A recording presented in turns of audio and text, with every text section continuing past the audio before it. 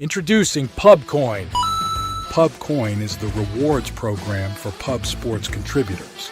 Regular chat contributors share their play of the day, POD, in the YouTube chat, including the phrase POD in their message.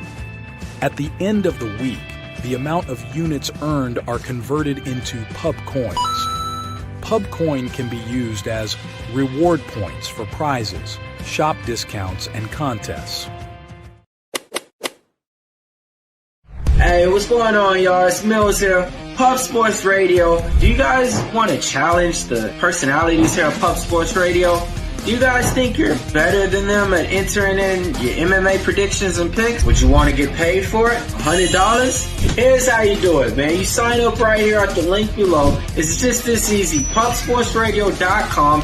Enter your email. Pick your weekly picks. That's it. Oh, and you get bonus points if you can predict how they're going to win in what round. Every single week, a new winner's getting crowned. So every Saturday on Pub Sports Radio. So come on and check us out. You can win $100 just for signing up. Only thing you need to do is see if you can beat us here at Pub Sports Radio by entering your UFC predictions and picks weekly. Do it. I dare you. See you guys soon.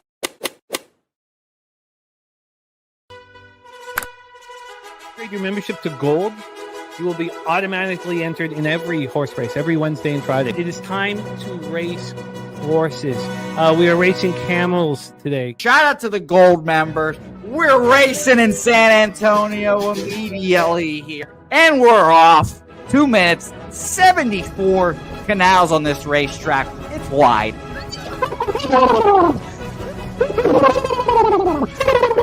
We're racing in San Antonio. Matt Wally moving forwardly. Jeff Slaughter in the mix as well. And as is Randall Sheffield, who's put that beautiful nose out front. But it's actually real grass here, Jimmy. Maybe Kentucky bluegrass. Oldie, no! There he goes. Oldie in the lead now. K. Wolf falls back. The horses love it. Sometimes they stop and eat it on the way to the finish line. That's why your horses start so far in the back. Here. Oh, look at Nussflush Allen bursting out here. J-Dub in the mix. Rude Boy up here as well. Jimmy, take it away. There's Oldie. Oldie is moving to the front. We are past the halfway mark in our 2 mile. And there's Ricky Levy.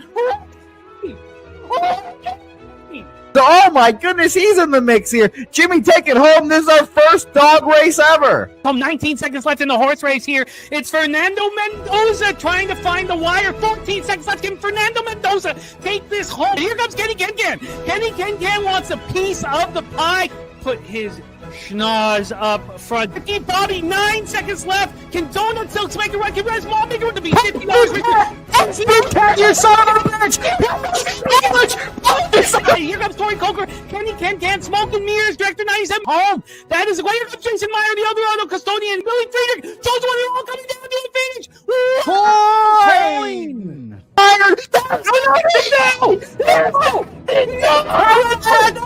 Nowhere! Oh no! Fanatical Jim!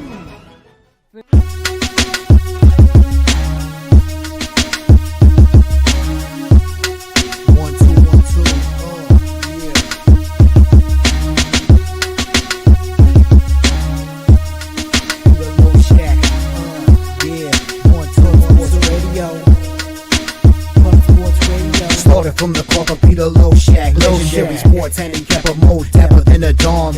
Father young phenom, known as Jimmy, who declared one day that the bag was here to stay. Information like a PSA when we all PSR, Pub Sports Radio, bizarre. Is a man named Slaughter and he flipped the script. No competition in this but they quit the trip. But we say we be pubbing, better with the bag and you love it. You want it top 10, we above it. Let's check.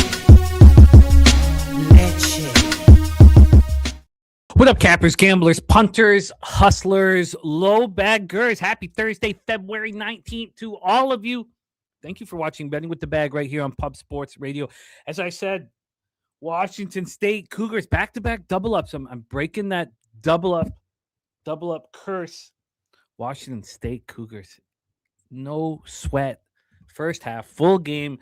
A casher, which became very important because I only went 8-7 last night in college basketball.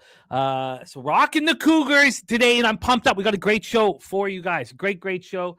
We're going to go through my bets that I placed. I placed 7 bets. Actually, we're only going to go through 6 of them because one of them is a Spooner game, which we will hit when he comes on. He'll be on in 53 minutes at 1 p.m. Eastern. So Jose and I will work through my action. Then we will have Spooner for an hour. We're going to work through his 5 bets. And then I have 12 or 13 games that I'm interested in, close to moving on, that I haven't bet yet, that I want to go over. Mostly I'll go over with Spooner. And then when we're out of time with Spooner, Jose will come back on and we'll finish off the possible moves. Then we have Justin Mcelvy joining us. He's got 2 games he's capping for college basketball, or that he's betting for college basketball. And then we have Billy Brisbane. He's got a college basketball game. Justin's going to stay on screen then.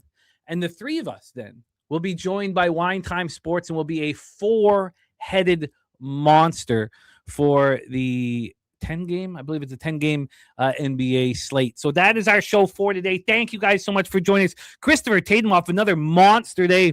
I love to see it. A respect play of the day, cashes very easily as well. It got a little sweaty there. Got a little sweaty late, but I was in control for 18 of those 20 minutes. North Texas first half is the banger here from our guy, Rez Mob. Steady mobbing. Let's get it here. Rez Mob, play of the day, North Texas first half. Let's get this copied and pasted. Let's start going through the cappers action. We got the Knicks for Justin McKelvey and Scotty Barnes, 9 or more boards at +1 of 15. Let's get this all copied and pasted and set up for us to discuss as we go through the card. Slow Jams in the house. Great to see you. Slow Jams, Arsenal. Great to see you. UAB was money. Again, are they the easiest team to cap right now in college basketball? You fade them at home, you back them on the road. I mean, I don't want to simplify things too easily. The Goracle in the house, Tien Tifo, a money line here.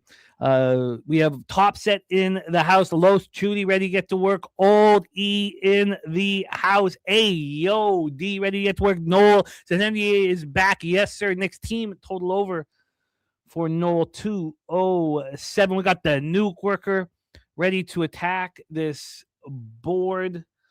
Let me get Noel's action up here as well. And that is now a copy to paste. Beautiful. Great to see all of you guys. Thank you for rocking with us. We got 9 legacy flank stake is in.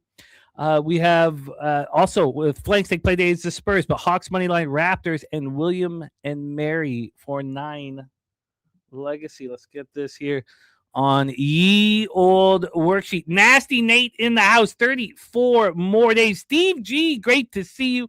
CLV. Poker says great call in Washington State last night. It was great. I mean, it's a simple thing that I love so much, and it's simple, and it's you have extra days off. So they hadn't played in 8 days. They'd been crushed by the best team in the conference, Gonzaga. They were at home court where the fans care in Pullman, Washington. So everything kind of lined up here. Dizzy in the house. It is great to see you. Yes, this is the old, very, very old. This is from the Vancouver Athletic Club from about 100 years ago. This was their hat from about 100, or their emblem from about 100 years ago. Thought it worked with the Washington State Cougar wear. Okay, there's something I want to go over quickly before we start breaking down games. Jose is hard at work with graphics. As you could hear, it's kind of a convoluted, discombobulated sort of a show with graphics. It's all under the description. We're not going to go under that exact order because we're going to do as much as we can until 1 p.m. when Spooner gets here. Rock Spooner's games, then go back to my games. Brian Watson, USA women -1.5. So this is what I want to go over before we get into my first bets. And again, I just want you guys to look, we're a group, we're a team, and my life would be in absolute shambles if it wasn't for live betting. Live betting is what's kept this all together. Everything, my life together. And the struggles, the horrific January, the worst January I've ever had in any month. ever is handled somewhat because of live betting. And I just want to tell you guys what works for me.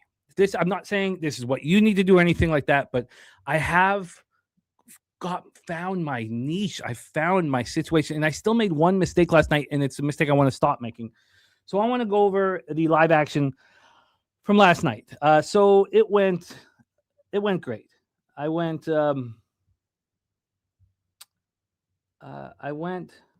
let's see, what is this one? Yes, I went 7-1, 4, 5, 6, 7. No, sorry, I went 6-1. 6-1 live betting last night. Okay, so I don't count the 2 unders in the hockey game. Canada, Czechia, 7.5 and 8.5. So let's take those away. The 4-1. 4-1 here last night with college basketball. So this is what works for me. I have been going over my records live because I want to, and we want to do this with all our actions, streamline what's working, what isn't working. And again, this is just what works for me, and it's kept my life together. So what I want is a favorite, okay, that I've capped. Here, for instance, now Furman was a pick'em, so it wasn't a favorite. Georgetown and Alabama. Georgetown, Alabama, to get it started. So I need a favorite that should have been in control. I capped it as them being in control. And now they're down. I've told you guys my sweet spot. So this is a home favorite. I wait for the plus 8.5 and I attack.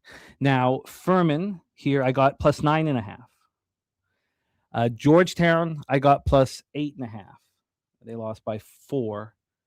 Look, Furman was fortunate, was 9.5. I actually had the button pressed at 10.5, but they scored. It went around, and then they offered me 9.5. I took it. And then Alabama was 8.5, and they lost by 2. So I have stopped live betting road teams.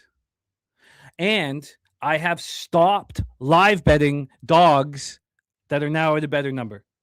None. It's only home favorites. And I wait for the 8.5, and I attack. And so here, West Virginia was the final one that cashed. And this is an interesting situation here because I took a 7.5. Now, they lost in the end by 5, which got me the middle because I was on Utah plus 10. But here, I took the 7.5, and it was a mistake. They had called a timeout. I thought they were going to put together a play that was going to turn this into a 6.5 in seconds. It was a mistake because an 8.5 became available about a minute and a half later. So let's talk about the loss, and I'm going to stop doing this. I've been going over my spreadsheets. This is what I've been losing with. And I could have lost with West Virginia doing this. My loss was UConn plus 100. And I went over my live action, and I have been losing, backing a favorite who is down on the money line once it gets to even money. I've been losing. I could have got UConn lost by 7. I could have got them 6.5 and 7.5 had I waited. So I made the mistake with UConn. I did not make the mistake with West Virginia. And I'm going to stop doing it. So now, the only bets I'm going to make live, and basketball has just been keeping everything afloat, live betting basketball, is home favorites that I've capped and believe should be in control. And I wait till the 8.5. And hitting that West Virginia 7.5 with timeout almost cost me. Can't make that mistake. 8.5. That's it. Favorites at home. Down. 8.5. I move. If I keep it that clean, the ROI is insane. The winning percentages are insane. And it's keeping this all together. So I just wanted to talk about that because it's working for me. And I just want you guys, however, you guys want to handle your live action. I just want you to know what is working for me. So there we go. It is time to attack the college basketball card. Thank you guys for joining us. Res Mob, ready to go. Super true story. We got Top Set, says, looking to move my poker roll to start full-time live betting.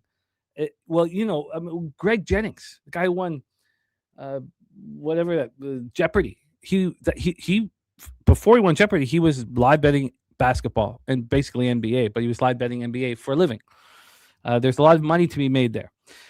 So keeping it clean with home favorites once they get to 8.5 is what works for me. Okay, let's roll. Spoonerbet says this feels like a little too much confirmation bias. I could argue the opposite after I got St. John's a road favorite down plus 1.5 last night.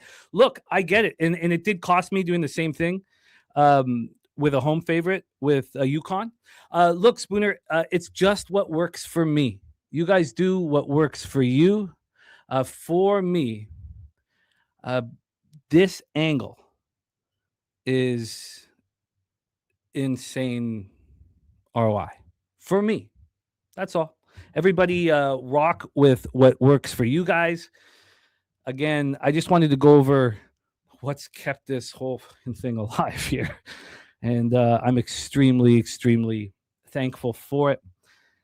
And I noticed when I was going over my records that if I could just keep it cleaner and only bet these home favorites that get down to that 8.5 number, that I'd be hitting at 84%. So I'm just talking about me. All right, let's roll here. So we are going to start with bets made. Jose is going to be joining me here shortly. Let me get the line history and everything set up here for the cash flow. And yeah, so yeah, again, it was just me. For me, live betting road favorites once they get to plus money, I just have a negative ROI. But just do what works for you. I just wanted to share with you guys what has been working for me, and I'm very, very, very, very, very thankful for it all. Okay, let me get this up here. Okay, let's roll. I get my card started with some other six. Sorry, let me just move over to yes. I have early action as well, but this is where my card will be getting started here. There's two spots for me at 6:30 p.m. Eastern.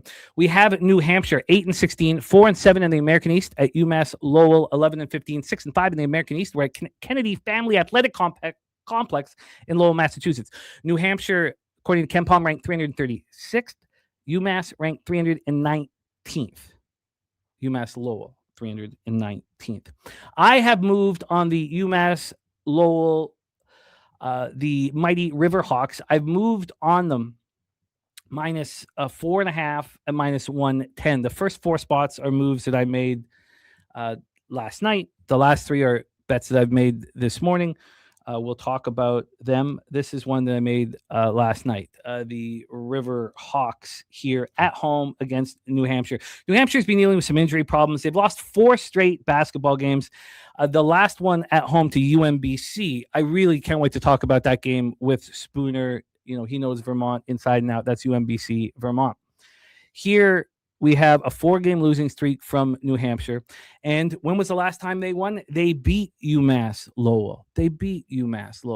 And we are getting towards conference tournament time. When Vermont won, back-to-back conference tournaments here, who did they beat? They beat UMass Lowell. UMass Lowell, 6-5 right now, wants to secure a top 4 seed here. And I think they can get there. Here. They're coming off wins of 3 of their last 4. They lost at NJIT. We've seen the way NJIT is playing. Spooner was on NJIT moneyline last Thursday. 5-0 board sweepage day for him. For me, I believe that the Riverhawks are a better basketball team. They have revenge. They have 2 days of a rest advantage, which means they haven't played since last Thursday's home victory, which means they've been at home now for 11 days because their last road game was on the 7th. They got back home on the 8th. And this is the type of situation that has been succeeding. It was now not quite the same as a Washington State spot because they were coming off a loss against the best team in the conference. But this is UMass Lowell with revenge, a rest advantage, practices under their belt, and they're going to turn it up to get into the conference tourney. I'm on UMass Lowell minus 4.5. Let's take a look at the line history here for this one. We have UMass Lowell right now. at 5 at minus 110. This opened up at 4. This moved to 5 at this book here where we used to play poker. It moved to 5 last night. Not all these books are at 5. I'm looking at 4.5s across the board. This very sharp offshore that I'm looking at right now is moved at just 1 cent in UMass Lowell's direction. When we get to the legal American books here, let me just move over to the extra games, and we have 4.5s right across the board. So 4.5s right across the board. I did tell you the 5 that I was talking about. I got the 4.5 at minus 110. And if we were to look at the Action Network here to get their information, they have 61% of the tickets and 54% of the cash on UMass Lowell.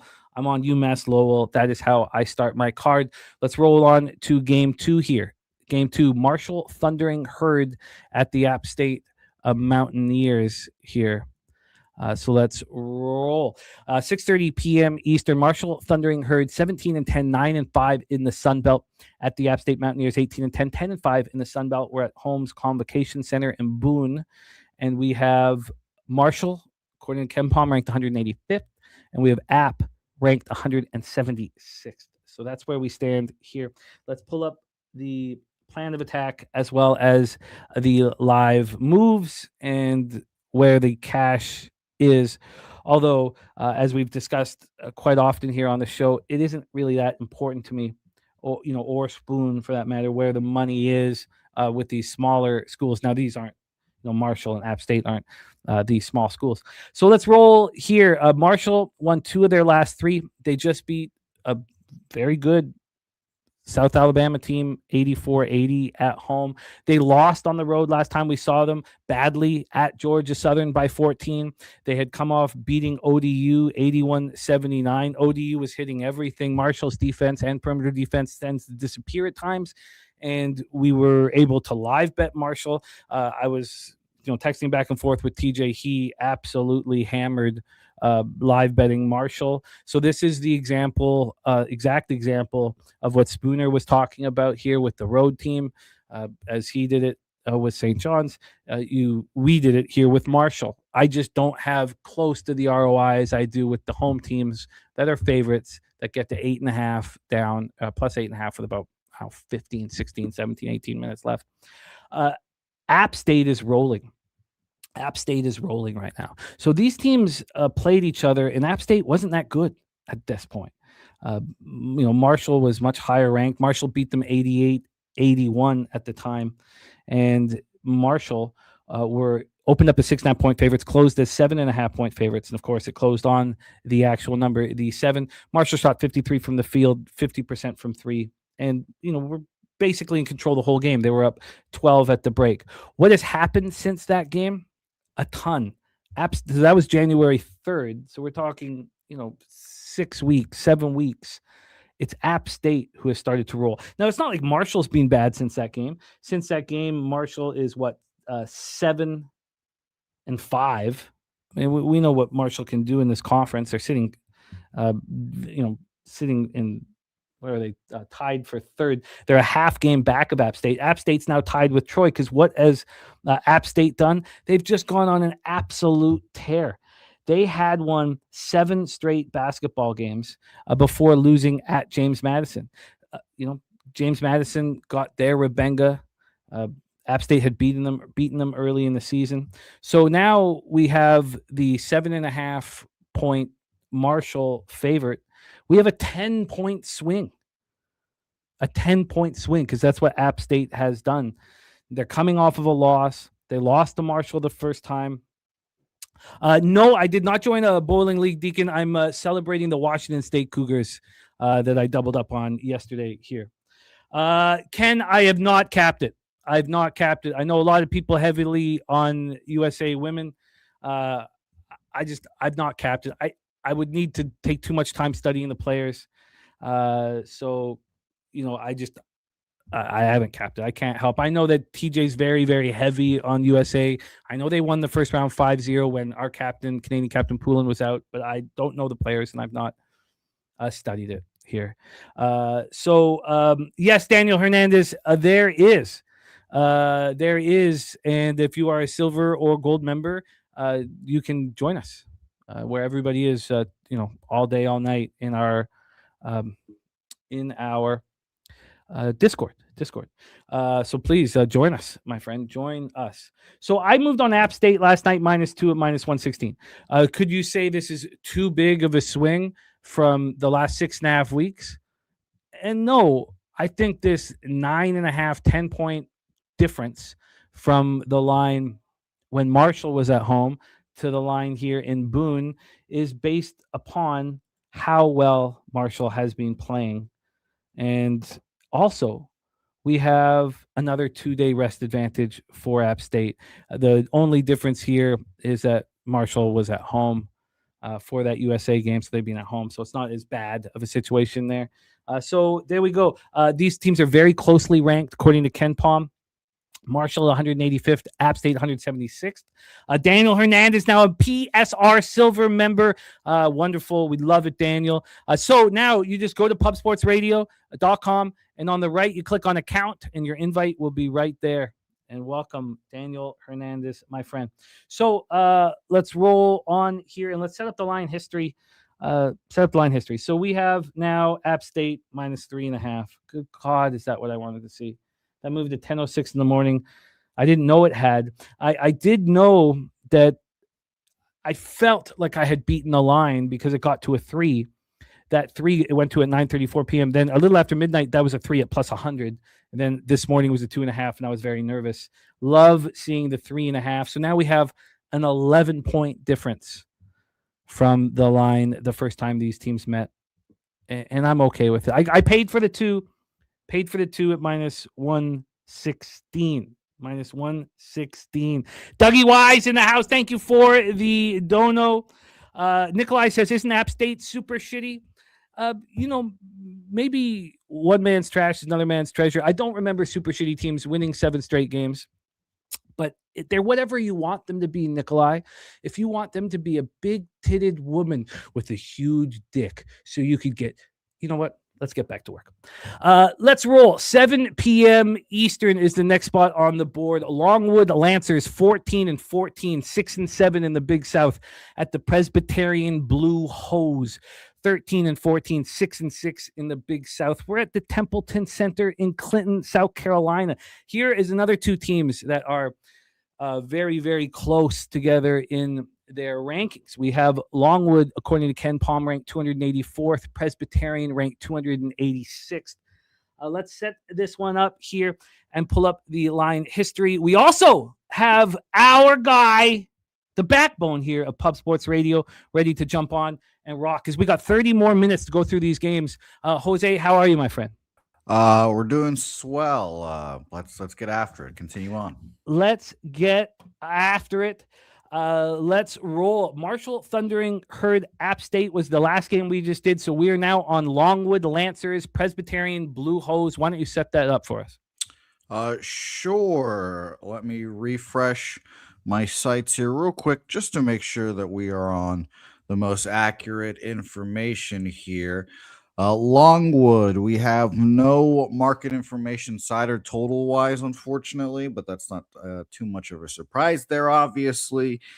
And for the market information, line movement information, I should say, we have a 2 going to a 2.5 at BOL. It was a 3.5 at one point at BOL. It opened up at a 2, got up to a 3, 3.5 at 11 a.m.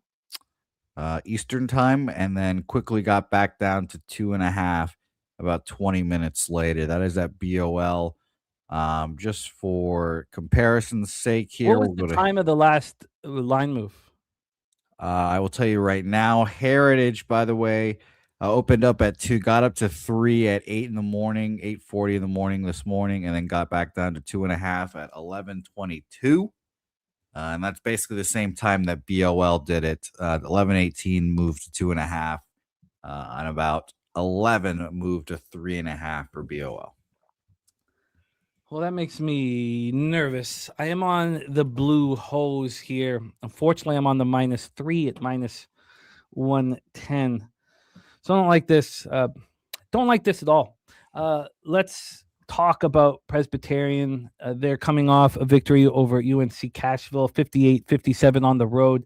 That came on the heels of a very poor performance at Charleston Southern. Actually, had a couple poor performances. The last time we saw them at home, it wasn't easy to get past Gardner Webb. That is a game I want to talk to Spooner about. But we've seen them play good basketball. They went to High Point, lost 84-81. High Point only has the one loss on their calendar. High Point and Winthrop, they play on Saturday, and it's something that is part of our Thursday capping as well. Longwood here is coming off of a victory. They needed overtime to get past USC Upstate, which is absolutely ugly. So both teams have fallen off at times. They played earlier this year. Longwood beat Presbyterian. Before that win over USC Upstate, Longwood had lost 4 or 5 games, so they're not playing very good basketball, but they did win at home over Presbyterian. They were 3.5-point favorites. They took a big early lead, and they held on for a 7-point victory. I just see Longwood moving in the wrong direction here at this point. I see Presbyterian capable of stepping up when it means the most. It means the most here. Presbyterian won 3 straight. They followed that up with 3 straight losses. Now, those were against really tough teams. Winthrop, High Point, who they both played really tough, and then they lost in overtime to Radford. They don't follow that. Gardner Webb comes in, they overlook them. We know how that happens. They lose to Charleston Southern, and then they beat UNC Asheville. I am on Presbyterian to win here at home. This is a hugely important game. They're sitting here tied for 4th in the conference. Longwood is a half game back. If they can get a win here, they're tied for 3rd with Radford. It's important. It's important to hold the fort here at home. We have a bet here on the Presbyterian Blue Hose. Now that this has gone to 2.5. Okay, Daniel Hernandez. When you go, you just click on the account and your invite will be right there. If you click on account, it should be right there. And if it's not there, it might just because you do it a little too quickly. So I'll give it a little bit. It'll come up. The invite will come up. I am in here on the Blue Hose. Jose, let's roll on to the next spot on the board.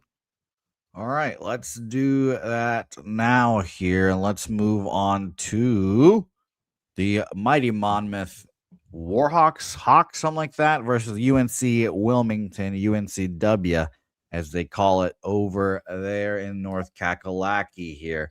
As for line movements here, Monmouth is getting some love here. The former March Madness participants, they opened up at +8, got up to a +7, or I should say got down to a +7 here. 7.5, it touched at one point late in the afternoon into the morning this morning, and then at 9 in the morning, it got down to a 7 and again, and that's where it sits currently.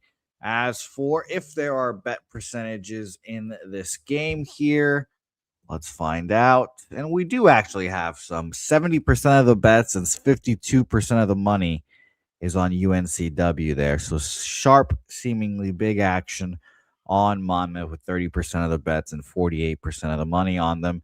I did that in my head because I'm a math guy. What do you think, Jimmy? Excellent work. I'm on Monmouth. I got the +8 last night, -113. Both teams have won 3 straight. Monmouth is playing strong basketball right now. They're 8-5. They're 3 games back of UNC Wilmington at the top here of the CAA standings. And it's just a team moving in the right direction. They're playing good basketball. As I said, they've won 3 straight. They've won 5 of 6 games. Their only loss was to Hofstra over that time period. They're coming off beating Towson at home. They went to Drexel and waxed them by 20. They took out Stony Brook on the road as well. And now they head to UNC Wilmington in a hugely important basketball game. This is the only time they face UNC Wilmington this year. They know how important this game is. I've got a team that's won 5 of 6.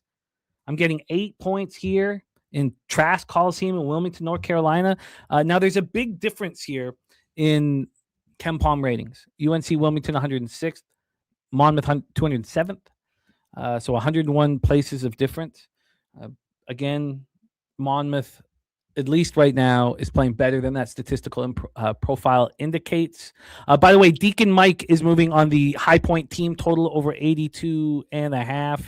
They get that copied and pasted from our guy, Deacon. But here, I'm on Monmouth +8. Line is moving my direction, which I'm very thankful for.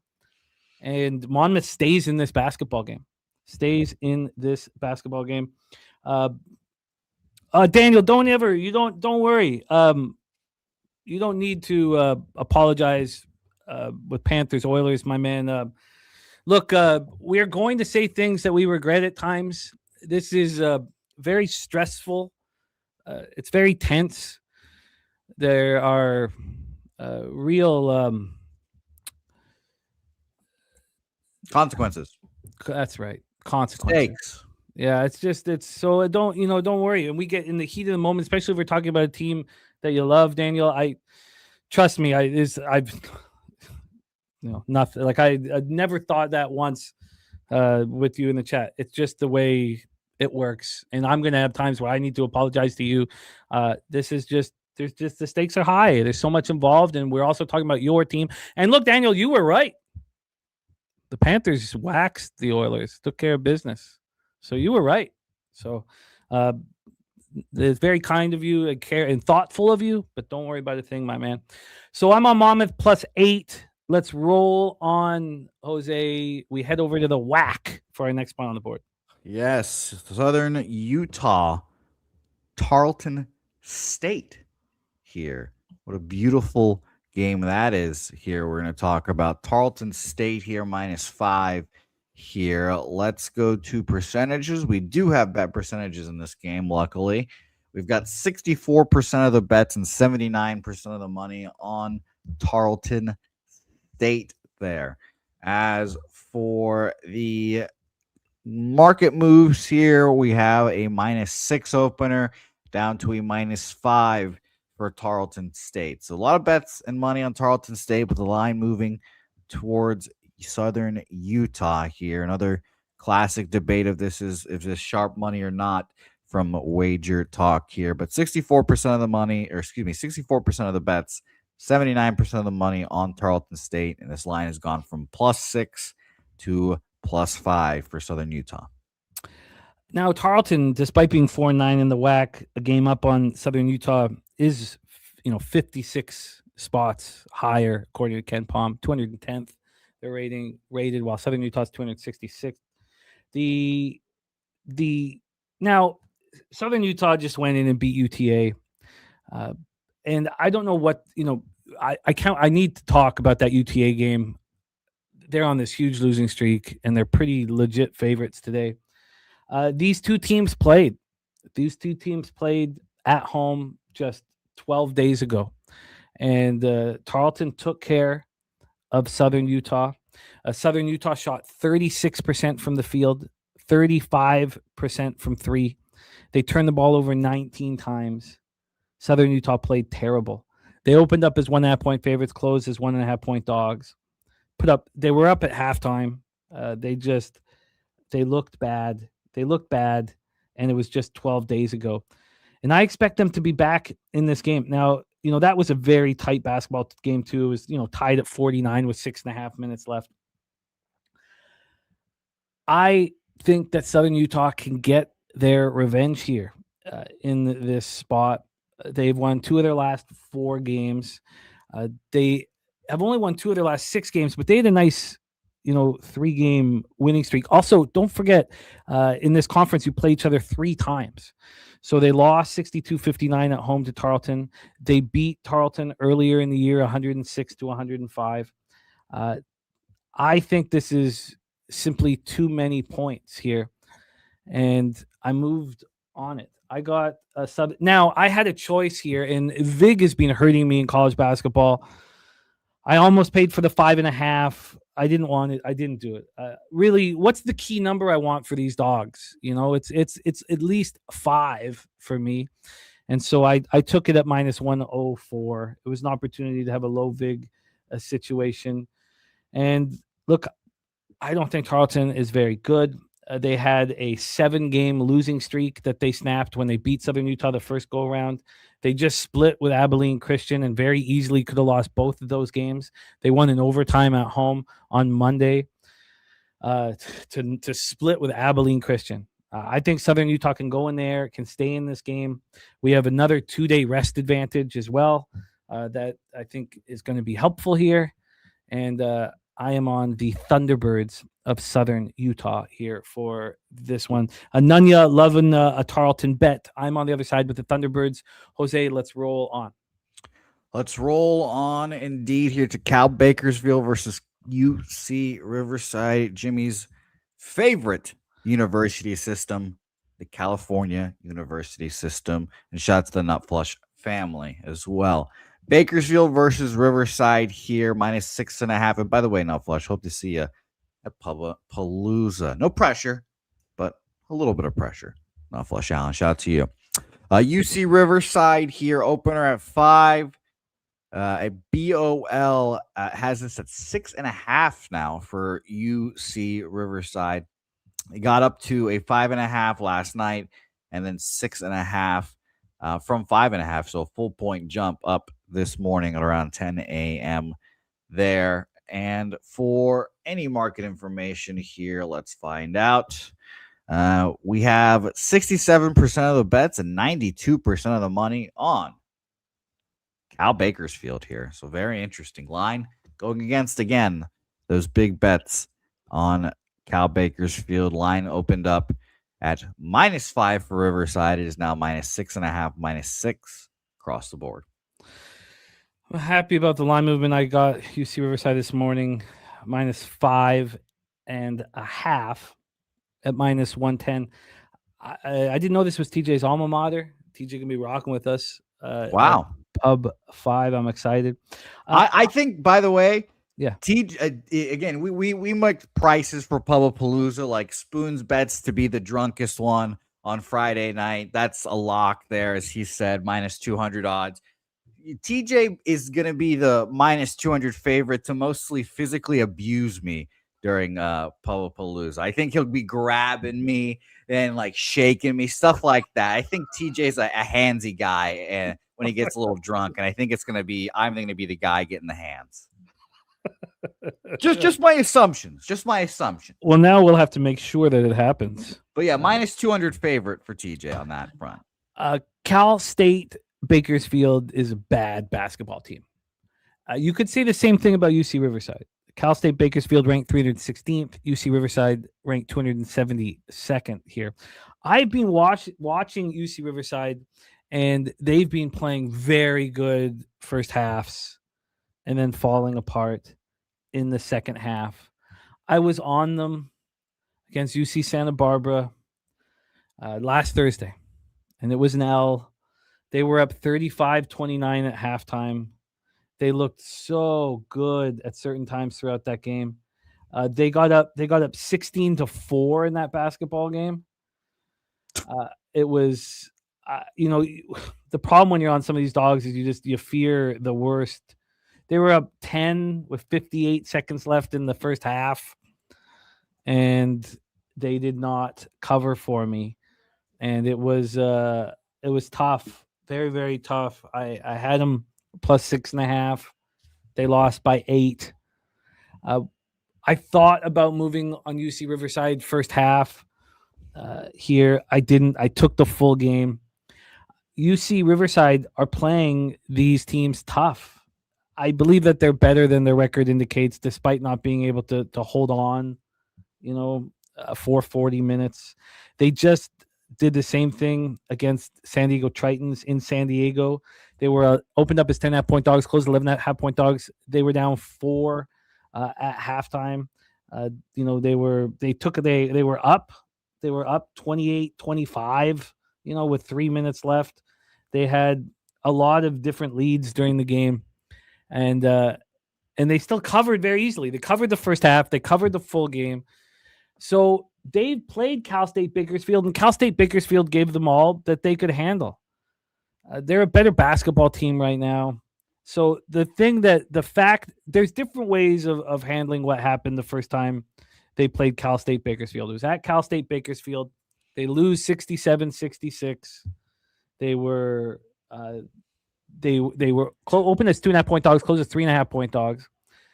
So they know that they can't take the Roadrunners lightly. They know that they have to put their foot down. In that game, Dalen Smith had the outlier performance. He went for 30. The Roadrunners shot 46% from three. There's zero chance they're going to do that here. And I see Riverside moving in the right direction. I got the 5.5. I love seeing that it's now a 6.5. I'm on the Highlanders to take care of business here at home. I wonder if I should add I'm not going to double up here. I don't feel that bullish on it, but I am on UC Riverside minus 5.5. So those are 6 bets that I have made. The only other bet that I have locked in is a spot where we have the corner of Spoons and Bag Boulevard, which was also the Cougars of Washington State last night. So there we go, Jose. Let's start rolling into the games that I want to, if we have time, ask our guy Spooner about. So let's start rolling through them, and let's roll right now to our first spot on the board, and that is UNC Cashville High Point Panthers. I'll give you a little breaking news as well, Sure. Jimmy. Connor Bedard is probably going to be, well, not probably. He's in Italy. He just said he was in Italy, but he seems like he's the injury replacement for Jimmy Crosby. Oh, that's wonderful. Oh, I'm so happy. Regardless of the outcome, I'm so happy that Connor Bedard gets to have this experience after watching Celebrini be spectacular. Who else? Oh, that's perfect.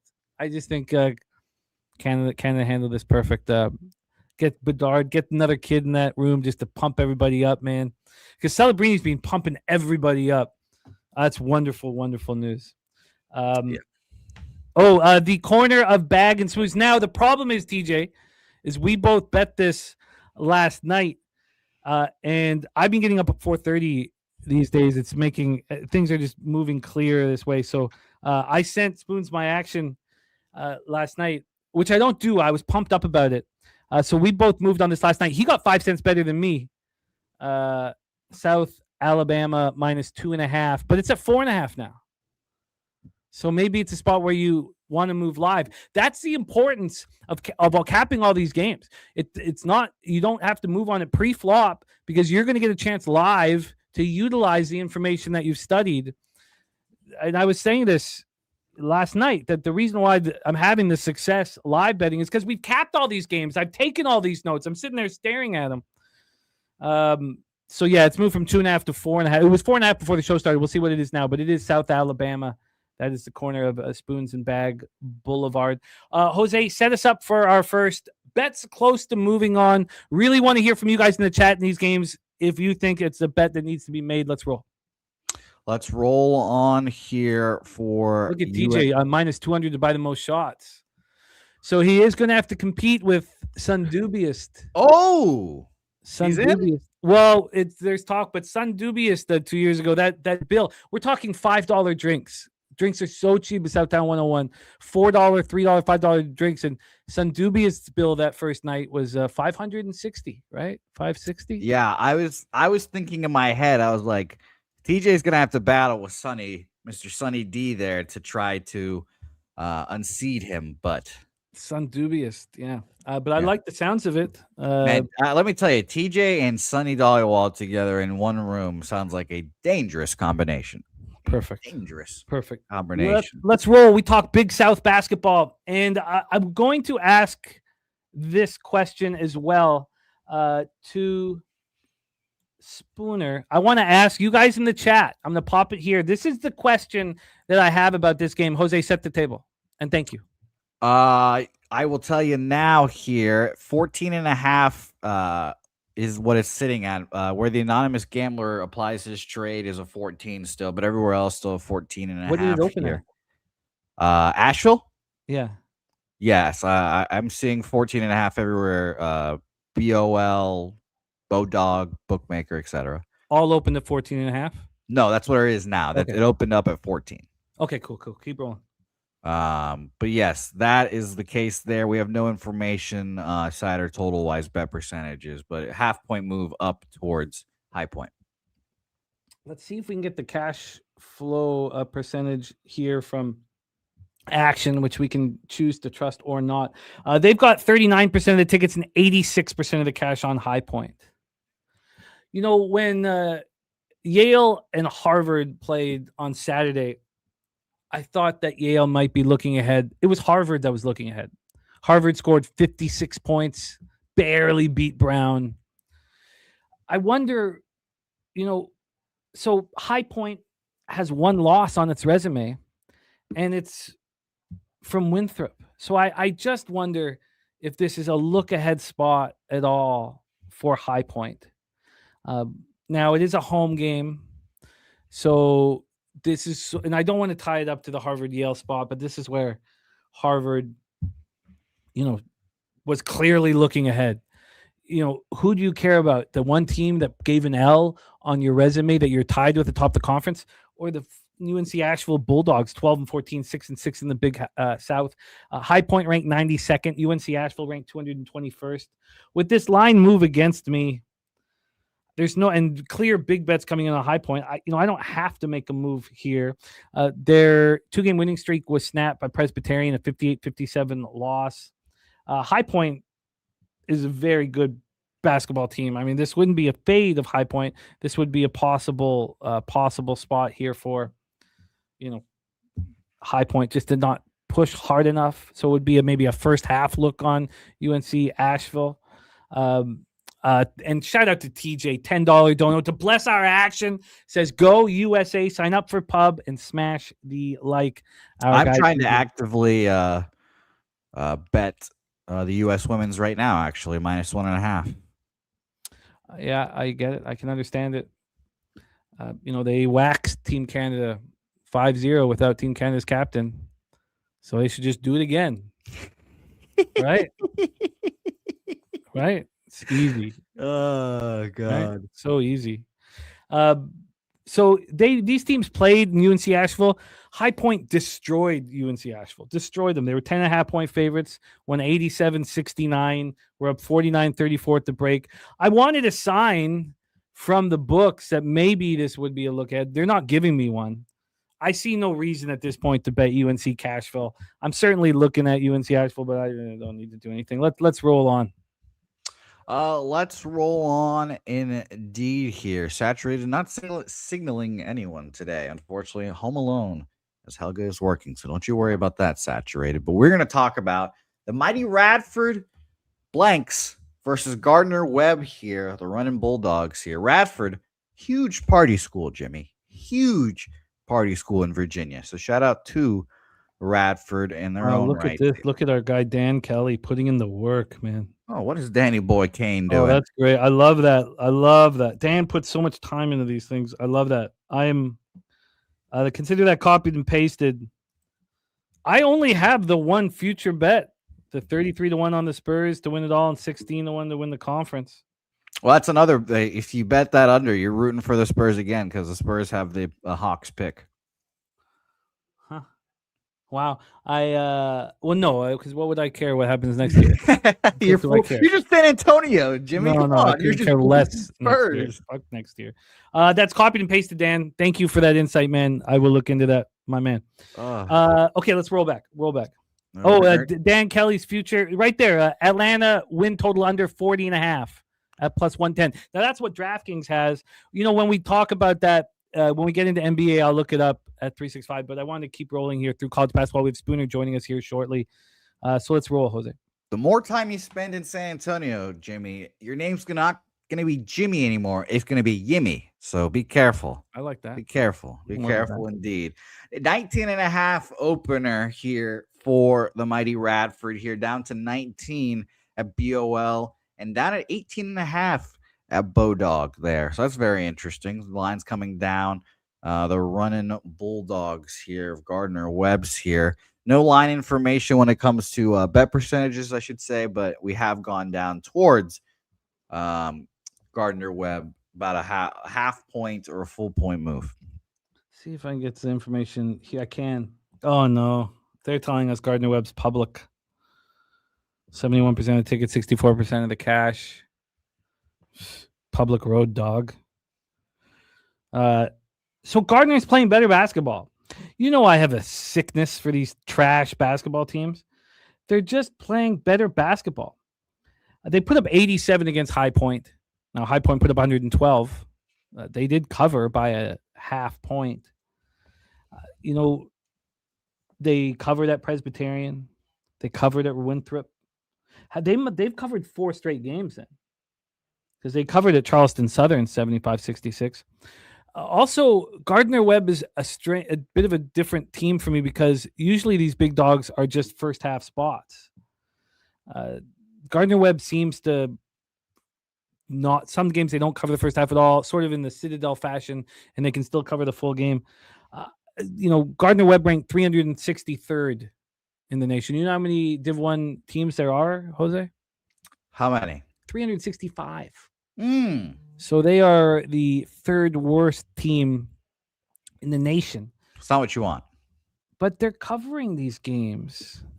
Taint play of the day is in, and I'm very interested in that game. Very interested in that game.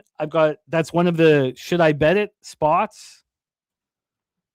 I'm very interested. So I'm going to put that right here. We have Taint in right under my Arkansas Pine Bluff question mark.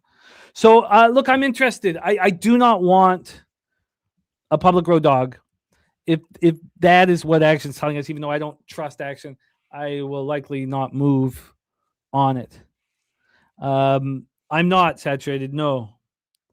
But I wake up pumped up, man. I need to succeed. But it's 1:00 and it feels like it's dinner time. Jose, I'm very interested in Gardner Webb here. And Missouri was beautiful last night, Matty Ice. Despite they almost lost that game outright. Did you see the last 5 seconds? It was insane. But we had the plus the points. Take it away, Jose. I'm very interested in Gardner Webb. I will ask very quickly Spooner about these 2 games, but let's move on. All these games, I'll quick nail them with them, but let's move on. So don't erase the graphics for these, because we're going to hit them very quickly when Spooner's back. But let's roll on to the next spot here. NEC action, Loretto, Pennsylvania. Let's roll. Yeah, we're going Strong Island versus St. Francis, PA here. Shout out to Strong Island and all of its exploits there.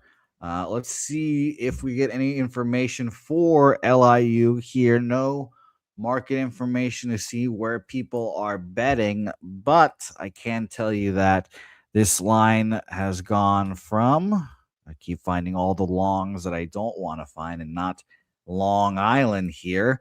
Is this game not on? Oh, there we go. -9, and it's an opener of 9, and it stayed at 9 there. BOL moved it up to 9.5 at one point, but it came down. It was up there for 10 minutes. So really not much movement at all here. Yeah. St. Francis looks terrible. And my question was whether or not we move on LIU. A road favorite of this number is not appealing.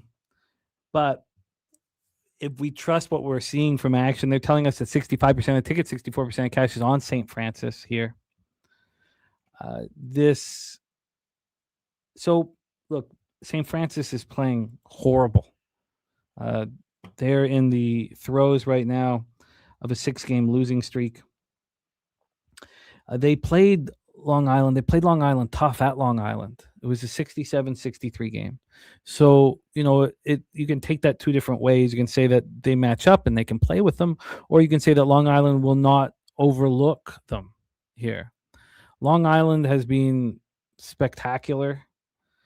They bounced back from that loss against New Haven by just smash and grabbing Wagner. They had just beaten Wagner at Wagner. It didn't matter. They smashed and grabbed them again.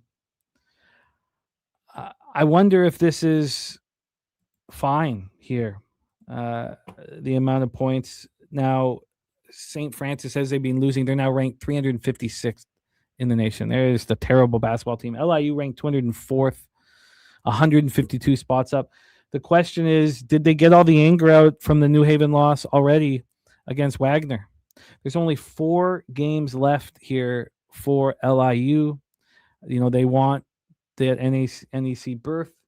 They're 3 games up, so that there's not a, maybe there's just not the importance to cover. I don't know if these 3 spots, which we'll hammer very quickly with Spooner, I don't know if they're worth moving on. These were question marks here. So LIU is opened up at 9 and is still at 9 is basically the situation. Okay. Well, let's roll on to the next spot on the board here that interests me very, very much. More NEC action. Let's roll. Sure. And by the way, since people keep asking, the tickets to get into this game are fucking dirt cheap. Free. Full free. You think they would charge you to go to a St. Francis game, guys? Wow. Where they are 6-20? No shot. Come on. But let's talk about Fairleigh Dickinson versus Chicago State, maybe a university that shouldn't charge their students for tickets either here. Fairleigh Dickinson here on the road. We have a -2 opener. It is a 2.5, and it is coming up to a 3 seemingly. Bodog at a 3, everywhere else 2.5 so far here. And as for where this bet percentages is, I've got nothing on Wager Talk, unfortunately. Bet percentages wise, none for the extra games, as you will probably assume, Jimmy. But this line has gone from -2 to 2.5 to some 3.5s coming up as well, or some 3s, coming up. Shout out to Matty Ice sharing his entire card here. Cal Baptist, Tennessee State, UC Santa Barbara. I came close to Santa Barbara. Arkansas Pine Bluff. And then he's got the Idaho Portland State over. Says he loves this total. Portland State -3.5. Well, not Justin, sure. If you want to go to a Chicago State game today, it'll cost you $8 to get in. So we should mention this now while we're on the topic. We have Lucky Lefty in the house. What up, Lucky Lefty? We have Matty Ice on Portland State -3.5. Well, he's not alone. Portland State -3.5 is Ron Crawford's spreadsheet play of the day that he wanted to share with you guys. Spreadsheet play of the day is Portland State. So I'm not on it, and I haven't set it up to break down, but I will certainly look into it now. Ron Crawford and Matty Ice, both on Portland State. Ron Crawford!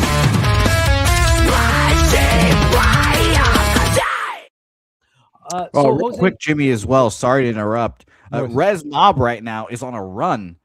So this is just for Res Mob. If you're listening at work or headphones, maybe turn it down a bit. Fucking push it, Res. Don't fucking stop now. Keep running. You're fucking tired, but I believe in you, Res. Keep pushing, keep grinding, and run your fucking ass off, Res. Continue. It's good work. Good work, man. Excellent work. Excellent work. So this line is moving pretty quickly towards Fairleigh Dickinson. These two teams have played once before. It was when Chicago State was horrific. Chicago State lost 10 straight basketball games. Since then, they've won 4 of 6. I see an improving Chicago State team, but when I looked at this line, it wasn't moving towards Fairleigh Dickinson. I wanted more time to see this. These teams aren't ranked too far apart. Fairleigh Dickinson ranked 329th. With Chicago State playing better, it's now 350th. So I wanted the Chicago State Cougars. I wanted to back them here. And you're telling me that it's moved to +3? Yes, I'm telling you, it was gone to +3 at our friends at Bodog. There, 2.5 to 3 there. I mean, New Haven just beat LIU, who are 3 games clear on top of the conference. Chicago State went into New Haven and beat them. Now, the line told us they were going to do that. I was on them. The line was just, it didn't make any sense. And here it's the opposite. So certainly nonplussed. I guess I'm not going to get in the way of this line move. Mattyite says Chicago State is the right side. Just can't bet Chicago State. Yeah, we talked about that in the New Haven game when I was on them. That's not the Matty Ice comments I thought you were going to read. Sorry? That's not the Matty Ice comments I thought you were reading there. I'm not going to lie to you. Rez, just pretend Jose is trying to catch you from behind with no shirt and sweet tea tits bouncing everywhere. Now run fast. Oh, I didn't see that. See, it's part of our comments here. See, I missed some of the comments that don't show up on our YouTube chat because the other computer's up here. But look, I'm not going to go up against this line move. I'm going to have just to let it go here. So we're not getting any information other than on the money line, 79 and 80 on Fairleigh Dickinson. I guess I'll revisit it. You know, I wanted Maryland yesterday. And while I was betting it, it moved from +8 to +9. I was like, I guess I must be on the wrong side. So much so that 1 point move, which means you don't trust yourself at all. I didn't even cap it with you guys on the show because I was trying to cut games. So no, unfortunately, I'm not going to move in the way, get in the way of the cash flow. So or the sharp action. So Chicago State does not appeal to me, even though I wanted them to appeal to me. Looks like these 4 games, no movement on. Let's roll on to our next spot on the board, Jose.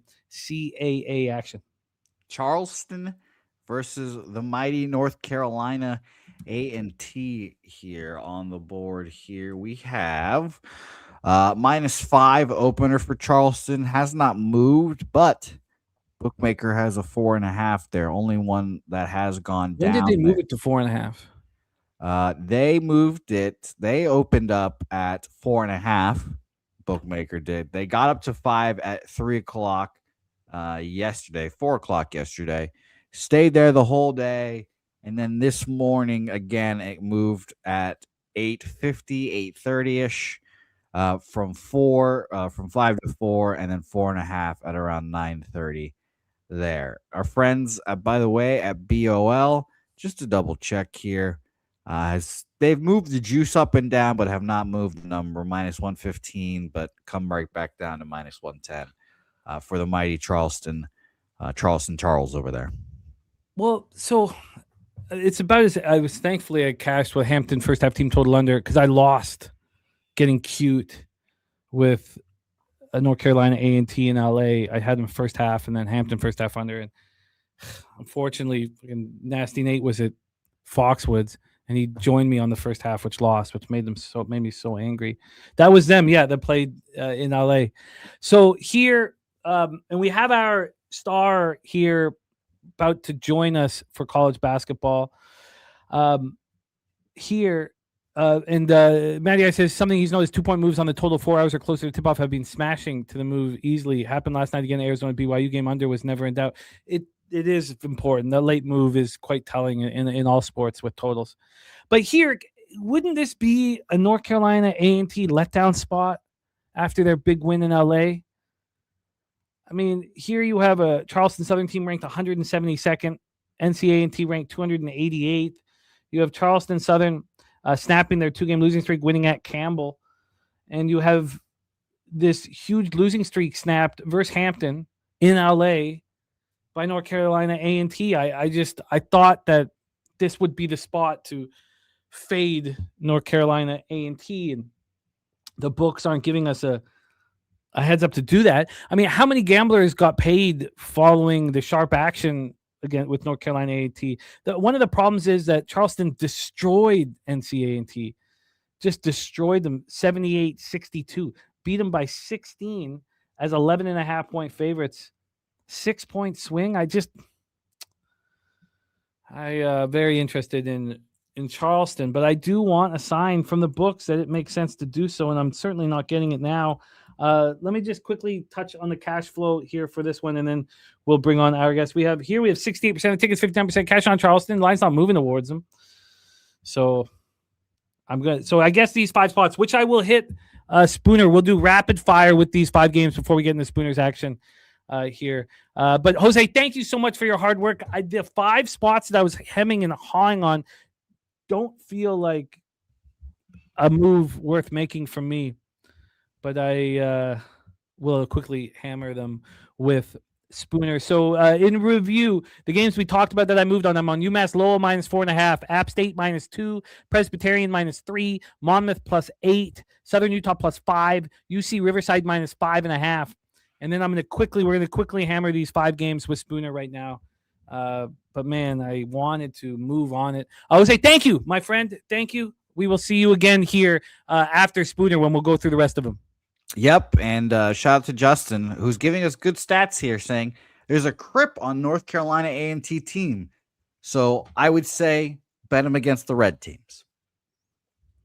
Oh yeah, if Jose's not street, what is he? What is he?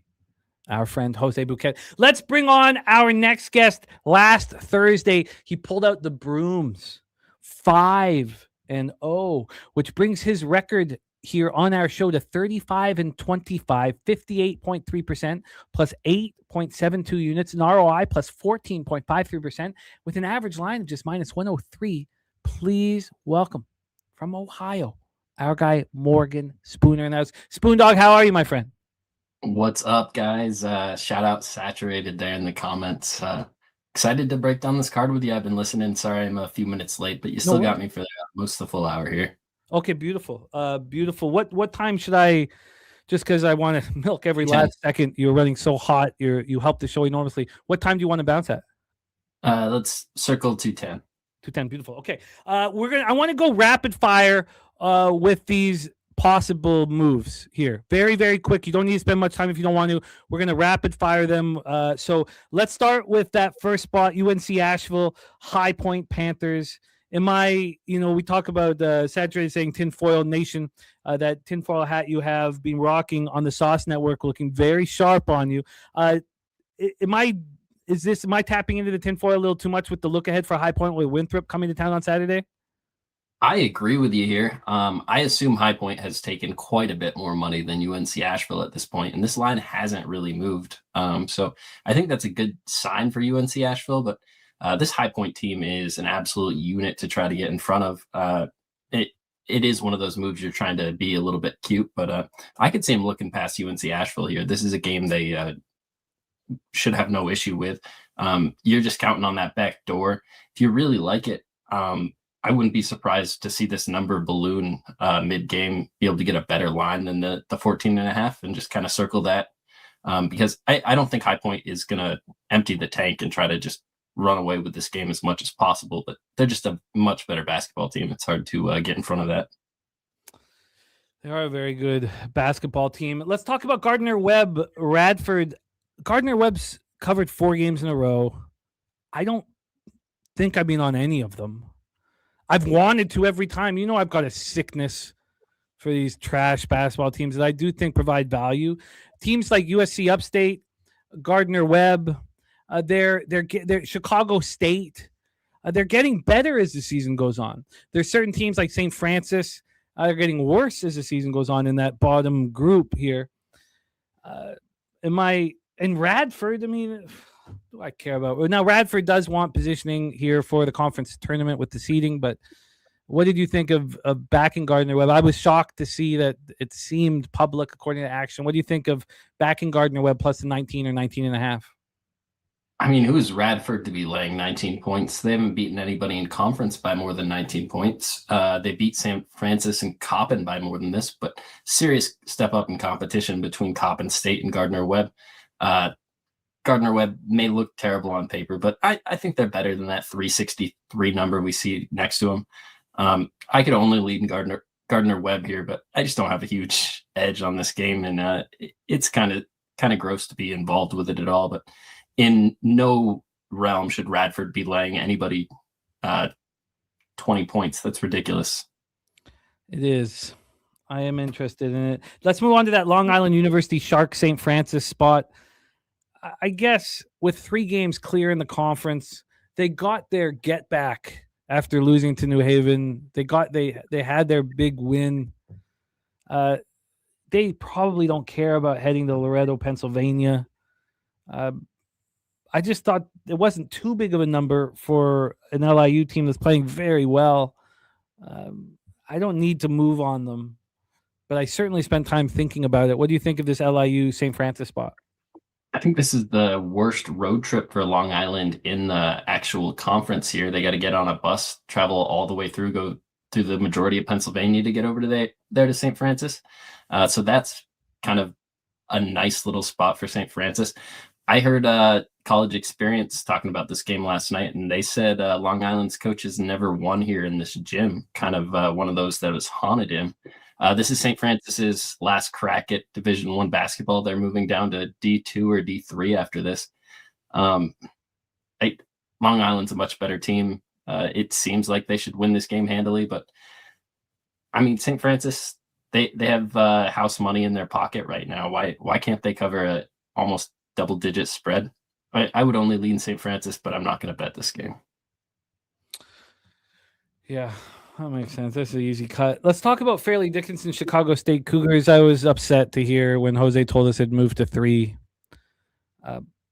Chicago State's just playing good basketball. Of the bad teams, I've been afraid to back Gardner-Webb. I haven't been afraid to back Chicago State, and they've been paying out for me. What do you think of this spot, Fairleigh Dickinson, Chicago State? I don't want look. They're not far apart according to Ken Palm, and Chicago State's playing the better basketball right now. But line move to FDU is intimidating. What do you think of this spot?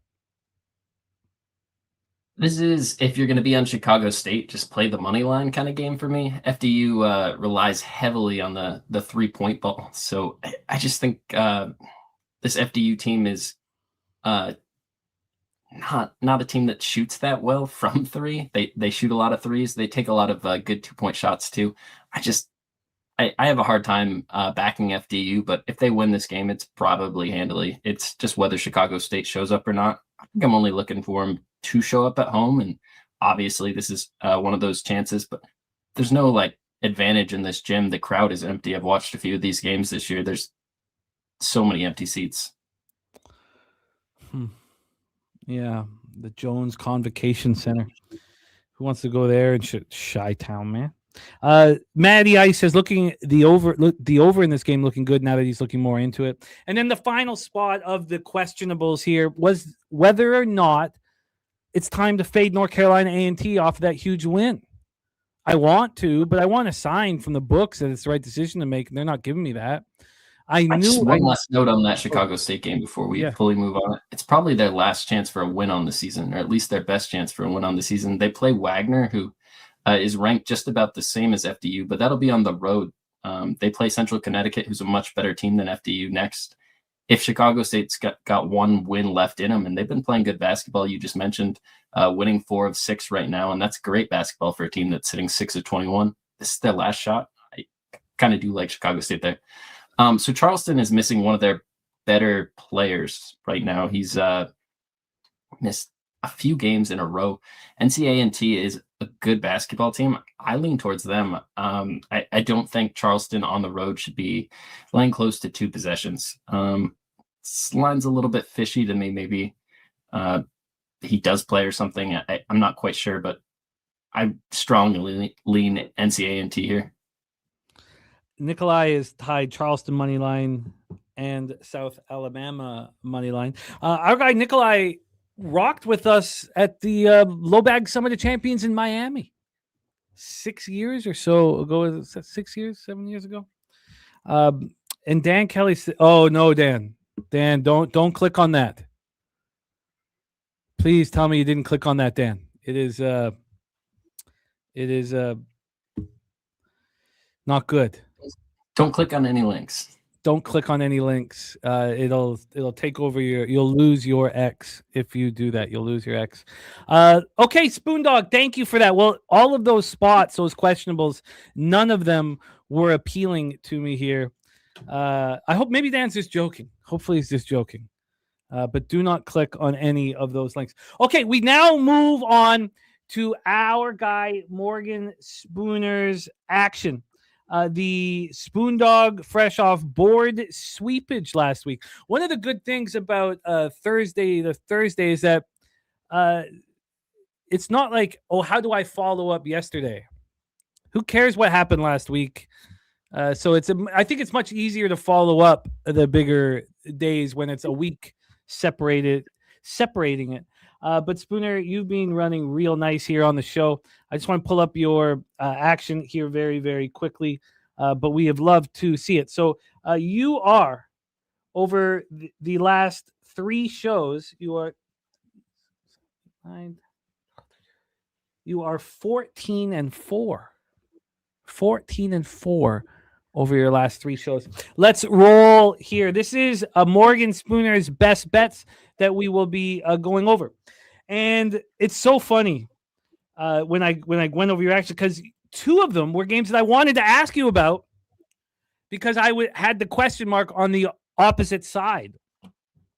And so I was very happy that you have these games. So let's start. This one's a banger, man. Vermont Catamounts at the UMBC Retrievers. These 2 teams battling just behind NJIT, just above UMass Lowell here in the American East. Vermont seemingly has flipped the switch, and you can tell us if they have. It's now when it is very important to succeed and, of course, deliver in the conference tournament and win the berth. Not only have they turned it on with 3 straight wins, so has UMBC. UMBC has now won 4 straight games. They have some similar teams. The last loss Vermont had was at Maine. UMBC beat Maine by 16. Now, remember, that was a very fishy line in the Vermont-Maine game. They both have played Binghamton. UMBC at home beat Binghamton by 17. Vermont beat them on the road by 8. We have UMBC coming off destroying New Hampshire, 85-63. And the last loss that UMBC had was delivered to them by Vermont. That's the only loss they've had over the last 9 games. And if you go into this conference season, they lost at Bryant in overtime. They lost at Vermont. There's no losses on their scorecard at home. Let's take a look at the line history and hand this over to our guy Spooner. First spot on the board for him. We have Vermont opening up at -1. It took 30 minutes to get to a -2. Flash forward 8 hours later, it's a pick'em. Then at 8 in the morning, they're back to a -1. 10 in the morning, it's back to a pick'em. Then right at the show start, they're a -2. And then 13 minutes ago, they moved back to a 1.5. So we've had a half-point move towards the Catamounts, the class of the American East. I went over all the American East champions last night in the conference tournament. That's when I saw UMass Lowell as the team, that was trying to beat Vermont in some of those conference finals.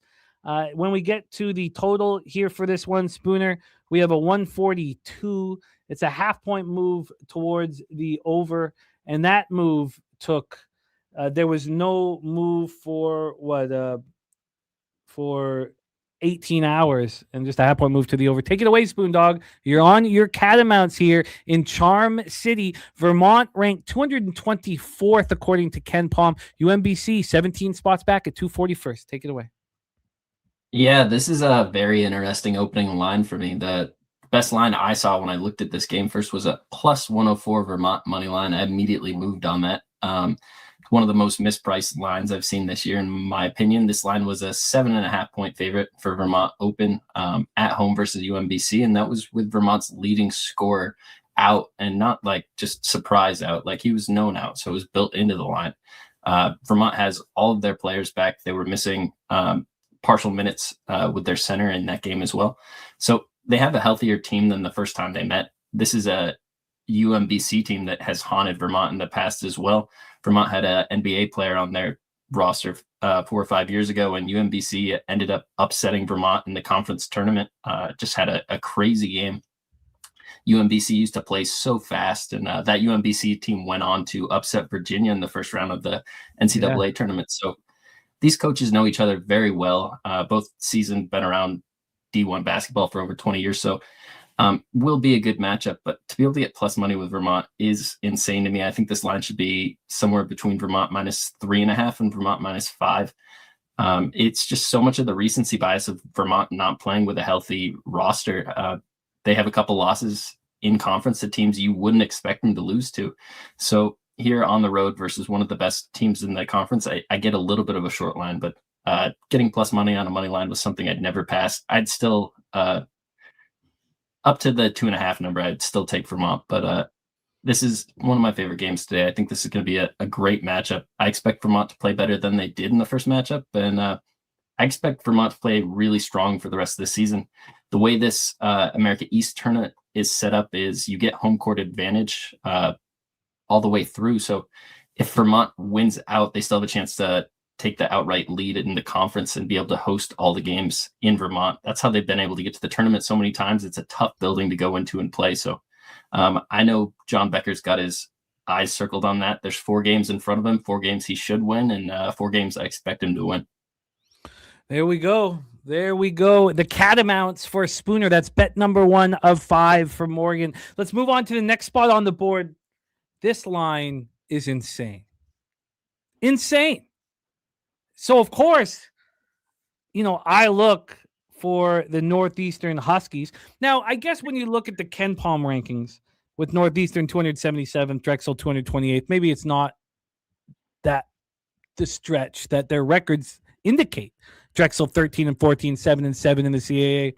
Northeastern 6-18, 2-11. These teams played each other. Northeastern went to Drexel on January 24th and played great. Lost 83-78. It was a tight game. This is a Northeastern team that's on a 7-game losing streak, that's lost 10 of 11 games. And here they are opening up as a pick'em.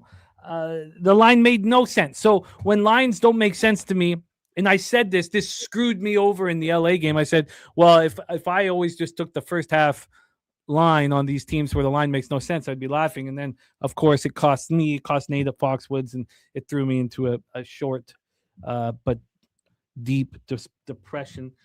Let's get into the line history here. We have Northeastern coming off getting annihilated at home, 94-67 to William & Mary, to the Tribe. Uh-oh, losing this here. Okay, I got to turn this off. Okay, and then when we get to the line history, my computer is slowing down here. Okay, here we go. There we go. I'm back. Okay, so line history-wise here for this Northeastern Drexel spot, I was so happy that you had it on your card because I was going to ask you about it anyways. The total opened up at 146. It's down to a 144.5. And point spread-wise, we have this one right now at a pick'em again. So this opened up at a pick'em. 10 minutes later, this moved to Northeastern -1, and now we're back at a pick'em. I mean, this is insane. Take it away for us, my man. I can't wait to hear the breakdown. Drexel, Northeastern. Yeah, I kind of came into this game wondering if I could back Northeastern one more time this season. They're playing bad basketball, sitting 6-18, 2-11 in conference play. This is the second lowest ranked team they play on the rest of the season. They get to play Hampton, but that game will be on the road.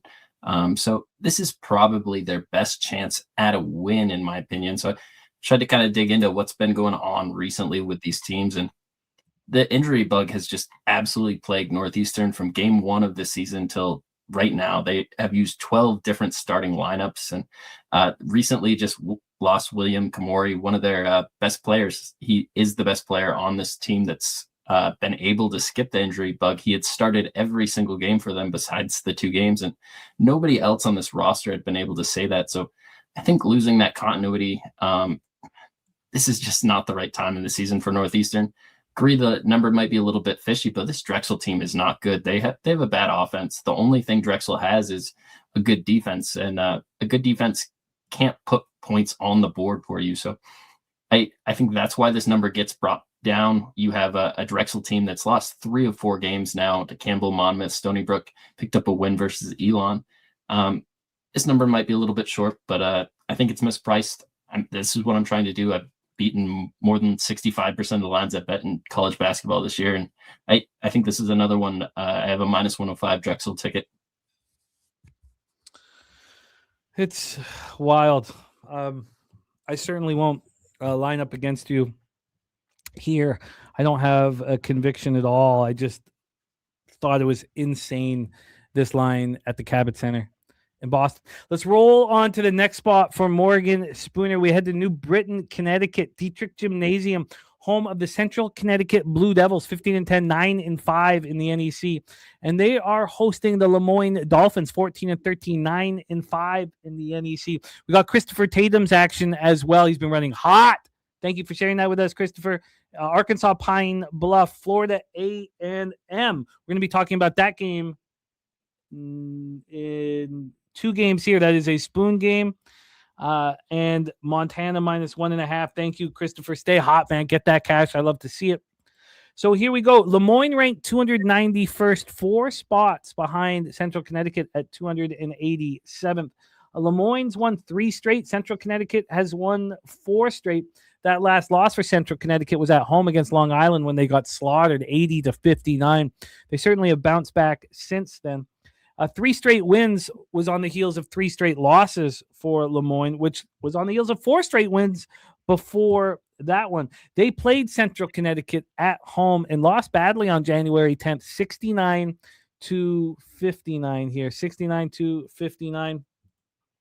And they played much better in the second half, but they scored 17 points in the first half of that basketball game.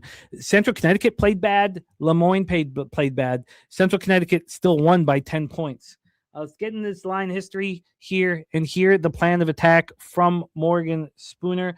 We have Lemoyne opening up at +4. It got to +5 after this line was available for 4.5 hours. Moved back to 4.5 at 9:30 p.m. last night. Then it moved to 3.5 at 10:15 this morning. That 3.5 was juiced towards Lemoyne. It no longer is. It's now a pick 'em at 3.5. So we have a half-point move towards the Dolphins. And when we get into the total here for this spot, here we go. We have a 146 opened up at 147. Morgan Spooner, take it away. Dolphins, Blue Devils in New Britain, Connecticut. This is Central Connecticut for me here. This is a Lemoyne team that I've liked a lot this season. I was kind of trying to circle in on when they would get Shiloh Jackson back and just get a complete full roster with their best guards in the lineup. But then Lemoyne had a little bit of a incident after the game, and their starting point guard got ejected, was given a 3-game suspension for his actions in the line. So this will be the 3rd game that he will miss for Lemoyne. It's definitely baked into this line at the opener. This line shot up to 5. I like to see that because I had a Central Connecticut 3.5 ticket. I paid the -115 for it. I just think this Lemoyne team is really challenged to score offensively without their best guard on that court, or not their best guard, but their point guard. They had a 1-point win versus Mercyhurst without him, and then they just played one of the worst teams in Chicago State. Now they have a serious step up in competition, and they don't have that home court atmosphere to help them out. They have to go to play Central Connecticut, who has one of the better gyms in this building. They have fans that actually show up, and this team's not playing bad basketball at all. They've only lost the best teams in this conference, and Lemoyne, when they're at full strength, can say that they're that. But I think this is going to be an issue with still missing their starting point guard. I think after this game, we go back to backing Lemoyne, but I feel like this number is built like he's still in the game. If we look at the opening number from that first game versus Lemoyne, numbers transfer home to away very similarly.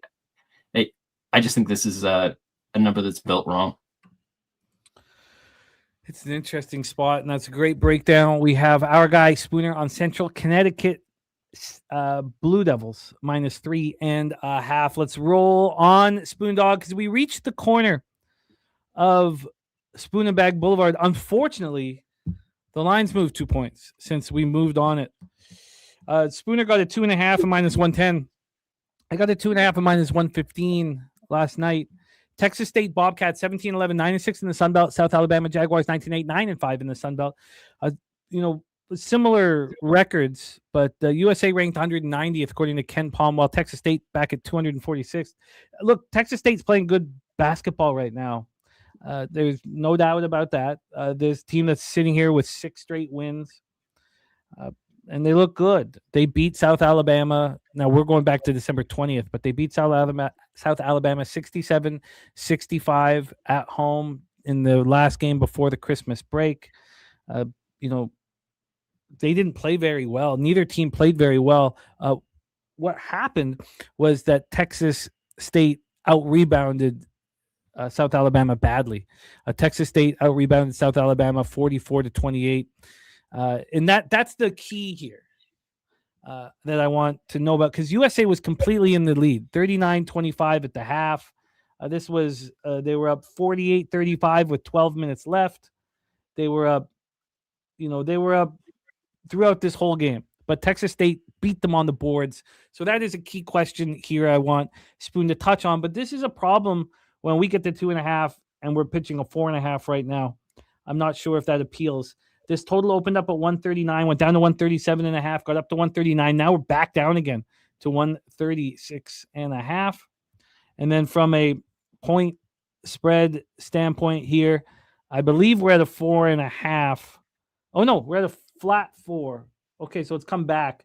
So this opened up at 2.5, minus 115. It moved to 3.5, minus 115, 945. Then 12 hours later, it moved to a 4. 10 minutes after that, moved to a 4.5, and it was juiced to minus 116. It looked like 5s were coming. Now we're back at a flat 4 here. Spooner, touch on what happened in that first game with them getting destroyed on the boards. We're at Mitchell Center in Mobile, Alabama, home of the South Alabama Jaguars. Take it away. Yeah, so I strongly agree with you on the South Alabama take. That first game was a little bit of an interesting matchup. Texas State was the favorite at home coming into the game. Not a lot of data points at that point in their conference season. These teams are playing a lot different basketball than what they were at that point. But it was a complete just difference in halves in that matchup. South Alabama dominated the first half. They play a weird zone, and that probably played into it. Texas hadn't seen anything like that all season. But Texas came out, scored 42 points in the second half, had 14 offensive rebounds. It's really hard to defensively rebound well in the zone, and Texas State was firing up a lot of bad threes, allowing just even more offensive rebounds to pile up. I think it's a little bit of an outlier. I don't think Texas State's going to be able to play that well again. Alabama did not play poorly in that game. They covered the spread still, even though they blew the game. Minus 4.5 point favorites. I think that's past where I think 3 is the number that I would want if I was going to be on South Alabama. I think once we move past the full possession, it just starts to get into, I believe South Alabama will cover this number, but I don't really have a huge edge on it. The 4.5, 5 is probably a really efficient number for the Bucks, and that's why we wound up here from that 2.5. But I think Bama plays much better basketball. It's not uncommon for South Alabama to play one half much better than the other half just because of how a team adjusts to the zone. But now that they've already seen it once, I don't think it's going to play that much of a help here. Bama's coming off a loss to Marshall, one of the best teams in the conference. So this is a serious step down in competition. And that was after a win versus Arkansas State, who is much better than Marshall. So playing 2 really good back-to-back teams, knowing you lost a game to this Texas State team that you really should have won, and just how important all these Sun Belt games are coming down the stretch. We have a bunch of teams piled up at the top. There's 3 teams tied at 12-6. There's Marshall sitting at 11-7. The Sun Belt Conference is another one of those home court advantage every single game type conferences. So I believe this will be a really important game for South Alabama. Texas State has been playing hot. They're sitting 10-8, rallying off all these wins. I think they're playing above their head. Where have they gotten these wins? 3 games in a row at home. Louisiana and Monroe and Western Michigan made up for 2 of those. Western Michigan traveling all the way across the country from Michigan down to Texas. I think that was such an easy win. I don't make anything of that. They had a great home win versus Marshall, but they haven't done much on the road. Last time they had a winning streak at home and hit the road, they went and played Coastal Carolina, lost that game. I think Bama hands them another loss here. I don't endorse the 4.5, but if you hit it live, I would just look to get it under 3. Exactly. Basketball runs, you're going to see you'll probably see a even money line for South Alabama at some point in this game. Exactly. So don't take it now. It just doesn't make sense. Just know this game pops off at 8 p.m. Eastern. Spooner and I are both on it. Our record is extremely strong when we're both on the spot, just like Washington State yesterday. So, have your live account, be logged in. I don't know how many times I'm like, oh my God, not logged in. But be logged in and wait for the right time to pounce on South Alabama. Again, we got the 2.5. So take your time and be poised and then attack. Let's roll on to the final spot on the board here for Spooner. Then I can start rapid firing more games where I was close to. And it looks like on the first 5, I'm not going to move on any of them, although Gardner-Webb is still somewhat appealing. The final spot on the board, we had the Al Austin Center in Tallahassee, Florida, home of the Florida A&M Rattlers of the SWAC here. And we just heard from Christopher Tatum, who's been running white hot, man, that he is on Florida A&M minus 1.5. So he's on the other side of our Morgan Spooner here, who's on Alabama A&M money line at plus 110. Alabama A&M ranked 301st according to Ken Palm, while Florida A&M at 331st. We have this sitting right now as this line's been all over the place. Just wild. So Alabama A&M opened up at a pick'em at 4:35 p.m. 40 minutes later, it was a plus 1. 6 hours after that, it was a plus 2. Then there was a 3-point swing. I think we can call it 2.75 because at the time it was juiced towards, Florida A&M. But then there was a 3-point swing at 9:46 in the morning from a plus 2 to a minus 1. And then it didn't stop there. At 10:30 went to minus 1.5. So at that point, there'd been a 3.5-point swing towards Alabama A&M, and then there was a 1.5 swing just back to Florida A&M. So we're now at a pick'em. So we're right back from where we started. We're right back where the opening line was. This one popping off at 8:30 p.m. We get to the total here from this one. We have this total sitting right now at 138.5. It opened up at 140, went down to 138.5, got up to 139.5, back down to 138.5. Take it away here for us, Spooner. The final spot on the board for you, and there may be additions, but right now, Bulldogs, Rattlers, and Tallahassee. Yeah, I've really liked this Florida A&M team coming down the stretch. Been on them in a few games here recently and cashed with them, but here versus Alabama A&M, I just feel like this number's mispriced. I'm on Alabama A&M. I gave it out at a plus 110. I ended up cashing that out, moving on a plus 120, but make it official, I'll leave it at 110. It's bounced back down since then. I honestly think A&M should close the favorite, or Alabama A&M should close the favorite. It appears that won't happen, but that doesn't change my opinion on this game. Charlie Ward, in his first year coaching at Florida A&M, standout college athlete in Florida, played both college football and basketball. This guy's been great for the community. He was coaching right in this Florida A&M area at one of the high schools before he made the jump up. I think he's going to be good for the school in the long run, especially with the whole NIL era started and just the limited amount of resources that SWAC teams have. So I think he is a great addition to this SWAC conference, but I think A&M just has the much better team. Dante Jackson's been here since 2018 with Grambling and then took the move over to A&M this year. Brought a few players with him, playing great down the stretch, have won 3 games in a row now. I think they get another win here versus Florida A&M. I think this number is mispriced. I think this is one of those lines where you just have the home court advantage baked into it, and there's no home court advantage for Florida A&M. This is not a bad travel spot for Alabama A&M, and I think they play a really good game of basketball here. Alabama A&M for Morgan Spooner. So to review, Vermont plus 104, Drexel minus 105, Central Connecticut State minus 3.5, South Alabama minus 2.5, Alabama A&M at plus 110 for Morgan Spooner. Great job, Spoon Dog. I'm excited to start hammering these games here with you. And at this point, I had 15 bets last night. It's not fun. It's so stressful. It's so stressful, man. If I end up with just the 7 bets that I've already made, that's fine. That is absolutely fine. We also have NBA coming up as well. But there are these spots that I'm very interested in moving on. Oh, and I've only given you 6. Oh, now with South Alabama, you've got all 7 of my bets. So let's roll here. The next spot on the board, Spooner, is should I bother trying to catch a falling knife with UT Arlington Mavericks? The books are telling me to do it, but is it worth it? That is the question. Utah Tech playing pretty well. 16-11, 9-4 in the WAC. Despite sitting here 9-4 in the WAC, they're ranked 175th, according to KenPom.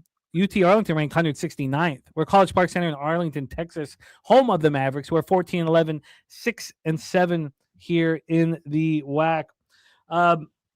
Wow, Jerry, I'm so jealous. I'm jealous, man. I wish that I had the enormous balls to back Gardner Webb. I'm interested to do it today, but I'm probably late to the party and early to the funeral. Let's talk about this spot here. I wanted to ask, is there a risk reward? I mean, obviously, does it make sense? How about I put it that way? Does it make sense here to back UT Arlington, who are losing and losing and losing and are pretty big favorites in this spot? Now, they played Utah Tech, the Trailblazers. My niece goes to this school. They've lost 5 straight games. One of them was a double overtime loss at Utah Tech. Of course, as we've heard, Spooner talk about a lot, these teams play each other 3 times in a year in the WAC. So the first time they went to Utah Tech, beat them 56-52. They were rolling. That was a stretch where they won 6 of 7. Before, of course, losing these 5 straight basketball games, they went back to Utah Tech, lost 87-84 in overtime. They just lost to Cal Baptist in overtime. Then they go to Utah Valley. We know how dangerous they are. They lose by 21. They go to Abilene Christian, lose by 4. They play Southern Utah at home and lose by 5. Why would I be lining up to bet the Mavericks here? Let's pull up the line history and see what Spoon thinks of the spot. This is an 8 p.m. banger here. We have a total of 141. It opened up at 139.5. It was a 139 up until 17 minutes ago when it shot up to 141. Somebody made a move on the over that the books respect. And when we get to the line spread here for this spot, we have, I just blew past it. We have UTA -5 now. Wow. I mean, this has just been one-way traffic towards UT Arlington. Opened up at 3.5. 7 hours later, it moves to 4.5. Okay, there was a buyback. There's buyback at midnight. Moves back to 4. 5 in the morning, 4.5. 10 in the morning, 5. I mean, should I trust the books here? Take it away, my man. Take it away. So these two teams have played twice already this season. Arlington's been the dog in these matchups. Like, looking at it, a little bit surprising. Utah Tech has definitely exceeded expectations so far this season. And on the opposite side, UT Arlington has not performed up to their expectations. The first time, I just don't really get this number. 56-52 win in that first game on the road for UT Arlington. I think that's more reflective of the kind of basketball they're going to play. UT Tech has a nice home court edge. A lot of teams go into that building and struggle, so I don't make anything of a double overtime loss. The thing I make most about this is all these spreads have opened within 2 points, and they bounce back and forth, but Arlington, I believe, is close to the dog in both the first matchups. Now they're a 5-point favorite, and that comes on the heels of losing 5 straight games, 2 overtime games in there, including that double overtime loss to Tech. This line tells me it's UT Arlington or pass, but it's not a fair market value to be able to move on Arlington. It just tells me that they're very confident in Arlington winning this game. So confident. Keisha looking at the over. It makes me want to move on it. Sorry. Like we've talked about, you're catching a falling knife with Arlington. UT Tech has over exceeded expectations all year. You talked about your edge of just getting home teams once they've gone down. early and moving on them. Maybe this is one of those situations where Utah Tech is able to come out, play some good basketball, and we get Arlington closer to a money line. I think it's a much better proposition in this game to try to wait live and move on Arlington, see what you're going to get from both sides, because this Tech team has been an issue for Arlington so far. Yeah, it does not make sense to me. Jerry Davis got the 3.5 on UT Arlington. It does not make sense to me to try and catch one night, but the books are telling us go do it. They're opening up their arms. It's a lot of confidence. A ton. It's crazy. The solution says I think they smash. I mean, I get why you would. Very quickly, my man King Al. Yeah, don't take the -5. Hopefully you have the ability to bet live. You'll get a better one. Let's roll on here. We have Spooner for 18 minutes. We must use every second of it here. And thank you, Spooner, for rocking with us. Kansas City Roos, 4-22, 1-11 in the Summit. At the North Dakota Fighting Hawks, 15-14, 9-4 in the Summit. We're in Grand Forks, North Dakota. The Roos are one of the worst teams in America, ranked 354th. Fighting Hawks are not good this year. They're ranked 290th. Still, that's good enough to give them 9-4 in conference play and have them 3 games back of the Tommies and then North Dakota State at the head of the barge.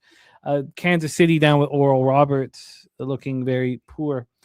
The thought process here, Spooner, and I wish this was the Roos coming off of, a closer game like they had against South Dakota, like they had against Oral Roberts, but they're coming off losing by 40 at St. Thomas, at the Tommies. And North Dakota has lost their last 2 home games. And I said this, and this is why I doubled down on Arizona State, because I was so angry for not being on the Lobos against the worst team in the air against Air Force, because they'd lost twice in a row at home. Now, that wasn't their last game. And what ended up made me not pressing the button was they'd already beaten the Falcons by 50 or something. And that just, I was like, But here, North Dakota just lost at home, 83-66 against North Dakota State. I mean, that one hurt. They got completely outmatched in the second half. They didn't play that badly. It was just North Dakota State shot 56 from the field and 40 from 3 and took care of business. I mean, they were 5.5-point dogs, but they lose at home by 17 points. When we talk about when do you want to fade the worst team in the league, and it's when you're going to get accountability from the big favorite. You know that they want to smash. And I feel like North Dakota wants to smash after losing to their rival. This was a team that had won 5 straight games before losing 2 of their last 3. As I said, they lost badly, but to Denver. So they lost by 17 at home to North Dakota State. They lost by 19 at home to Denver. They've lost 2 of their last, I guess they've lost 3 of their last 5 home games. I mean, wouldn't this be a spot where they just want to destroy Kansas City? And then you have on top of it, they barely beat Kansas City at Kansas City on January 10th, 81-79. They snuck by them. So it's not like they're going to overlook the Roos. The Roos were up 44-37 in that game. That was a spot where the Roos were 1.5-point favorites. 1.5-point favorites. I guess at that point, the Roos were 1-3 or were 1-2 going into that game. Maybe they didn't realize how bad the Roos were, because when you look at that, we have a 12-point adjustment, which is I guess that might be enough for me to not move on it, because they've already proven they can't smash. That was going to be the first thing I highlighted, was Kansas City was favorites the first time these two teams met. It was a 2-point game, and now North Dakota is 11-point favorites. We talked about confidence in the last game by moving the number a few points. That's too far, in my opinion. I get Kansas City's a bad team. We've already talked about it. I haven't paid close enough attention to the sidelines here. There's not a lot of media information about it, but I think they have an interim coach on the sidelines now at this point. They have hired a new coach for next year.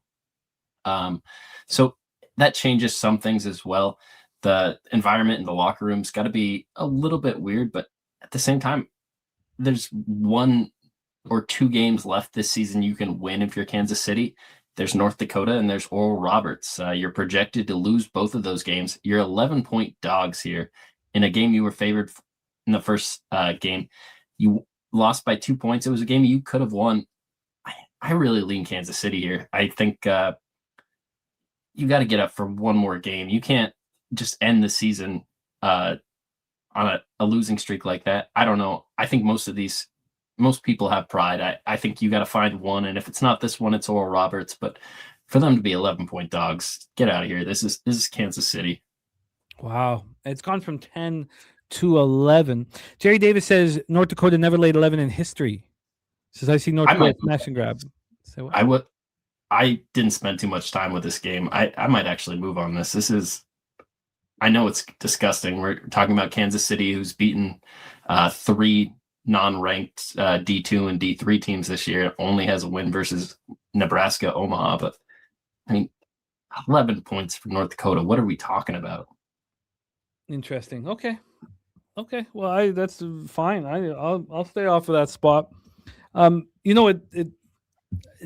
difference in the spread from one game to the next is insane. And so, okay, let's roll on. So this bit me yesterday.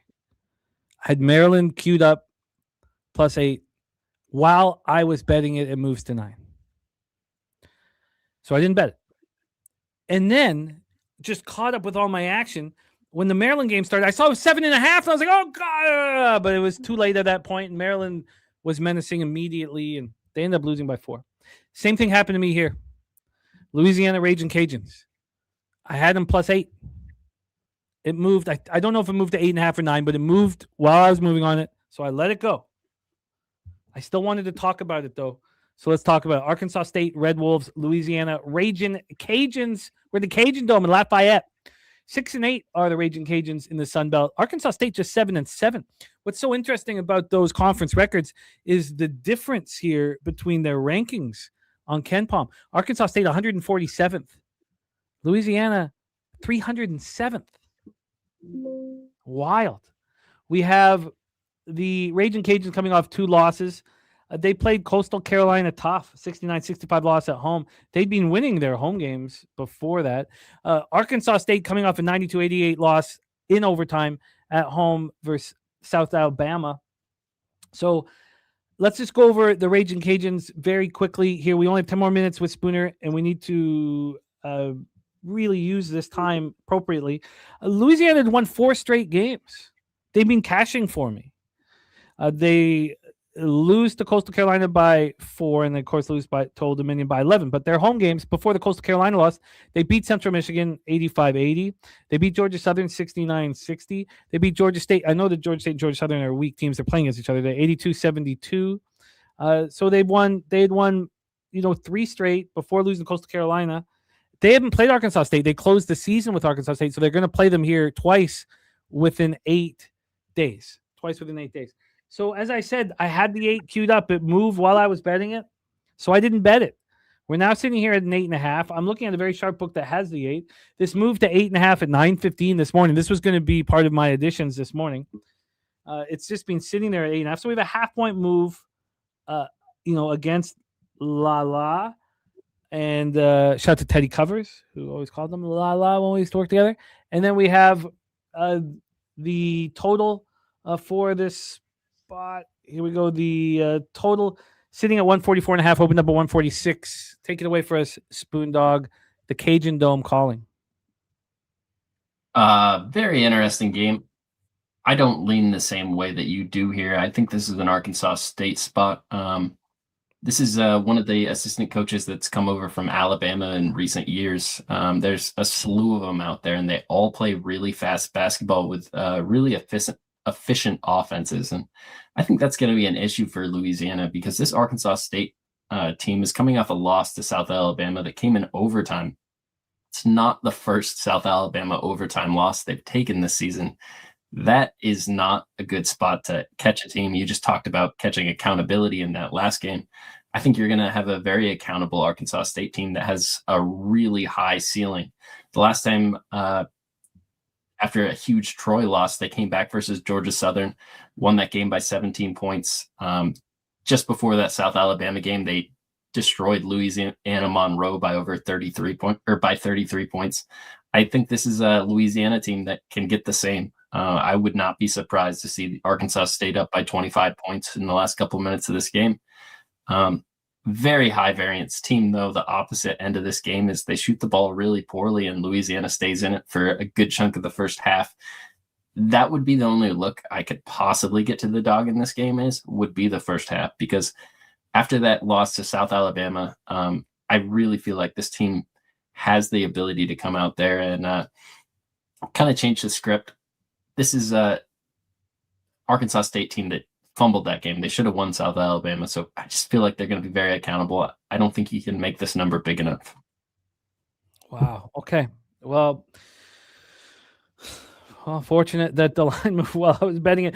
There's 3 games left I want to talk about, and we have 8 minutes. I'll make sure that we get you out before 2:10 here. The next spot on the board is Taint.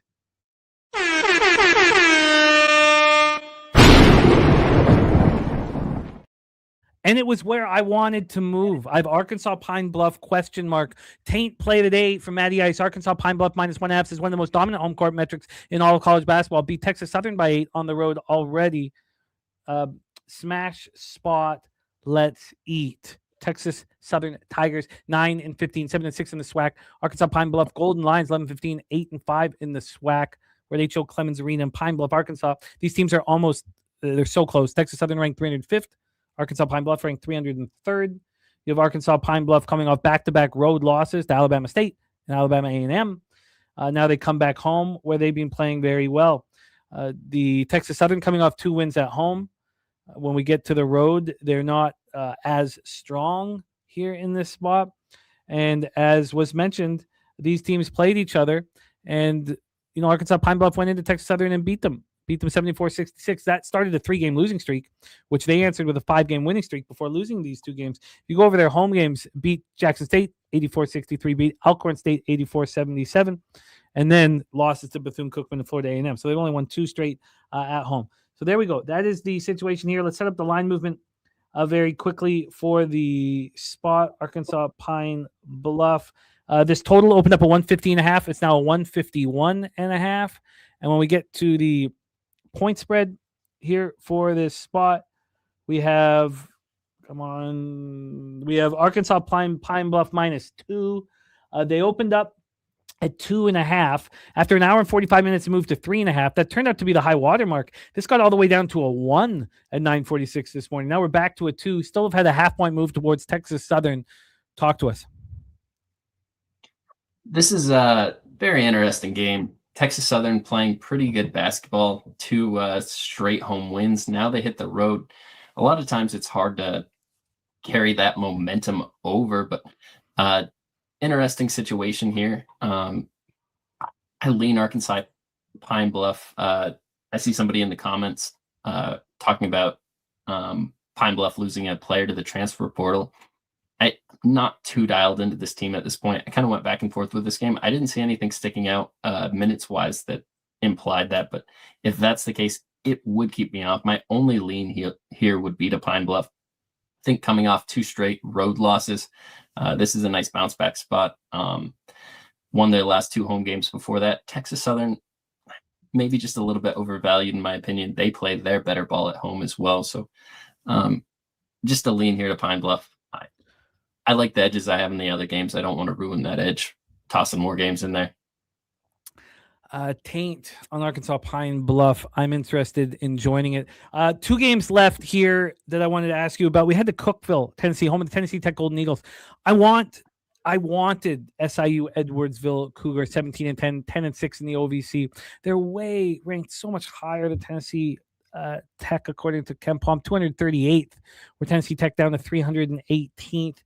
You have SIU Edwardsville also coming off a loss to UT Martin, a team I just can't get right. So that snapped their winning streak. You also, on the other side of things, have Tennessee Tech off of a win, but that snapped their 4-game winning streak. They beat Tennessee Tech at home, very tight game, 62-58. And then the Tennessee Tech coming in, the Golden Eagles coming in off of a win.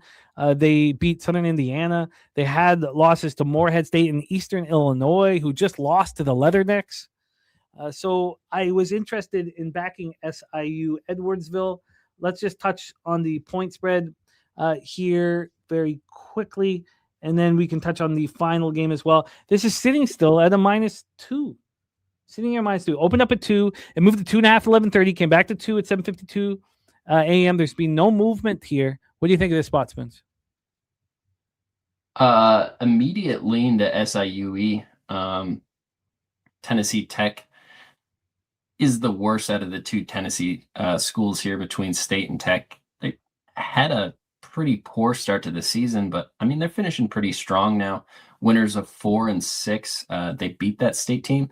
So I think maybe Tennessee Tech is a little bit undervalued here with this number, but I don't know. I'm not dialed in enough on Tennessee Tech, Tennessee State, and SIUE at this point in this season. My intentions started to move elsewhere, so I kind of left this game alone. This number seemed fishy to me. I don't know. Ken Palm only makes this number 69-66 with a win going to SIUE on the road. I think this is a game they can get. So do I. I'm going to wait on this. And then the final spot here, Spoon, that I wanted to ask you about. Thank you so much for rocking with us. UC Davis Aggies, 16-10, 9-6 in the Big West. At the Cal State Fullerton Titans, 13-14, 8-7 in the Big West. UC Davis ranked 157th. Cal State Fullerton ranked 180th. I wanted the Titans here in this one. These Aggies sitting 9-6 in conference just don't look nearly as strong on the road. They barely got past Cal State Bakersfield on the road. They just lost to UC San Diego by 17 on the road. They just don't seem like the same squad, whereas Cal State Fullerton at home is delivering. Cal State Fullerton coming off of the loss. These teams played each other. UC Davis won 74-69 at UC Davis. And, I like Cal State to pull the upset here. This is a team that's won 5 of 7 games. They're coming off getting beaten up badly by UC Irvine. What do you think this final spot on the board on the Titans? I lean Fullerton here as well. Davis played well in that first game at home. It's always a much different challenge to hit the road and do this.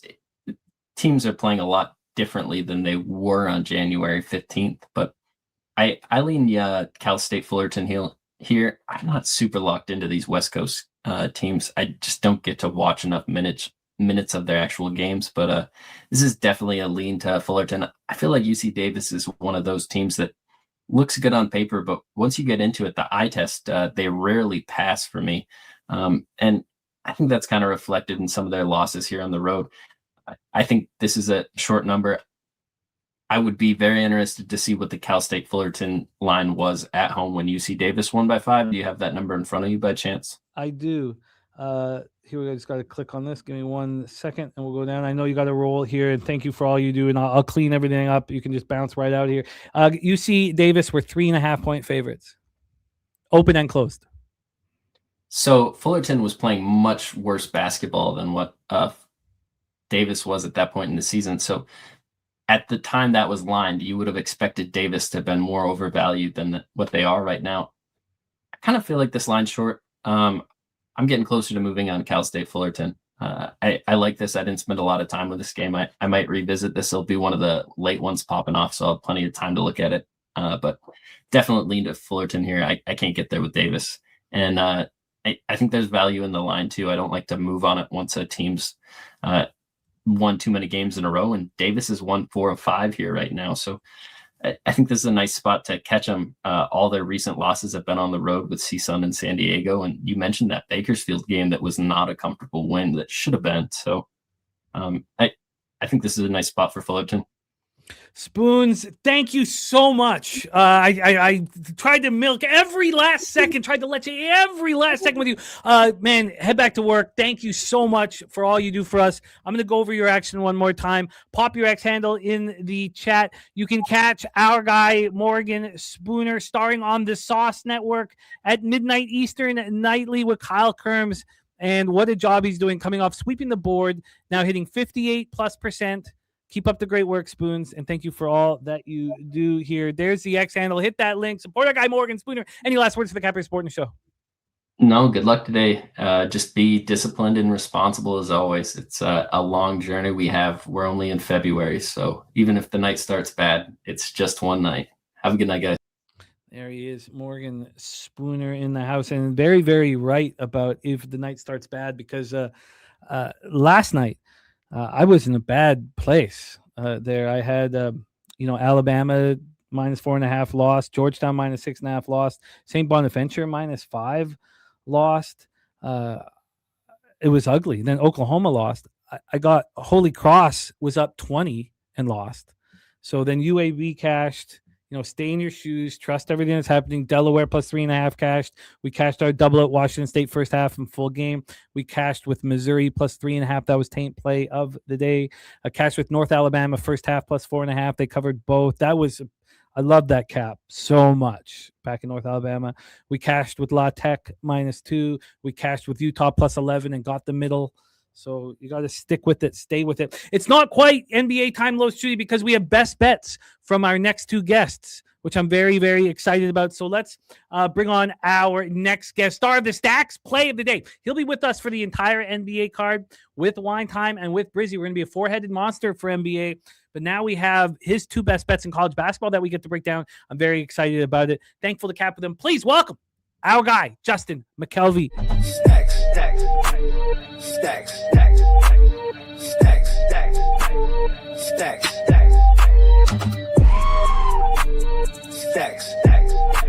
stacks, stacks, stacks, stacks, stacks. Justin, what's good, man? How are you? Pretty good. How are you? I am good, and I love that you have these two games because I almost moved on the first one and had interest in the second one. So we have a best bet college basketball here from Justin Mcelvy. So let's set the table here for the first spot you had. What a game this is. Memphis Tigers 12-13, 7-5 in the American. At the South Florida Bulls 18-8, 10-3 in the American. We're in Tampa. Memphis ranked 99th. USF ranked 58th. Now, this is a big line, but I was very interested in taking the favorite here and backing the Bulls. We have our guy Justin focused on the total, but let's break this game down from all angles. We have USF playing good basketball. They've won 4 straight. They took out UTSA, which I wanted UTSA first half yesterday, and just didn't have the balls to add. It was one of the cuts, and of course that cashed easily. Their winning streak started by beating UTSA by 21. Then they beat Tulsa at home, 80-74. Tulsa sitting right behind them, a game and a half back. South Florida, of course, leading the American. Then they went to Wichita State. It's not as hard as it used to be to go into Wichita State and beat the Shockers, but they did it 66-58. Then they went to Florida Atlantic. It's tough to go to Florida Atlantic and win. They beat them in overtime. On the other hand, we have Memphis coming off 2 losses. They lost to North Texas 76-69, and then they got pummeled by Utah State. The fact that they got pummeled by Utah State is probably the reason why I haven't already faded them. You have to think that there might be a bounce back, but the first thing I thought of is, what a horrible road trip. North Texas, Utah State, South Florida? That's their 3-game road trip? I mean, we're not sitting in first-class planes here, man. I want to fade Memphis. It feels like Utah State maybe was a scheduled loss. Maybe this one is as well. So here we go. They play South Florida. It's their lone meeting with South, or they actually play them again on March 5th. Sorry, they play them again on March 5th. So I want South Florida, but it's a lot of points. It is a lot of points. So let's go into the line history. We'll touch on the cash flow, and then we will move on it here. By the way, we got more notes from that futures look from Dan Kelly, which I'll dive into in a second. But let me set up the line history and the cash flow for Justin, and then we will go from there. So we have South Florida now 9-point favorites. Opened up at 8. That lasted 10 minutes, went to an 8.5. It went back to 8 this morning. That's why I thought there was no need to do anything. This move back to 9 was 20 minutes ago. It's also juiced to them. Huh. Interesting. From a total standpoint here, we have, here we go. From a total look, we got USF. Where the hell is it? I've lost it. Here we go. At 162.5. Wow. Now, I don't trust the models here like I would in NBA, but this has gone from 155 up to 162.5. What point we want to fade that? Huh. And then cash flow will get the information that we so desire from the big board, I assume, because these are big schools. Let's see what they're telling us for 7 p.m. USF. We have 64% of tickets, 76% of the cash on USF. Circa just moved it to 9.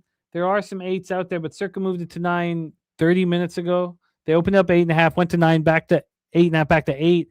They've got the tickets and cash coming in on USF. Justin, take it away here. Memphis Tigers, South Florida Bulls. Yeah, it was a long night, and I got to call a slight audible from what I sent you because the line to move 4 points. I bet it. I'm on the over 158.5, but it's too far high now. So I'm audible. I figured it out like the last half hour. So I'm gonna take the best number you can get me for the UCF USF team total over. And my whole thing is I wanted to be on South Florida. Period. I wanted to be on the spread. That was my plan. And yesterday, I was just in the house, and my homie, Karma got him because he got stranded at the Youngstown State game. So he interrupted me, my captain, to this game because I had to go pick him up. And I was like, that's karma because you didn't invite me. So I'm listening to the radio and I'm listening to this game. And while I'm listening to some radio or some talk show, they start talking about they're honoring somebody tonight. And I'm like, damn, it'll come Frank the Tank. That's who they're honoring tonight. So then I was like, damn. So then I really wanted South Florida. And then I started digging deep. Memphis beat them. They swept them last year. Last year, they beat them both times. Memphis beat South Florida both times last year. This is the first time they meet. And South Florida's at home. Memphis, the only reason why I didn't pull the trigger on the South Florida spread is because Memphis just got dog walked at Utah State. And they really got embarrassed because if you watch the end of that game, when they was down 20, the dude for Utah State, he dunked the ball with like 2 seconds left. He went down there and dunked. So, and then when they asked Hardaway about it, he took the high road. And he didn't say nothing about like like I would have took it as disrespect. Like, you're up 20-something with 2 seconds left. You go down there and dunk. So I didn't want to lay them money points because Hardaway was too calm for that. Like, I would have said something. So then I was like, well, Hardaway probably gonna have his troops spread up. So then I was like, well, damn. Memphis as a dog, that's something over the years. I always wanted Memphis as a dog. Penny as a dog. I don't want him as a favorite. So then I got off the spread. And then I wanted the total. So I bet the total. And I'm like back and forth game with the Frank the Tank, the atmosphere, South Florida, the pace that they play mainly at home. And we're honoring Frank the Tank. And then we got Memphis coming off that embarrassing loss, exclamation point with the dunk. So I expect them to come in fired up to a team that you're used to beating. So I just think there was going to be points. But I don't want to come out here and give out 4 points different than what I got. And then it falls in the middle. I'll be mad all night. So I'll be on the team total for South Florida. Whatever number you can get me. I got an 85.5 here. It is pretty heavily juiced. Minus. Where's my pen? Oh, here. Minus 117. 117? I'd like to see the option here, the different book. I doubt it's going to be very good. What's the best total number you could get me? Because I see 160 on the screen, but I see 162 Yeah. before I came here. It is skyrocketing. Absolutely skyrocketing. 162s. I don't even see a flat 162. It's all 162 and a halves. Let me just check the legal books here quickly. We have over here. And yeah, flat 162s. I mean, it's too big of a difference probably, man. Yeah, I'll stick with the team total. Over 85 and a half, minus 117 at this offshore. It's minus 125 at 365. Because if they're doing all that, 2-time revenge, I expect all y'all need is 86 at home. You need this game. It's just hard the way that Memphis lost. That's my only problem with laying the spread. And I probably wouldn't have that much problem with fading Memphis if it wasn't for that dunk. That dunk messed because when I seen that they was playing in the Utah State game, I was on Memphis in that game. And I seemed to look ahead, and I was like, okay, they're going to play this close, and they're going to get drilled by South Florida. Well, it didn't happen that way because they got drilled by Utah State, and then they got embarrassed with that dunk. So it's just the way that happened, I don't want to – and then my whole thing last year, even earlier this year, I always bet Penny as a dog. So with all that, I just don't want to give 8, 8.5, or 9. I wonder. This is a terrible road trip for them. I mean, they're all over the place. And yeah, this is just not the typical Penny Hardaway team we're used to. Everybody has a bad year, but like even that Penny as a dog thing has not really been that successful. They're not a very good team. Not a very good team this year. They're not. They're not bussing around. They're flying. So it's not that bad of a situation, I guess. God damn, that you're right. The fact that they just got destroyed by the best team in the conference makes it less appealing. Yeah, it's just hard to give a team that all that just happened, add a little bit of travel, a little bit more than travel. It's just the whole embarrassment thing. Like, you got to get up. You have to get up the next game after that happened to you. And even though they're 8-point dogs, you got to get up. You beat them both times last year. Like, but then that also swings you to South Florida, probably like, yeah, y'all did that last year, but guess what? So that's why I was like, you know what? Points. Like everybody, because no matter what side I pitch for, it still is going to lead me back to points. And we have Wine Time and Timmy Two Shoes looking at Memphis right now. So it's up to 9 now if you guys want it. And it's juiced towards USF. Yeah, okay. It's off. It's off. Yeah, I was about to say, anybody who wants Memphis, you could probably wait. Yeah. No, I'm happy we talked. It's funny. Usually when we talk these games out, I add a whole bunch of action. Very minimal action will be added here. At this point, let's roll on to the second best bet spot from our guy, Justin Mcelvy. Now, both stacks plays of the day come in the NBA, which we will be getting to here very soon. So this is the final college basketball game on the show. A great job done by Jose, Spooner, Justin, and Brizzy has the best bet in college basketball. He's rushing to join us. I think we'll be able to get to it. If worst comes to worst, he'll just touch on it at the end of the show. But let's roll here. We have William and Mary Tribe.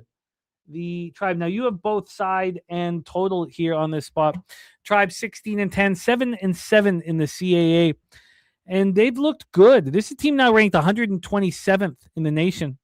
Campbell Fighting Camels are playing well, but they're ranked 201st here. We're in Bowie's Creek, North Carolina, John W. Pope Jr. Convocation Center here, home of the Fighting Camels. Let's get this one set up and hear exactly how Justin is attacking this spot. We have the Tribe coming off of a loss to Elon at home, 81-78. Wasn't good. They had smash and grab Northeastern before that. They lost to Hampton before that. They've lost 3 of their last 5 games. One of the losses was at home versus Campbell, 104-96. Campbell coming off a tough loss at home to College of Charleston, 62-57. That snapped their three-game winning streak. That three-game winning streak began with a win over William and Mary. These are two teams. They're playing good basketball right now. Of course, we just mentioned 3 of 5 losses for William and Mary. Total opened up at 168.5. It's now a 169. Let's get to the point spread here for this one. And I honestly, like, I'm going to be watching that USF Memphis total because how high could it get to? At some point, I'm going to say, look, this is ridiculous. I was going to text you when I looked right before, like 20 minutes before I came backstage, and I looked to check to see where the lines was at. And then I looked to see where I opened at. I didn't exactly see where I opened at, but I seen a lower number. I got 158 was what I actually 158.5 what I bet. But I seen the 157, a flat 157, but I think it opened up lower than that. 155. And I was going to text you, but I didn't think you would look at your phone. I was going to text you after the show, like, so does your NBA? I mean, I think you told me before it's not in college. Well, I just don't have any number. Like, I can't, like, I have some sample size in NBA. And it hasn't been great this year. It's still positive ROI, but I don't have any proof in college basketball. And I'm not against kind of, messing with it here. But let's talk about this spot because you're on both side and total. So let's get over to William and Mary. Here we go. So William and Mary opening up as 1-point favorites. And this was pretty wild.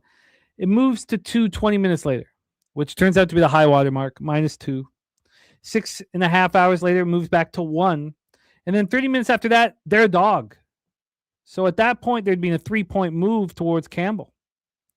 Now we're back at a 1.5, -1.5. So we're back with a half-point move towards William and Mary.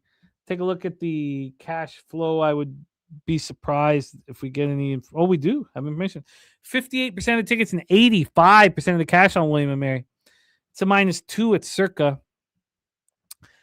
I'm not rushing to get in the way of Campbell, but I could understand why somebody would want William and Mary due to their season-long statistical profile, not from what we've seen lately. It feels like the 127, 201st rankings from KenPom, if you cut KenPom statistics down to give me just 2026, I'm sure it would tell a different story.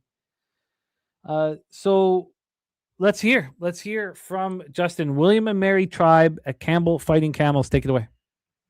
And this game was very interesting to me because anyone who can remember, Stack's been on both of these teams all year. So I've been on William and Mary cash.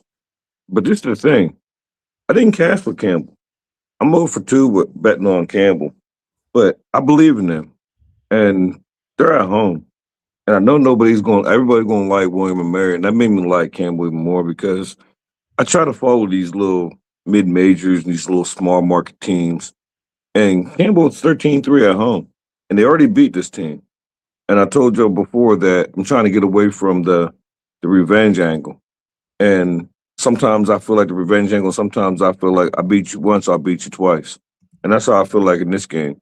Campbell already beat this team on the road, William and Mary, in a high-scoring game. It was like 100 and something to like 90-something. It was a close game, but Campbell won.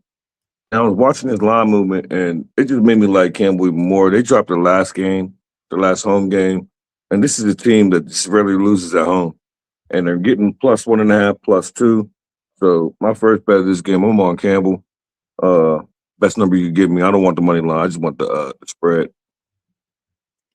All right. I will line shop. Talk to us about your thoughts on the total. And then when I started looking more into it, and I didn't like the college slate anyway in the first place. And then I started looking at the scores, like the previous scores, and how fast they play. And both of these teams are under 60th in pace. And I'm like, well, they play fast. The last game them flew over. Last game, like I said, the last game was like 100 and something to 90 something, high 90 something. So, and then Campbell at home, and Campbell coming off a loss, I expect them to put up a big number for these low market teams. And William Mary fighting from revenge, wondering, y'all beat us on our court, we beat you on your court. They play fast, just like Campbell. So I'm on the over. I got over 168.5. I got. So best number you give me. I didn't post the number, so Well, first off, it can get you a +2, a -115. The very sharp offshore that I kind of judge everything, they have that at -129. So that's a nice number to get the +2, flat 2 at. So that's where we can start. When we move over to this total, I'm looking at a 168. It's -117 to the over. I want to see if I can. 168. Yeah, I want to see if I can beat that though, because there's a lot of 168.5s all across the board. Wow, all across the board, 168.5s. So that is the only 168. Let me see if I can find it on the offshores. All 168.5 at the Legal American books here. By the way, for those of you guys coming to Pub 5, we have books. I have to switch books when I go down there. I even put some cash into one of the books, the BOL that I use when I'm down there. But we also will have a bookie, a local, one of Jose's homies, on premise on the site. So that will add some intrigue and fun, just being able to bet cash with a local right there. I think it'll add a lot of fun. So then from a total, let's see. There's no. Oh, look at this. Wow. It just moved down. I can get you a 167.5. Wow, it just moved. 167.5 available offshore -111. Yeah, I'll take that. I like that. 167. And what did you say that +2 was for Campbell? +2 is -115. But as I said, at the sharpest offshore in the land, we have -129. Wine Time says, will he have limits? We'll get that information, Wine. We'll have it all clear and flat. I do know that the local that's going to be rocking with us, he's played in our poker tournaments before. He's sort of somewhat new to his game. So, that we'll see. We'll find out here. But that's a good question. Okay, so we have Justin on Campbell +2 at -115. The over 167.5 at -111. We have him on USF team total over 85.5 at -117. And my card is not going to be robust today, which is good. I probably need that. So let's roll into NBA. We do have a best bet from our guy Brizzy in college basketball, but we'll close the show with his best bet. We'll get right into NBA. Let's bring on our next guest. We have a rare Thursday appearance. He's going to be going back to work soon, but I love with his time off, he wants to get that cash here with us. A rare Thursday appearance for our next guest. He was the co-host of Walk Off Wagers alongside Morgan Spooner. Opening week of Major League Baseball, we'll be sitting beside each other for it at the Southtown 101. Please welcome from Los Angeles, California, one of the stars of All About the Hoops on Saturdays, Wine Time Sports, man. A rare Thursday appearance. How are you, my man? You muted, my guy.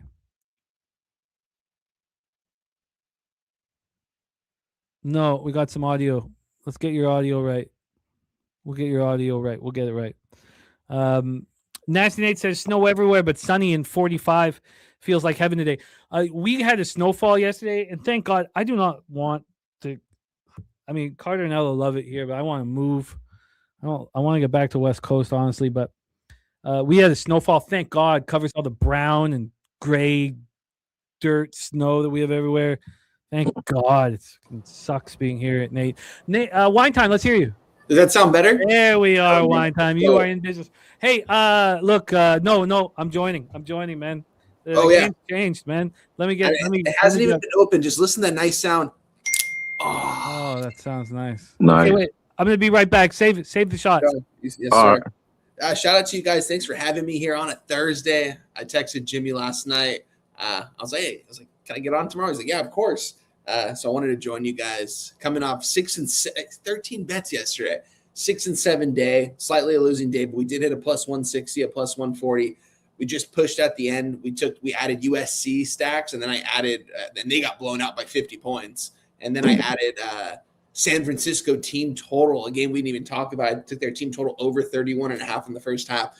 And so I ended up taking an L yesterday. I thought it was going to be a profitable day, but ready to get it back today. Yeah. Nice little NBA card. So I went excited. 2 and 3. My fault. I didn't mean to interrupt you, but I went 2 and 3, and Auburn like really kind of irritated. Like I ain't gonna lie, Auburn and Clemson. Like I usually don't get mad about losses. Like sometimes you'd be like, it was the wrong cap, wrong side, and you accept that. I'm watching this Clemson and Auburn game, and I was so mad. Like, and both like it was like 7 o'clock, and then it was like deja vu because Clemson was getting smutted, and then they came back and they gave up, and then I did it all over again with Auburn, where they was getting smoked, and then they came back late, and they was up 7. Why?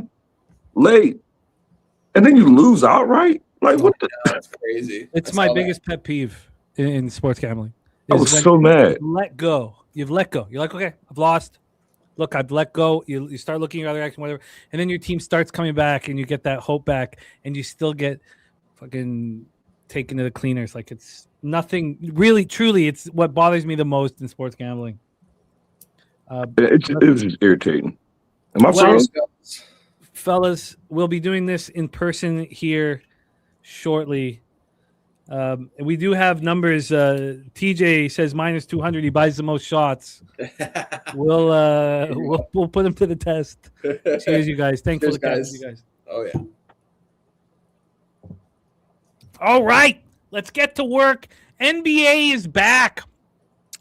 The NBA is back, and let's bring on. We're a four-headed monster today. This is going to be really fun. We're a four-headed monster. Let's bring on our next guest, South Jersey in the house, the star of Thursdays here on Betting with the Bag. One of the stars of the Locker Room Talk podcast, UFC Houston this weekend. And excited for the boys to be back in action. Our live stream on Saturday night. Remember, $100 to the winner of our contest every UFC, but you have to be a member of the channel. Please welcome our guy, Billy Brisbane. Oh, sorry, Jose. I take a shot and I feel like I'm producing the show. Sorry, Jose. Brizzy, how are you, my man? Doing good. Was running a little bit late today, but anytime Carlos goes under minus 200, that's generational wealth opportunity. So I had to go get the bag to go bet with the bag. Did he come back? Yeah, he ended up coming back. He was under minus 200 for all of 10 minutes. Wow. Okay. It is 1-0 Canada. Big Scott's got Canada plus 425 Canada plus 2. Here it is 1-0 after 2 periods. We've seen this story so often, man. You play against a rival, you smash them the first game. It's a little more difficult when the captain's back and the game's on the line. America could still easily menace here. They're the more talented team. 1-0 Canada here going to the third for the women's gold. All right, let's get to work here. Fellas, thank you guys for joining us. NBA is back. We start with the Houston Rockets, 33-20, 15-13 on the road. At the Charlotte Hornets, 26-29, 12-14 at home. We're at the Spectrum Center, Charlotte, North Carolina. A lot of talk about the car accident. I don't know much about it. Supposedly it's not a big deal. And LaMelo will be in the lineup. Yeah. But we do have the suspension still for Diabate. How many games did he get? I thought I think he got 3. I thought it was 3. I thought it was 4. 4. 4. Yeah, Okay. Yeah, 4 games here. So he is out. I've been very impressed with him. Extremely impressed with him this year. I thought he was just a ho-hum nobody. He's gained strength, gained muscle. He's so much bigger now. And he's a good basketball player. So let's set this one up here. Rockets, Hornets. And, of course, as I said, I screwed up coming into this. I had totals. I bet totals in the week, and I stopped myself about 2 or 3 days. I can't bet totals the week before, the week after. I want to stick to that. We have Charlotte on the first half of a no travel back-to-back. They host the Cleveland Cavaliers. Tomorrow. So Charlotte on the first of a back-to-back. Rockets are not. Last we saw the Houston Rockets, they lost 105-102 to the Clippers. It's a bit of a surprise. Snapped their 2-game losing streak. They're not playing very good basketball. They're not playing very good basketball on the road. Just 15-13 on the road this year. And the Hornets are the hottest team in the NBA. So Namaste Life says, I guess Melo's out after crashing his car. Melo's not out. Let me go to at least that's what I read before I got. Yeah, I didn't see Melo was out. He didn't get hurt. He didn't get hurt. He hopped in a Lamborghini right after. Yeah, I'm about to say, yeah, he walked away from that. He's fine. That is confirmed. LaMelo is in. So we have Bridges, Diabate out, of course. Kobe White out, not back yet. Everybody for the Rockets are healthy. And the Hornets are garnering everybody's attention now with how they have been playing basketball. Let's take a look at this line history quickly, and then we'll hand it to our guys. We'll go across the board here. So we'll go across the board. So this one will start Justin, Brizzy, line time, and we'll move first up each time from there. Thank you guys for joining us here on Pub Sports Radio. NBA is back. Let's take a look at this line history for game 1 on the board. We'll also take a look at the cash flow. Oh man, sorry, I pressed the wrong button. Let's get the odds. Here we go. Okay, so for our first game on the board, we have Houston -4.5. This one opened up at -2. It took 4 hours to get to 2.5. I take that back. This was 3 days ago, but it did just take 4 hours to get to 2.5. This line's been available now for 3 days. Got to 3.5, got to 4, back to 3.5. This hit a 5 last night. That's the high water mark. But this 4.5 is juiced towards Houston. From a total standpoint here, we have this one sitting at 218. It opened up at 214.5. I'm not going to talk about the pace of play before the break. That doesn't help me after the break.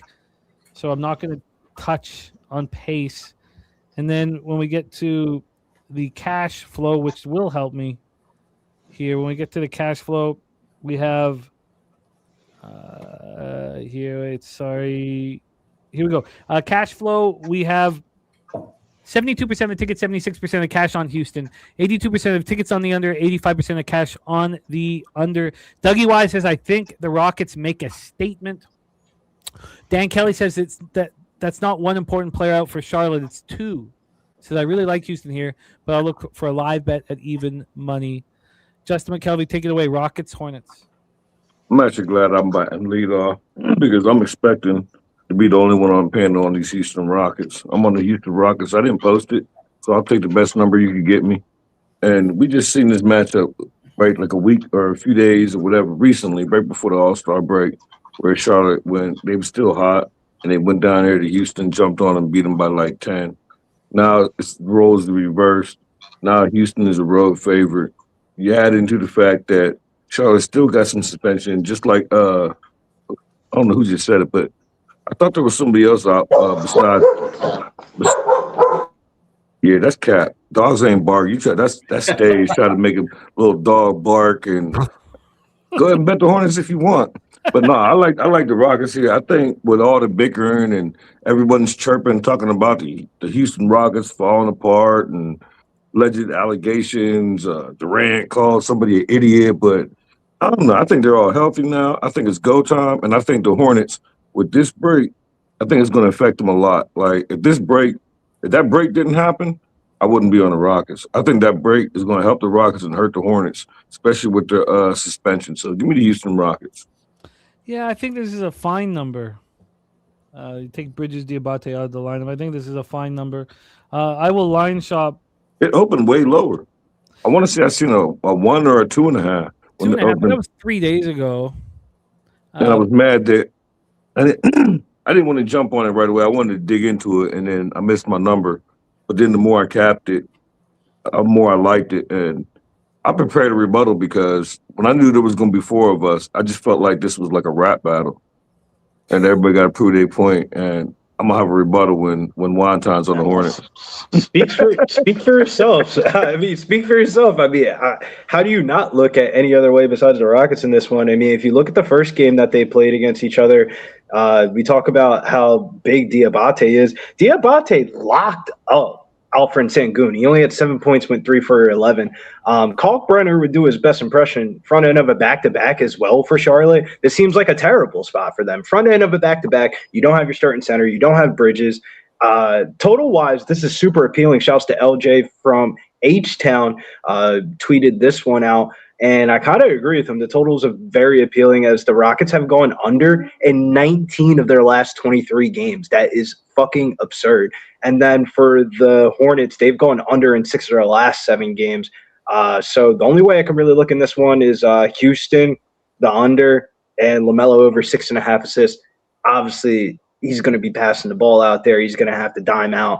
I don't think that they're going to have to like run a free flowing type of offense, like a 4-motion out is what they call it. And I think LaMelo is going to rack up some assists in this one. But the only thing it's not anything convicting. I feel like the last time that they played, I wanted to bet Houston.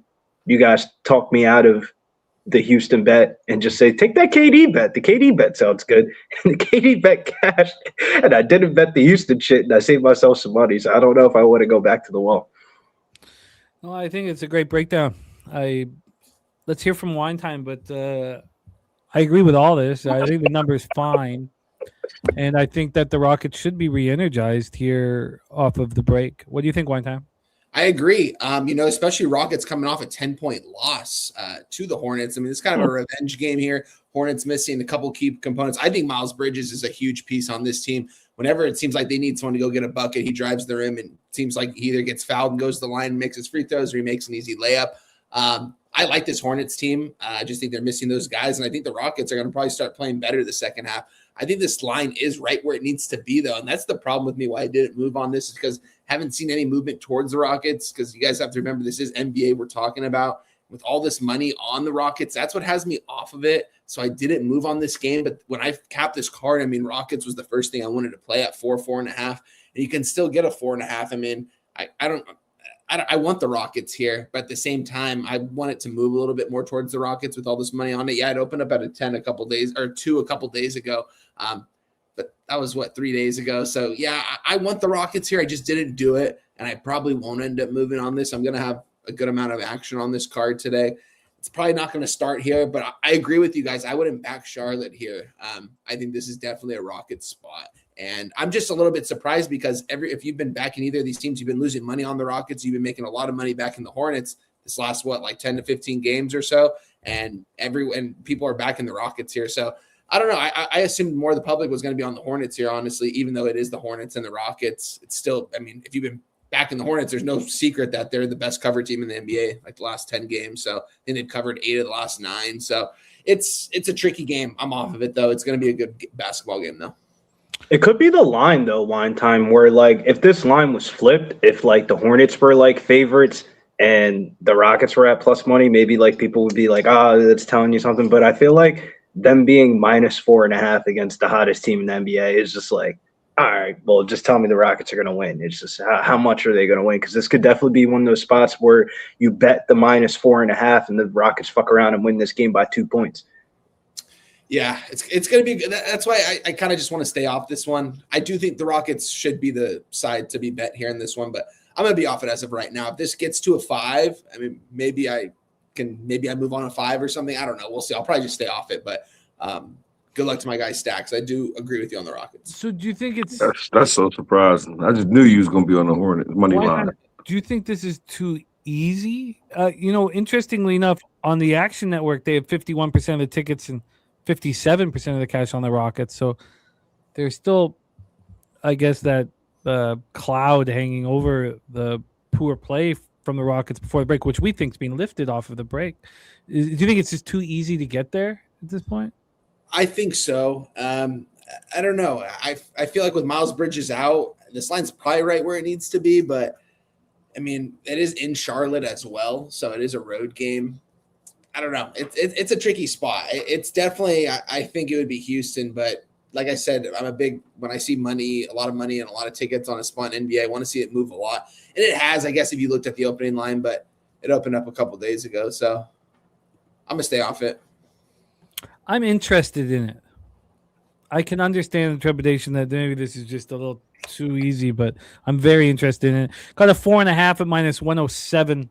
Was the best I could find for Justin, who moved on the Rockets. Dougie Wise says plenty of Hornets money coming in. I mean, action's telling us that. Odds logic isn't, but 49 and 43 is plenty of money. Yankee JJ says everyone on the Rockets, so I'm taking the Hornets plus 7.5 and the over 7.5. Got that -105. Another thing too, Jimmy, odds logic has 81 and 86, and they opened it up at a 5. So they opened it up at a 5 yesterday at 2:20 p.m. So I mean, it's moved towards the Hornets, which is. Well, you mean Circa has it? Circa. What did I say? I'm sorry. Logic, but yeah, no, you're right. Sorry. You're right. That is interesting. Now, what's more interesting is not that it's back at 4.5; it's why they moved it down to 4 in the first place. Yeah, I don't want to dive too deep into this card, so we'll see. We'll see kind of what bangs out once we're done.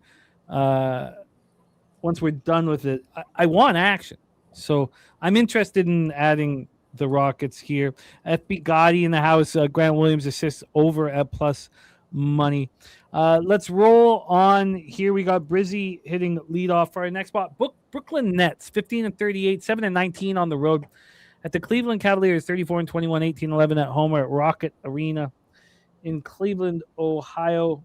Shoot-arounds have all taken place at this point, so it's healthier group. Now Claxton is out for Brooklyn, so it's Sharp at the 5, Clowney at the 4, MPJ at the 3, Demon now at the 2.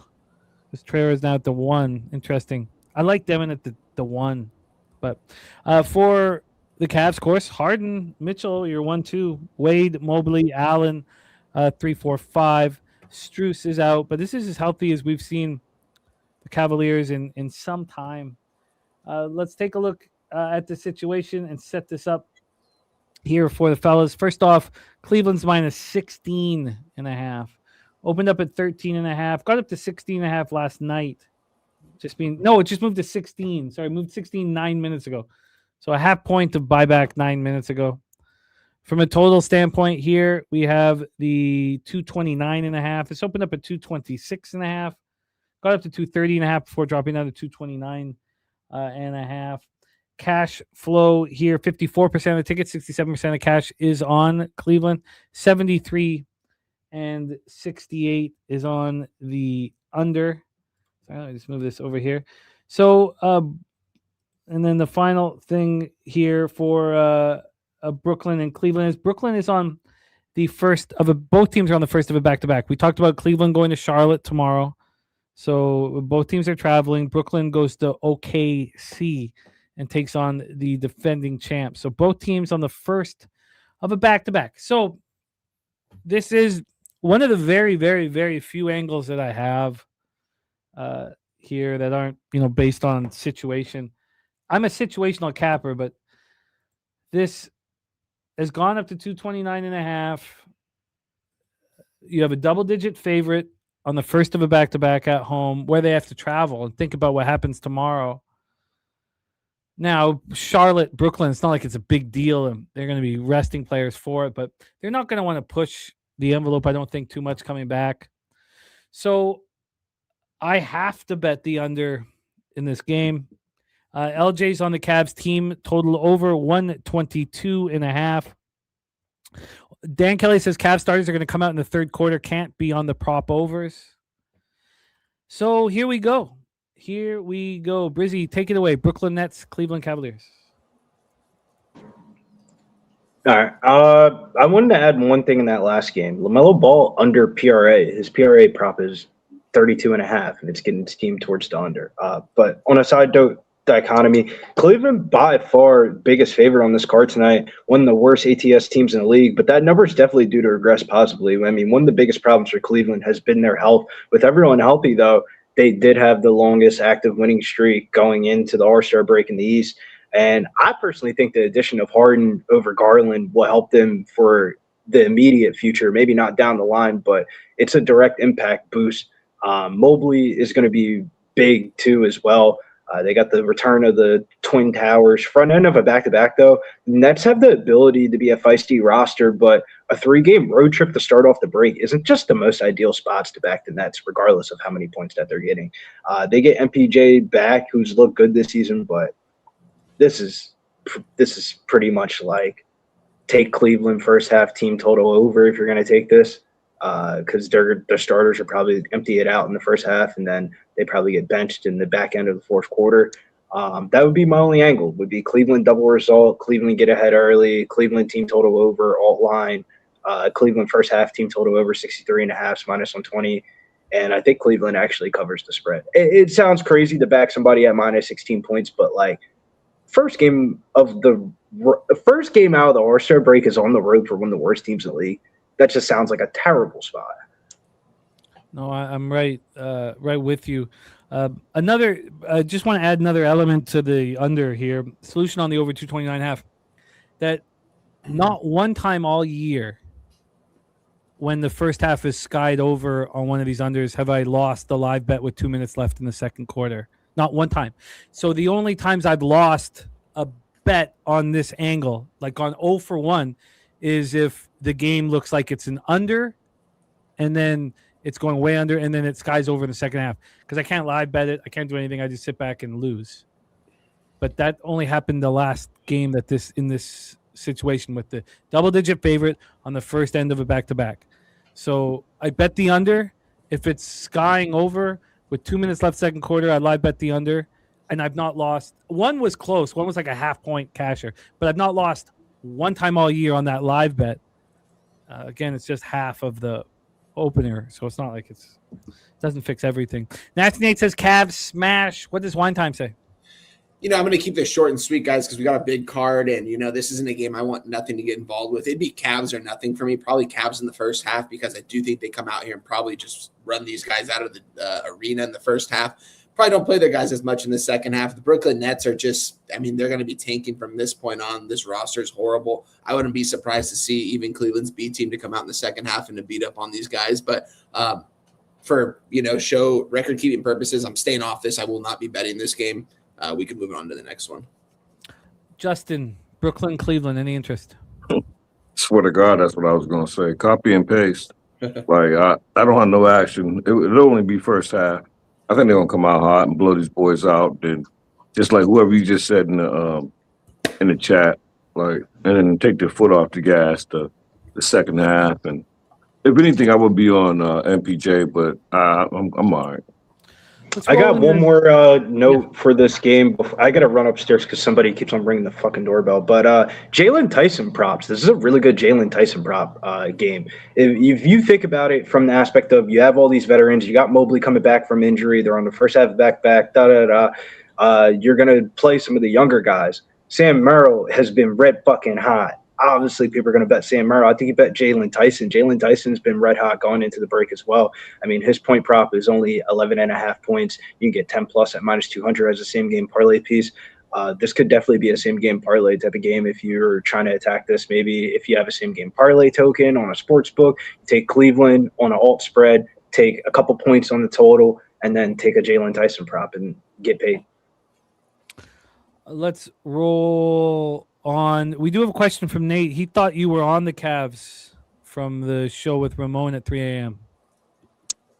That's the pick I give. We got to give out a pick every single pick, every game. Okay. I gave out the Cavs as a pick. I didn't bet it. I gave out as a pick. Yeah, I feel you. If you have to do every game, I get it. All right. And that was at 15.5 at 3 a.m. Eastern time. Mm-hmm. Oh, I'm with you. I feel it.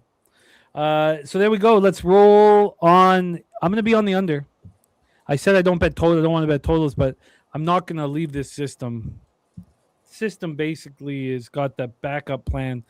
The only way I lose the unit and don't get anything back from it this year is if the first half goes way under and then it explodes in the second half. Let's roll on. Atlanta Hawks, 26-30, 16-15 on the road. Philadelphia 76ers, 30-24, 15-14 at home. Hawks on the first of a back-to-back with travel. They're in Philly tonight, and then they host the Heat tomorrow night. The Sixers are not part of a back-to-back to start out the second half of the year with the Xfinity Mobile Center. Let's set this line history up and talk about who is expected to be in the lineup and out of the lineup.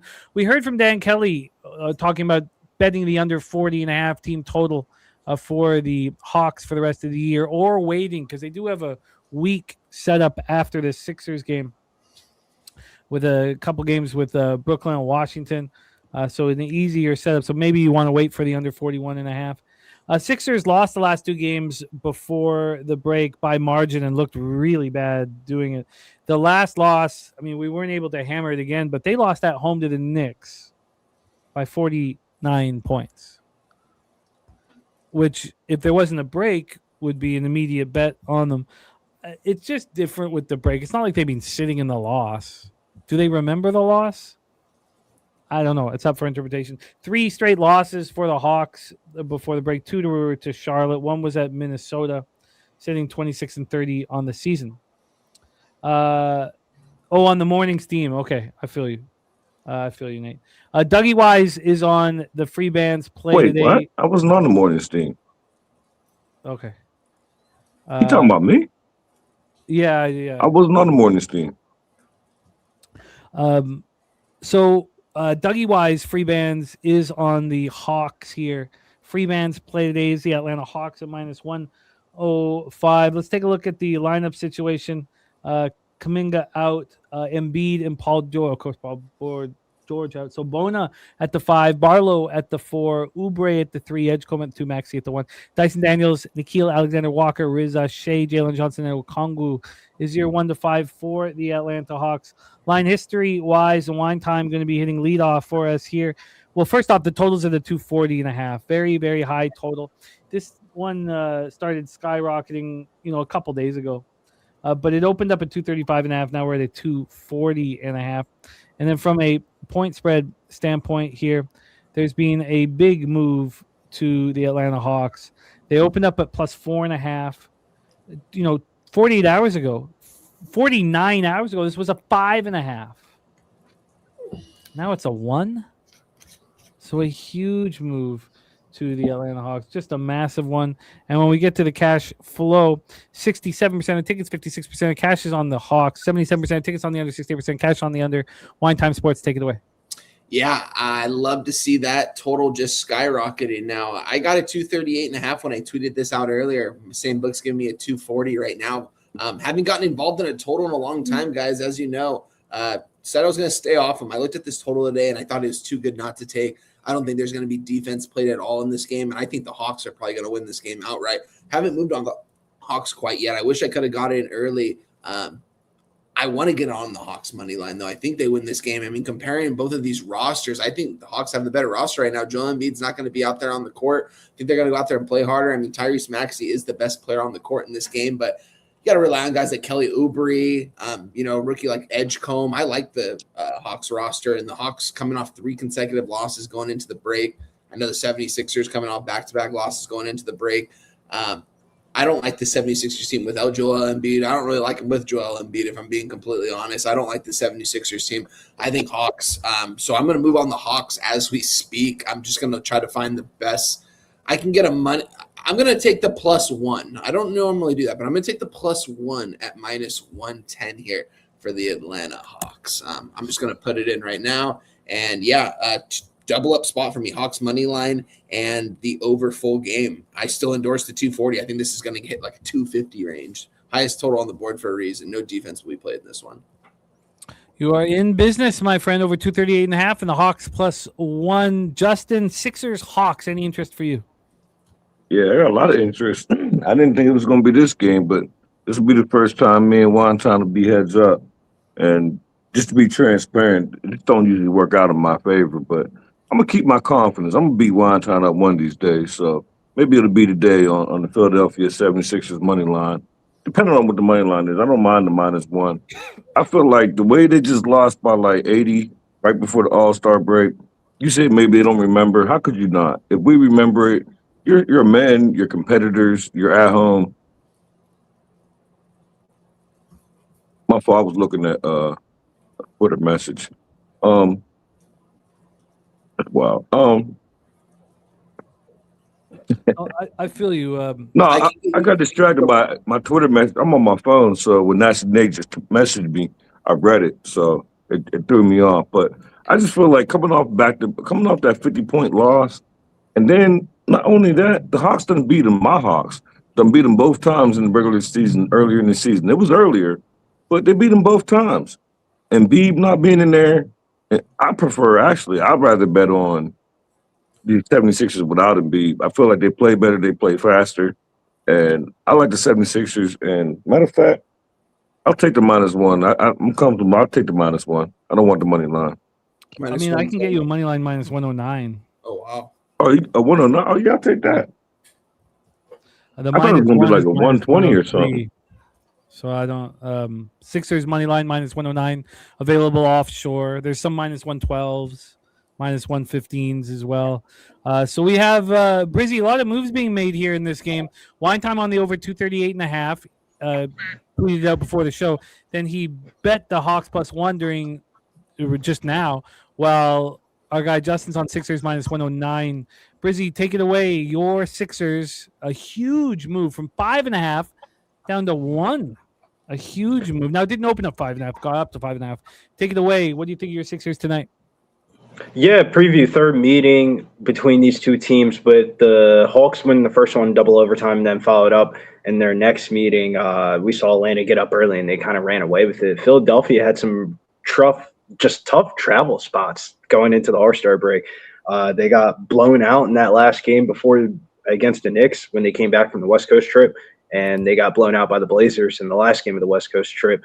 Though they won't have Embiid for this contest, but Atlanta's been kind of like having Charlotte kind of creep up on them. You would think a roster with Dyson Daniels, Jalen Johnson, Okongwu, and Nickeil Alexander-Walker, their defensive stats would just grade a lot better, but their defensive stats are god-awful. I mean, they're one of the two teams at the bottom of the East that have allowed 118.6 points per game. If you look at Philly, I mean, you got to expect Philly to have a better offensive performance coming out of the break. I mean, the way that they shot against the Knicks was just ungodly, uncharacteristic. Both teams have headed into the break with some unfortunate defeats, but I think Philadelphia scores in this game. I don't know if they're going to win and cover the spread, but I'm looking at the team total for this one. The over, Philadelphia is going to get right in this spot, scoring-wise. Maxey over 30-plus points. If the Sixers are going to have a good scoring game, it's probably going to come from Maxey. Kelly Oubre's point prop tonight's at 15-plus. Adam Bona over 5.5 rebounds, -158 is also in the docket for this one. And then I also think this is just greasy theory. I don't have any stats to back this up. I like the Sixers in the second quarter here in this specific spot. One of the weaknesses on the Atlanta Hawks, to me personally, is their bench. Their bench is very lackluster. I definitely think the Sixers could get an advantage in the second unit over the Atlanta Hawks. We talked a little bit about VJ Edgecombe having a little bit more point guard duties in that second unit. We saw that game against the LA Lakers that ended up really carrying us over the hump. I think there's going to be a lot of points scored on the board in this one. Top plays for me would be Philadelphia, 76ers team total over, the full game over, and Sixers second quarter. So we will see what is officially moved on. Those of you in the Discord. Excuse me, Jimmy, real quick. Can I address something real quick? Yeah. Just so I can get it out of my head. I don't know exactly what Nasty Nate said, but as far as the Cavaliers game on night moves, I gave out the Cleveland Cavaliers -15.5 in the chat in sports money. I put it in chat that I bet -15.5. I'm not giving it out now because I care about my record. I'm getting buried, so I don't know what he's trying to say, or I can't read the message. But the Twitter DM me said something about me or Ramon is high. Like I don't know why he coming for me, but you gotta take Nasty Nate with a grain of salt, man. I mean, Nasty Nate is the. I can't see the messages, so I don't know what he's saying. But it's like I don't know. I feel like I don't know what he's saying, but I don't know. If I had to give you a friend comparison, he's the type of friend that will definitely poke the bear until he sees the bear roar, and then once the bear roars, he's just gonna laugh right at your face. and Well, probably he accomplished his goal. He will also protect you as well and have your back at all times. So is a quality guy. Yeah, I don't know. I don't know what's going on with that, but No, I'm looking at the messages when we get up. I just can't. I'm on my phone, so I can't see it, and I can't see the chat. no, I feel you. Well, let's just roll on. All's good. It's not like it's an argument or anything. You just No, I just take it personal. Yeah, no, it's all good. Let's roll on. Let's roll on. 7 p.m. Eastern, our next spot on the board. Indiana Pacers, Washington Wizards. We get them tonight, and we get them tomorrow night. For anybody who loves basketball. Fuck, man. Capital One Arena in Washington, D.C. Wizards are 9-18 there. It's not terrible. I'm used to much worse home records. They save their terrible play for the road. The Pacers 5-22 on the road. It's a pretty wild spot, man. The Wizards are dogs, though. Can you imagine? You're going up against a team that's 5-22 on the road, and you're the dog. They opened up plus 2.5, got up to plus 5. We're back at plus 2. This line's moved all over the place. It's funny to have like 3 or 4 days for lines to kind of figure themselves out like a football game. We have a total at 232.5. This one opened up at 234.5, got up to 235.5 3 days ago. Hasn't been much movement on the total here. So let's get the cash flow for this Pacers Washington spot. 76% of the ticket, 62% of the cash on Washington.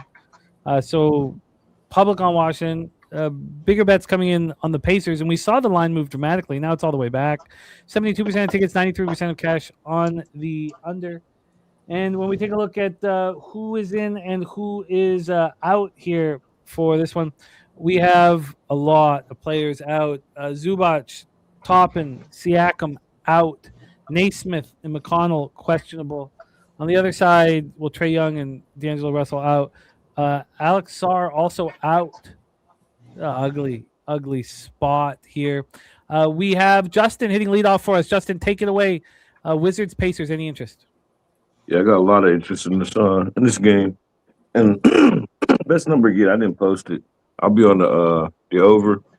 And I love this over, actually. It's a total bowl game that as soon as I seen it on the schedule, I wanted to be a part of it. And I was originally leading the Wizards. And I still kind of like them, but there's no Sarr. And then when I realized there was no Sarr, that's what led me to see that the Pacers last 5 of the last 7 games I went over. The Wizards 6 of the last 7 games went over. But more importantly, without Sarr, the team total them went over in 6 straight games without a Sarr, and they averaged 124 points without Sarr. So it's going to be a layup line for the Pacers, and that's what chased me off the Wizards because there's going to be no rim protection. I think the Pacers are going to get whatever they want, all second 10 point. And without no Siakam, it worried. That's the reason why I didn't end up on, like, when I got off of the Wizards, didn't end up on the Pacers because if I'm going to be on the Pacers, I need Siakam in there. But I just think there's going to be points, mainly from the Pacers side. But I didn't want to trust them, so I'm on the over. I think I don't think. The number I got was 233.5. We have a 232.5 available right now for Justin on that over at minus 110. Brizzy, thoughts? Pacers, Wizards, take it away.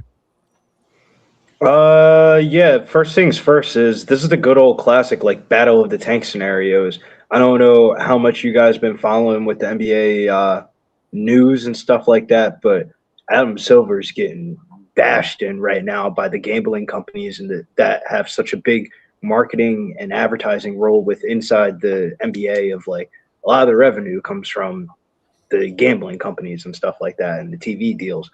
And wait for Jimmy.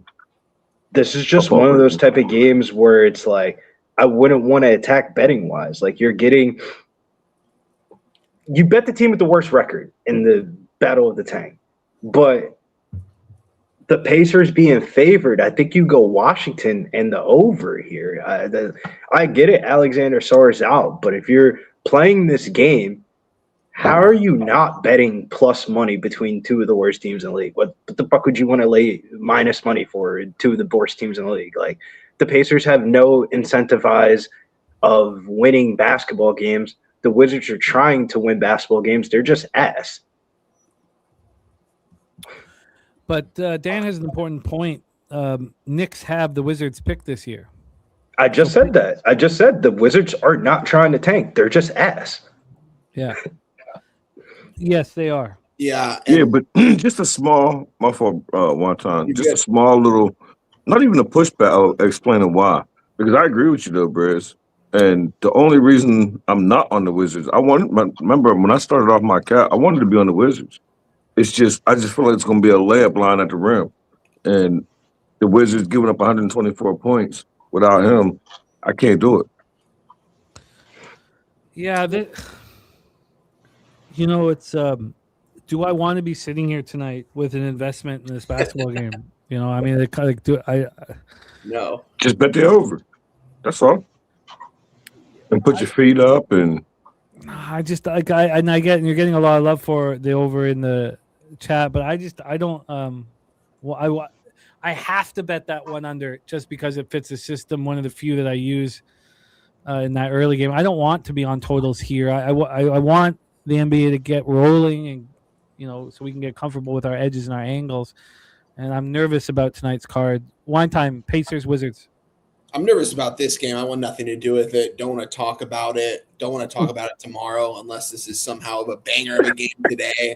But I'm just going to stay away from it. I mean, I will say the Wizards have, something to look forward to next year. They've got a couple stars. I mean, if AD and can stay healthy for more than 30 games in a season, and Trae Young, they got a couple guys out there that might draft someone good in the draft this year. And the Pacers, they're missing all their guys. Halliburton's out for the season. Spicy P ain't going to be in this one. Did play in the All-Star game, though, so that's interesting. But, I'm off this game. I'm not betting this game. Let's roll on to our next spot on the board, Pistons-Knicks. Now, it is still kind of messed up with Duren and Stewart, both still serving the suspension. Deuce is out. OG is probable here for these New York Knicks. No first half of a back-to-back kind of clouding this spot. When the Pistons went into Toronto in that last game before the break and destroyed the Raptors, it was eye-opening. It was like everybody in Toronto had to understand we're not even close. I mean, it was men versus boys, and it was a really, really tough watch. I mean, you take out Duren and Stewart and still get pushed around, and it was very, very tough to watch. Very tough watch. These teams just played. Unfortunately, it's 13 days ago because of the All-Star break. But Detroit destroyed the Knicks. Beat them by 38 points, which I wish we could use. Now, maybe we can. I'm not going to say that was an angry Detroit team that lost to the Wizards the night before at the buzzer beater, and it was like the biggest upset in like NBA history in the last decade. That's all that was. Nothing more, nothing less. Yeah, I feel you guys. Dylan says Knicks blowout. No Duren, no Stewart. Easy money, full rim protection. They're done. Yeah, I mean, Paul Reed looked like the bouncer at the basketball game, man, against the Raptors. Like it was the most difficult game I've watched in a long time, where hope was just ripped out of my chest with this. Now it looked like we had a bunch of children playing basketball for the Raptors. For these New York Knicks, they're coming off smashing that Sixers game. That came on. That was just like Brizzy talked about. It was second half back to back. They just lost at home to the Pacers, and then they smacked the Sixers in the mouth. So here we go. Brizzy's going to hit leadoff for us here. Let's set up the line history. Line history-wise, we have a 219.5 as your total. This one opened up at 222.5. It didn't start moving until this morning. You could have got a 222.5 at 8:54 a.m. So it's not one of those totals that's moved over the last 3 days. Then from a point spread standpoint here, we have the Knicks minus 3.5 and minus 115. Opened up at 3, got up to 4.5 couple times. We're sitting here at a 3.5 right now. And we go to the cash flow, 52% of tickets in cash on the Knicks, 89% of tickets on the under, 88% cash on the under. Brizzy, take it away. Yeah, this is kind of like a pros versus Joes type of game. Just the type of game where the Sharps just steam this line, open up at -2.5 all the way up to 4.5 with the suspensions of Duran and Stewart being still in play. But that doesn't really describe the full story here. The Pistons, some of the stats for the Pistons in this game makes me just not even want to bet this game, or if I'm going to bet this game is lean the Pistons. Is the Pistons are number one ATS team in the league as an underdog. They've gone 9-1 straight up ATS as an underdog. Without Duran, they've gone 7-1 this year. Yeah, he's missed games with injuries. This isn't the first time that Duran's out. And then without Stewart, they've gone 3-1 in those games. It's just like the Knicks got absolutely smashed in the first half. I mean, not in the first half. In the first two head-to-head meetings between these two teams would be the only thing that's keeping me off, would be the head-to-head meetings. It's just like, this is a tough one, man. Like, my eye test would tell me New York, but the stats for the Pistons are very telling of, like, that Duran and Stewart being out isn't as big of a deal as, like, what the gambling public is going to make it seem out to be. Yeah, and the Raptors game's in my head. I mean, Dylan's saying Pistons have no rim protection right now. No Duran, no Stewart, suspended. What are they going to do down low? This team's going to get blown out by the Knicks. Keith is saying, look, Duran was out for the last Knicks game too when they destroyed them. Let's hear from Wine Time, Pistons, Knicks. I mean, Pistons have beaten the Knicks the last 3 games they've played each other. And this line, yeah, I was saying, I thought this was a 4.5. It was at most spots. It's down to a 3.5 pretty much everywhere now in favor of the Knicks. So some money's definitely coming in on Detroit right now to get that back down, because I could have swore there's a lot more tickets and money on New York a couple hours ago. I believe there was. I'm going to double check. But yeah, I wanted to be involved on the Knicks, just coming off losing to these guys the last 3 times. In the last game, they didn't have OG. The game before that, they didn't have Josh Hart. And New York kind of, I mean, they're the best when they have a Josh Hart in that lineup, and they're going to be healthy in this one. Saw OG's something with his toe, or it's question, or not questionable, he's probable. He's going to be ready to rock in this game. I would say the Knicks in this spot. Detroit's been playing some really great basketball. I think they might be due for some negative regression here coming up. So I would only be on the Knicks here. It's not official. I didn't place it. I don't know. I'd seen it back down to a 3.5, kind of has me a little bit worried. So I'm going to hold back in my tracks for now. Haven't placed anything in this game. If I do, I'll tweet it out, but nothing for me as of right now on this one. I get it. Let's hear from Justin. Justin, any interest in Pistons Knicks? Yeah, this is stats play day number 1. I'm on the New York Knicks -4, -110. And to me, this was, I don't want to use any choice words, but so I will say is this Detroit Pistons team is 3rd in rebounds in the league. But problem is here, you're taking out Duran and you're taking out Stewart. I know Duran missed one of the games and they won by 31, and then one game they won by 38. This Knicks team is pretty much healthy now. I mean, nobody's not healthy. I think he's going to be in there. Whether he is or not, it doesn't change my cap. I think it's going to be kind of the same thing that I said about the Wizards. I think it's going to be a layup line, second choice points with Mitch Robb. I'm going to look at after the show, probably like a combo parlay with Robinson rebounds. Just all them both down 1. Nothing official, but I'm on the Knicks -4. I think this game is going to be bad. You lose by 31, you lose by 38. This is a meaningful game because you're going to see each other in the playoffs. And you're taking out 2 of their major rebounds. So, Cat, big games, nobody's going to get these rebounds. I feel like this -4. I was mad that I missed the opening number, but I slept on it. But I'm comfortable enough with -4. Stacks play today is in, and it is the New York Knicks. New York Knicks -4 is Stacks. Stacks, stacks, stacks, stacks, stacks, stacks, stacks, stacks, stacks, stacks, stacks, stacks, stacks, stacks.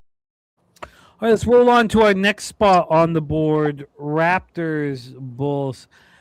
Look, I don't know when I say, you know, the team forgets it over the break, because I can't stop thinking about the Pistons destroying the Raptors. So I wonder if I would expect. I'm sure Darko remembers it. Look, we thought, and we could still be a player come playoff time, but we got manhandled in our own building, and that makes me sick.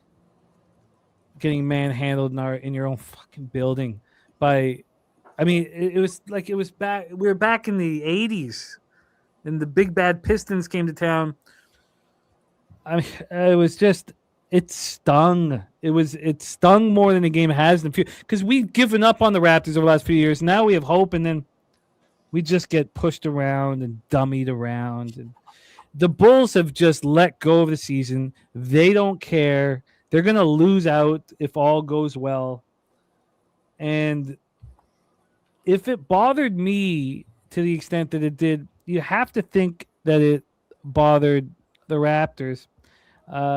Mamuk is questionable. Murray Boyles is probable, but Pirtle's back healthy. So it's Pirtle, Barnes, Barrett, Ingram, and Quickly.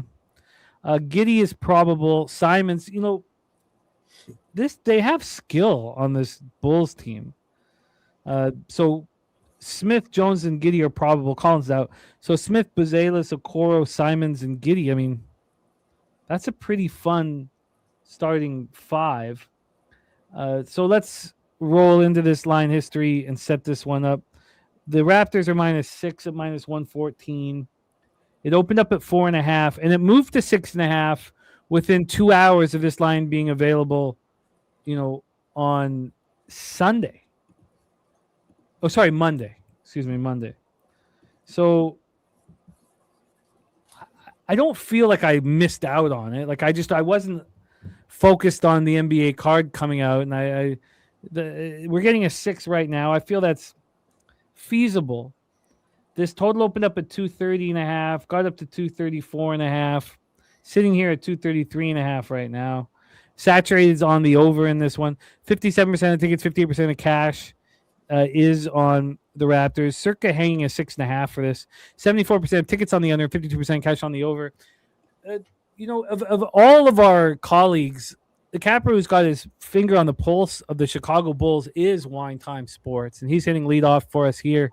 So Wine Time, I'm all ears, because when I look at the Bulls roster, I think it's a fun roster. I want to start playing video games. But when I think of the management, they want this team to lose and lose and lose. And God, I would imagine that the Raptors care about what happened in their own building. I want to, get that shit off their chest. Take it away. Yeah, this is an interesting game here. And you're right. It kind of reminds me, it's like when we talk about the Kings, it's like it seems like a fun group when you throw them all out there. And then you watch them play together and you realize that it's just not very fun.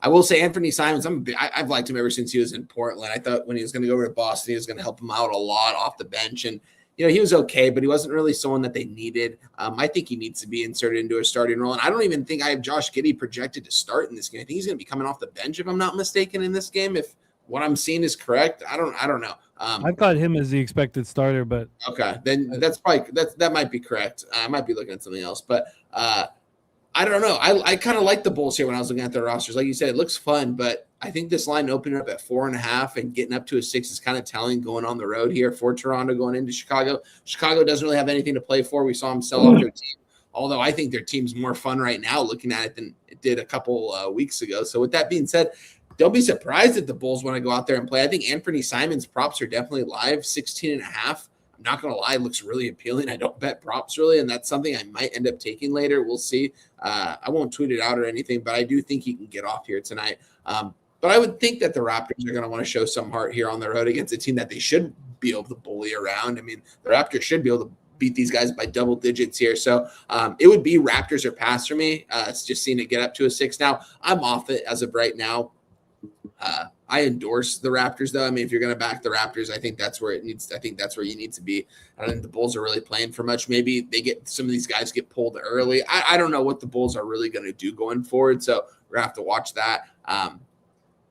It would be Raptors or pass for me, but I'm going to stay off. I'm interested in the Raptors here, but 6 is a lot. It's a lot of points to cover on the road. Justin, take it away. Raptors, Bulls.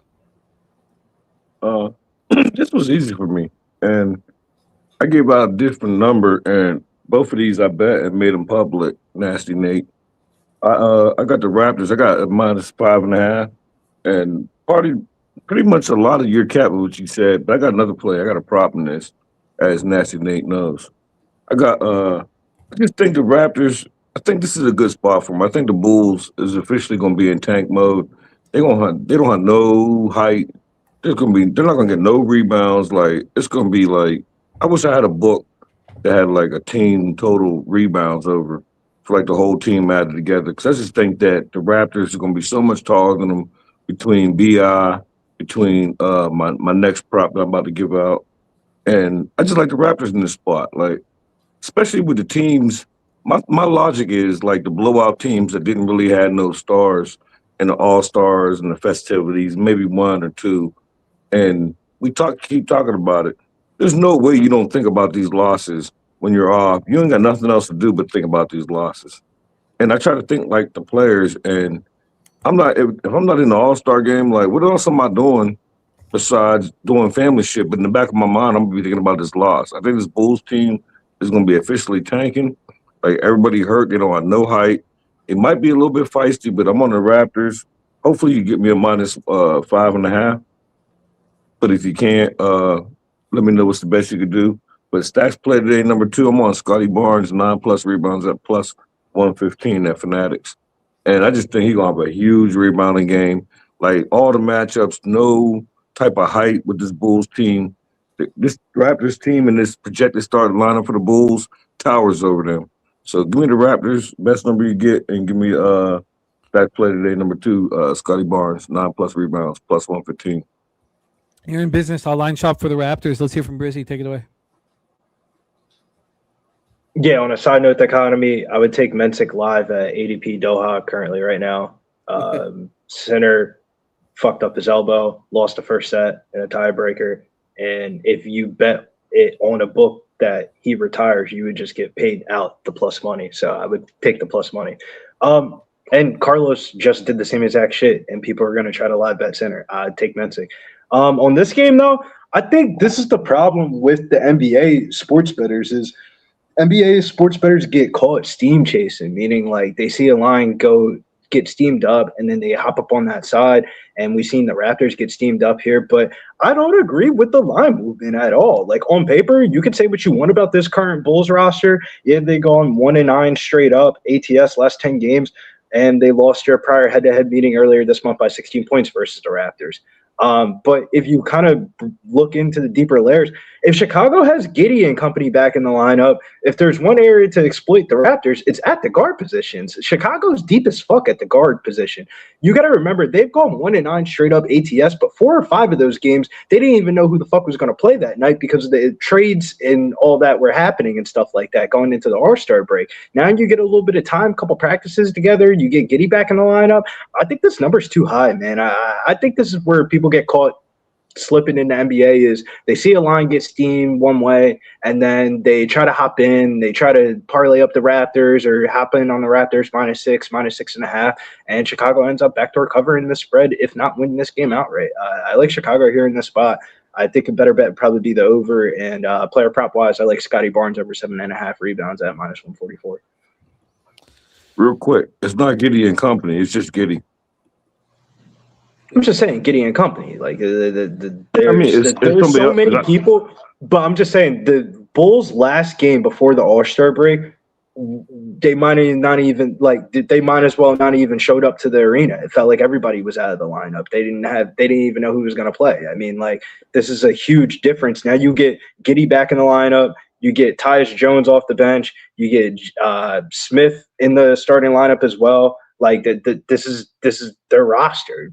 It's not the bare bones G League team. Remember the last time we broke down the Bulls game, we were talking about the 5'4" fucking Japanese kid starting at point guard? Like, that's not the same Bulls roster tonight. Right, but they're not going to get no rebounds. Bro, None. It's Jakob Poeltl. Bro, you guys are acting like Jakob Poeltl's like the second coming of like fucking, I don't even know. I bet on some shit like that. Jakob Poeltl's no different than fucking Ty McCullough back in the early 2000s. Like, Jakob Poeltl is not like he means a lot to the Raptors, but just because Jakob Poeltl's in the lineup doesn't mean I'm like, oh, Jakob Poeltl's here, we better watch out. Big P's in the house. Like, nah, like that's not it for me. Nowhere in my cap did I mention his name. I'm just saying, about what bro, I said. I didn't say nothing about his name. This line's getting steamed way too high. How does this line open up at -2.5 and we're at 6.5 and Josh Giddey's back in the lineup? Bro, what the fuck is going on? You know what's going on. Toronto getting the belt. Yeah, I understand that this is a very uncomfortable number, but Not for me. I think the Raptors smash and grab. I shouldn't say that. I think that the Raptors cover. I think the Raptors cover. Yeah. It's hard to find a 5.5. -122 is the best I can find, unless you want a 6. I'm trying to see what I got. Because I see sharp books have moved it to 6.5. Some. I'll take a 6. I got it's almost the same thing. I got a 113, so I'll take a 6. This is so close in that 7.5, and this is how people lose money in the NBA. They see a line, it gets steamed one way, everybody hops in on the ass end of the number, and then they still end up fucking losing. I'm telling you, this is a steam chasing in the NBA reminds you of like when people steam chasing the UFC. That shit does not work out like the way that you think it does. So is a 1.5 point move steam? I saw that this line opened up at 2.5, and we're up at 6.5. FanDuel Sportsbook. FanDuel had these games out for a minute though. A 2.5 on Monday. This came out at 1:40 p.m. at 4.5. Let me check some different book. Then on Tuesday at 12:54, it came out at 6. Let me just go over to FanDuel here. I can see when it came out. Here. So FanDuel. Oh, sorry. Yeah. So at DraftKings, it opened up on Sunday at 10:49 p.m. at 4.5, and here at Oh shit, that's wrong. I got 02:13, 7:00 p.m. Line open. 2.5 -105. Wow, I guess odds logic's wrong. They're telling me that this line opened up at FanDuel on Sunday at 10:45 p.m. at 4.5. Well, FanDuel's the main sports book that I use, so like I'd be darned if I'm lying. No, I tried. I got you. I feel you, man. Turnbuckle Tommy, Raptors team total over 118 and a half here. Fellas, this is a tricky situation for me here. I got to take Carter to basketball shortly. So Brizzy, Jose's not actually in his house right now. He's taking care of something. He's going to put up the graphics. I'm going to need text Big Show. You're good. I can help out too, Jim. Okay, cool. Okay, if you could host this here. Yeah, you're good. That would be great. And Jose is driving back home currently, but I've got to take Carter to basketball here. I might see if I can get. No, you're good, Jim. Do what you got to do. We'll hold it down. But let's set up here our next spot on the board. So Justin's hitting leadoff for the Suns game. So Justin leadoff for the Suns game. Brizzy leadoff for Celtics, Golden State. Wine time for Magic, Kings, and then Justin for Nuggets, Clippers here. So the next up is Suns Spurs, Moody Center in Austin, Texas. You know, the Suns have been one of the great stories of the NBA this year. 32-23, over 500 on the road, playing really quality basketball here. Let's pull up the expectation of the lineups.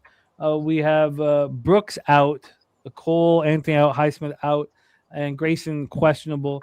Plumlee and Waters are out here for the Spurs. And has anybody signed Shohan, by the way? Did he sign? I don't think so. I'm not sure. I ain't seen nothing about it. It's crazy. A man with that who can play that kind of defense must be such a problem in the room that he won't be signed. But Knicks. Jose said Shohan was signed by the Knicks. Oh yeah, for the New York Knicks. Yeah, that's I didn't know that. exciting, man. You can keep him under control. That guy can defend and he can rebound, and that's not easy. We have the Spurs -8 and -110. This opened up at 6.5, a 1.5 move towards the San Antonio Spurs. From a total standpoint here, we have a 230. This one opened up at 225.5, dropped down to 224.5, and it's climbed all the way up to 230. When we get to the cash flow for the spot here, we have the 77% of tickets, 63% cash on the under, 55% of tickets, and 75% of cash on the San Antonio Spurs. This is an interesting one here. The Godfather said he fits the Knicks personality-wise. Yeah, and Yankees saying the Knicks got him. Yeah, man, it's the guy can defend, and it's hard to find. Let's hear from Justin. Justin set a tone, man. Phoenix Suns, San Antonio Spurs. I'm sorry I can't stick with you guys here. You're good. The little man got basketball. I'm going to see if I might be able to. I'll be right back. But if not, Wine Time's got the floor and take care of things here. And then we have the final thing that's going to happen here on the show. Wine Time is our guy Brizzy has a spot that he wants to attack in Sacramento State college basketball. But I'll be back here. Take it away for us, Justin, my man. Very interested in this breakdown. Suns, Spurs. Yeah, but I looked at this game, and as Nate knows, I have a bet in the Phoenix Suns, but that's not what I'm giving out because I also have a bet that he knows about. And I'm on Victor Wembanyama. I'm on his over 23.5 points. I got that at minus 113. And I just think that it's going to be a big game for him. I don't think they had nobody to possibly stick him in the first game back on the home court. And more importantly, on his home court, this is two-time revenge. Like, the Suns done beat this team 2 times earlier.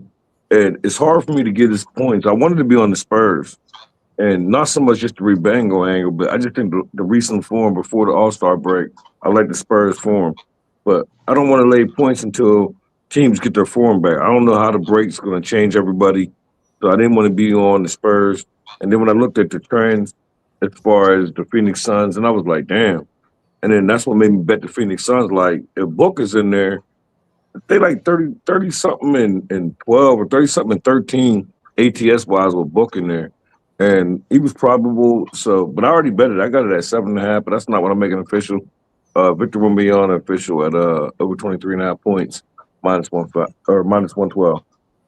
Hey, I would make it official, Stacks, because I'm right there with you. I'm on the San Antonio Spurs here. I got a 7.5 when I tweeted this out. It's at an 8 right now at most books. It might only get higher and higher. Yeah, Dylan Brooks is not going to be in this one. He's been playing a really good brand of basketball for this Phoenix Suns team. It was a really good trade that it seems like that they've made. It seems like it's benefited both teams. And I think the Spurs are just on another level from these guys, especially without Dylan Brooks out there. I think the Spurs are going to want to come out the second half with some desire to actually play some big time basketball. And I think this Spurs team could make a run if they can stay healthy when they get into 7-game series. I think they're going to be tough to beat in 7 games. I like the Spurs here. I moved on it on the 7.5. I think it's very telling with 2 pretty good teams out here. I mean, the Suns aren't a bad team. Like, the fact that this is a 7.5 and it's gotten to an 8 at this point, it's very telling that I think the Spurs are going to come out here and absolutely smash. So give me the San Antonio Spurs minus 7.5, minus 110 in this game here. So we can move on to the next one here. Real quick. Yeah. Maybe I said that backwards, or maybe I didn't say it clearly. My first lean was the Spurs, but I bet the Phoenix Suns. Once I realized their ATS with Book in there is what I bet. I'm just not making it official because the line's moving against me, and I need to count these wins on Pub. So, but what I bet was the Phoenix Suns plus 7.5. But what I'm making official was Wemby over 23.5 points, minus 112. I'll be the separator here. I like the Spurs. I think the Spurs are good money. If you're looking for a parlay piece today, minus 300 is a really good price tag on the Spurs. Usually, like, when a team goes on like a winning streak before the All-Star break, we always say like the All-Star break's the worst thing that can happen to the team. Honestly, for the Spurs, the All-Star break was probably beneficial for them. They're having a couple of like injury problems, pretty deep travel schedule. If you remember the game right before the break, they played the Warriors in Golden State. The Warriors were up by at least double digits and something at halftime, and the Spurs came back and fought in that one. I feel like if there's ever a matchup where you would need Dylan Brooks, who's suspended for this game, would be against the Spurs here. You would want him for some wing defense here, but this is probably just what the Spurs needed, was a quick little battery recharge, and this is a Suns team that's had the Spurs number in the last couple of years. I mean, I couldn't tell you the last time the Spurs beat the Suns head-to-head, so seeing 7.5 at minus 300 on the money line, I think Spurs are good money tonight. This is definitely going in a parlay for me. Let's go, Billy. I apologize. I thought that you led off with No, this you're game. good. So I didn't mean to Well, skip. probably because No, I might have worded it wrong because my first lean was the Spurs. That was my very first lean. Then I started looking at the ATS and then with Book in there, and I'm like, damn, that's probably too many points. And then start thinking about like the All-Star break. Like we don't know that the Spurs are gonna hit the ground running. We don't know the Suns gonna hit the ground running. But 7.5 with Book in there, I like my chances. Yeah, I was wondering too what the spread would be if DB was actually playing in this game. I don't even know if would it be like a 6.5 maybe? I'm not sure. We'll see. But let's move on to this next game. If Dylan Brooks was in this game, I feel like this line would be 5.5, 6. It should be, right? And is Dylan Brooks agree. worth 2 points? Is like he might be in this kind of game, right? Yeah, and if I want to check the injury news report because I saw something about Grayson Allen on the injury news report as well. Grayson Allen downgraded ankle Thursday, and that's huge. I mean, you're taking off damn near 2 of your best 3-point shooters. I like it. Sorry, I was responding to Big Show right there. So let's go to Sacktown, guys. This is a game that I wanted to get involved in. In fact, I had almost pulled the trigger on it right before the show, almost tweeted it out, but I kind of wanted to wait because I kind of want to see if I can get a better number on the Sacramento Kings coming off the All-Star break. Guys, everything that could have went wrong in Sacktown most definitely went wrong. An embarrassing effort, to say the least, out of these guys for the first half of the season or 65% of the season, whatever you want to call it. The fact that all these guys are still on the roster just shows you that no one wanted to take on the contracts of these so-called superstars. Levine, season-ending injury in his hand. No wonder he couldn't get to the rim all season long. Sabonis, season-ending surgery. But you know what? Who's going to go out there? Not the drama queens. I like Sabonis, don't get me wrong, but you got DeMar out there. You got guys that actually want to go out there and play. Murray is actually returning in this game. I've always liked Murray. I liked him playing alongside Fox for those first couple of years. He's been hurt all season long. You got guys like Russell Westbrook. I get it. Westbrook's been a loser throughout the last couple of years of his career. He's not always the most efficient when he's out there on the court. He's gonna go out there and try. He's gonna go out there and try his absolute hardest. Magic coming into town. A lot of these are younger guys. I think this older crew that the Kings have meshed with these younger guys that they have on their roster that they're going to be playing a lot too. I think they're going to be able to compete in this basketball game, guys. I know it's crazy to say, but I don't think the Orlando Magic should be laying 8.5 here. I know it's Kings as bad as they are. I can't do it. So I want to be on the Kings here, and I think I'm going to wait. I want to wait and see if I can get a 9. I can get a 9 at -120. I just don't want to wait too long and it goes in the opposite direction of me. Before I hand it over to Briz, let me go over the market in this one. Orlando Magic, Sacramento Kings, 7:10 local time here. Sacramento fans are pissed, guys. It's so expensive to go to their games, too. It's kind of crazy. But this line opened up at an 11, supposedly, at some spots for the Magic.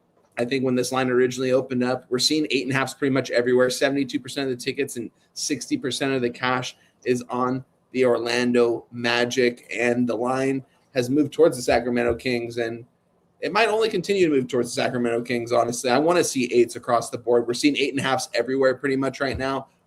So I'm going to hold off on this game, but I want the Kings. I think the analysis is correct. If you just look at the synopsis of the situation, I feel like it's easier to play on the road coming out the All-Star break than anything else because it's like both teams are not going to offer us. But no Wagner in the lineup for the Magic is huge, man. That's going to be a significant hit for them in the upcoming weeks. And the Kings without Sabonis is kind of like the knife in the coffin for their season. Orlando gets off the very slow starts, though. They're 3-7 first half ATS last 10 games. So this line is just going to be closer than what it is currently right now. You see Orlando at -390. They're down by 4 points, or if this game's like tied at halftime, then you're not going to want to have Orlando in a parlay ticket in your pocket or on the spread pre-flop. I think this is reserved for only second half betting. I think the way to kind of fade these tanking teams is bet against them in the second half. I like it. Stacks, what do you think? I don't like it. I'm on. I ain't making it official. It's just a bet that I made, and like I said, I'm trying to tighten up my NBA pub card. So I did bet the Orlando Magic, and when I did the 3 o'clock show, I literally said almost the same things Britt said. I said, if you want the Kings, I said, take them first quarter or first half, because one thing about this Orlando Magic team that I did bet at minus 8.5 at minus 109 is what I betted at. But like I said, I'm not making it official, but that's what I bet. And I literally said it on the 3 o'clock show with Ramon that for some reason this Orlando team just starts off every single game slow. And I don't have no faith in this Sacramento Kings team. I don't know, like with everybody out there and all the, like, no Sabonis and with Murray in there first time. Sometimes there's no you way gotta I'm blow it just, up though. yeah, but what did he lose? Like 14 or 15 straight, like 35 straight. Like, there's just not a chance I'm betting the Kings full game.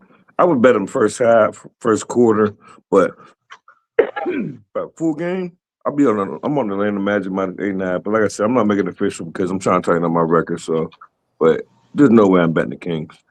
I haven't made it official yet, so we'll see. Stacks, I might move on this. Like I said, I want to get a 9 flat at a minus 110. We'll see, though. Let's move on to a game that I was talking to my guy Nasty Nate this morning. Asked me about this game. Oh, sorry, Jose, I didn't forget you were back there. Jose's got it. So talking about this game right here, Boston Celtics going over West Coast trip to the Golden State Warriors right now. I will go over the market here. Boston at Golden State. Currently have this line opening up at 3.5. We're seeing 5.5. We're seeing 6s. No 6.5s right now. I guess you can get a 6.5 at DraftKings if you wanted to take Golden State here in this spot. I don't want to be on Golden State. I want to be on the Celtics here. It's just, you guys know me. 93% of the cash on the Celtics. Yeah, this line's moved towards them. Circa opened this up at a -3 yesterday. It's moved all the way up to a -6. We know some guys are going to be out for the Warriors. I'll let my guy Briz, if you can touch on the injury report when you talk about this game, Briz, if you could do that. And this game opened up at a -3 though, and Circa right now is getting 92% of the cash coming in on Boston, and they have acted appropriately and have moved this line up to all the way up to a -6. I want to be on the Celtics here, and I might be on the Celtics. I'm going to hold off as of right now. No play for me, but it would be Celtics or pass. Briz, take it away, my guy. Yeah, Celtics look like good money tonight. Second part of the Amazon Prime games tonight. And it feels like we're just getting a discount on the Celtics playing on the road. But you got to remember, the NBA All-Star weekend was in California. So they're staying in the state of California for an entire week.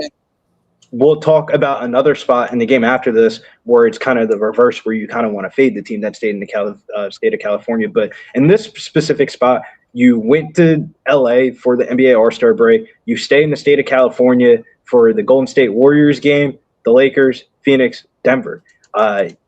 Even at the house, it's hard to bag Golden State for me here in this spot. 3-7 ATS. Yeah, they can be a gritty team early, but it's just not enough talent. This is damn near a borderline G League roster, in my opinion. I like Boston minus the 5.5. Total-wise, this total's got steamed.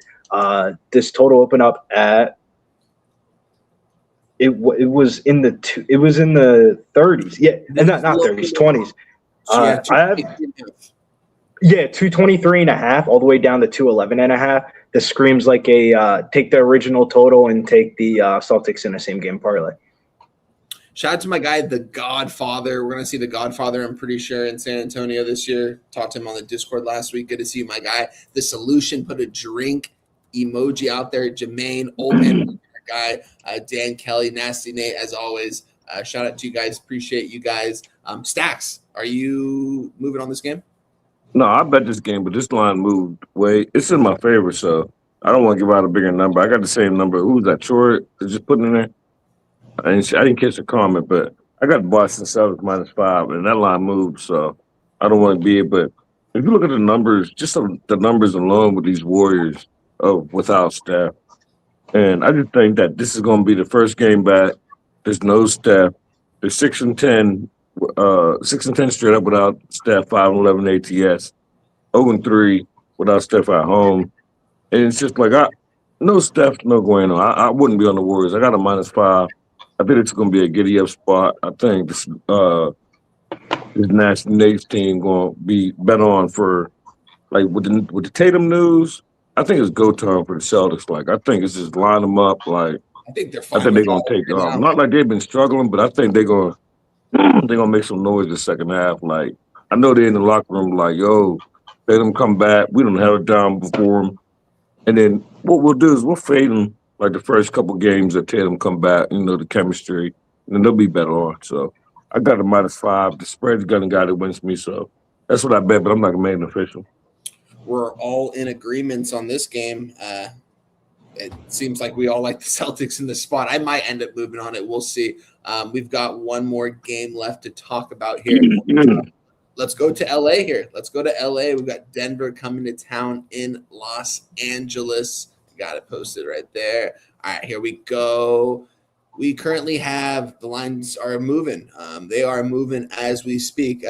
Clippers are getting 52% of bets and 55% of the cash. This line opened up at a 225.5. Hasn't really moved. There are some 226s, I guess, at some spots right now. Even some 226.5s. Hasn't moved that much. There is currently 66% of tickets and 52% of the cash on that under. And then let's go look at the side here really quick. LA Clippers, 52% of bets, 55% of cash. The line opened up at a 3.5. It's moved up to a 4.5 for the Denver Nuggets. I think Denver has to be the side here. I just don't like backing this Clippers team. I think that they're going to be a fade going forward. I know Kawhi just had himself a day at the All-Star game weekend. I get all that stuff. I don't know. I just don't believe in this LA Clippers team. But I've had a bad read on both of these teams this season.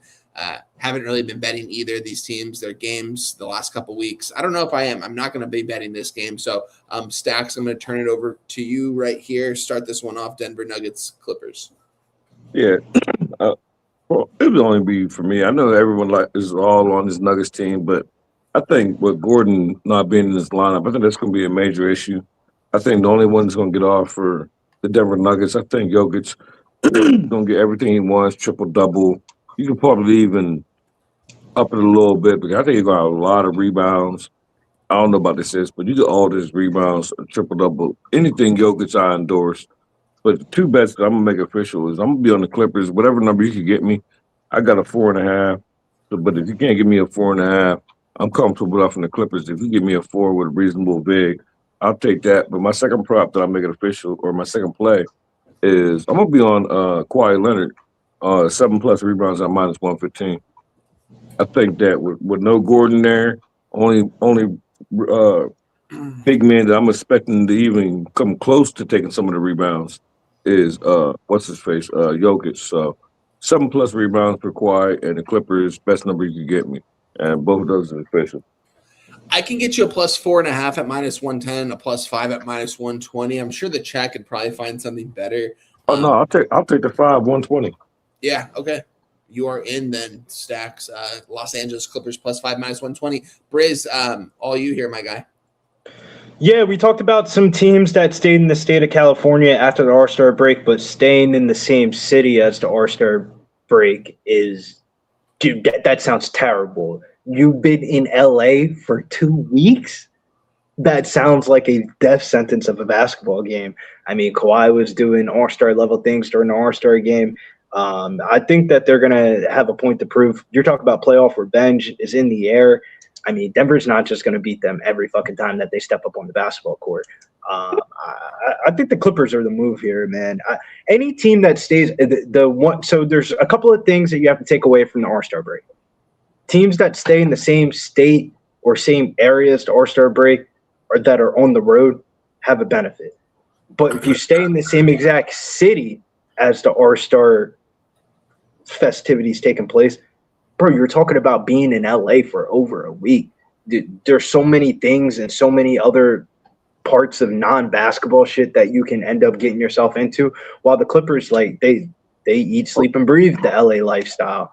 I think this is a Clipper spot, but damn if I do, damn if I won't. I won't be having money on this one, but I will say, though, you can't deny what the Clippers have done of recent. If you look at the teams with the best record since the start of the new year, number 1 has been Cleveland, 15-5 this year. Number 2 has been the Detroit Pistons, 15-5 this year. Number 3 is the Celtics, 15-7 this year. Number 4 is the Los Angeles Clippers, 15-7 this year. And then number 5 is the Hornets, 15-7 this year. So those 5 teams this year have been paying sports bettors. So it's like you can't look at their season ATS records or just their record for the whole season. You got to look at it in a smaller sample size, and the smaller sample size says the Clippers are a better basketball team.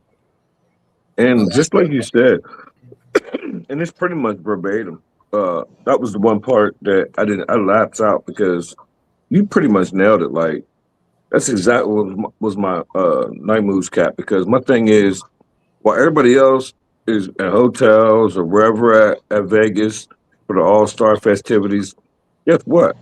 The Clippers was at home with their wife, kids, and family. They was just chilling. So, and they used to it. They live into that. And the Nuggets done beat them earlier. Like Brizzy said, like, you're not going to beat this team every single time you play them. That's just not real life. That's not realistic. And I like the recent form prior to the All-Star.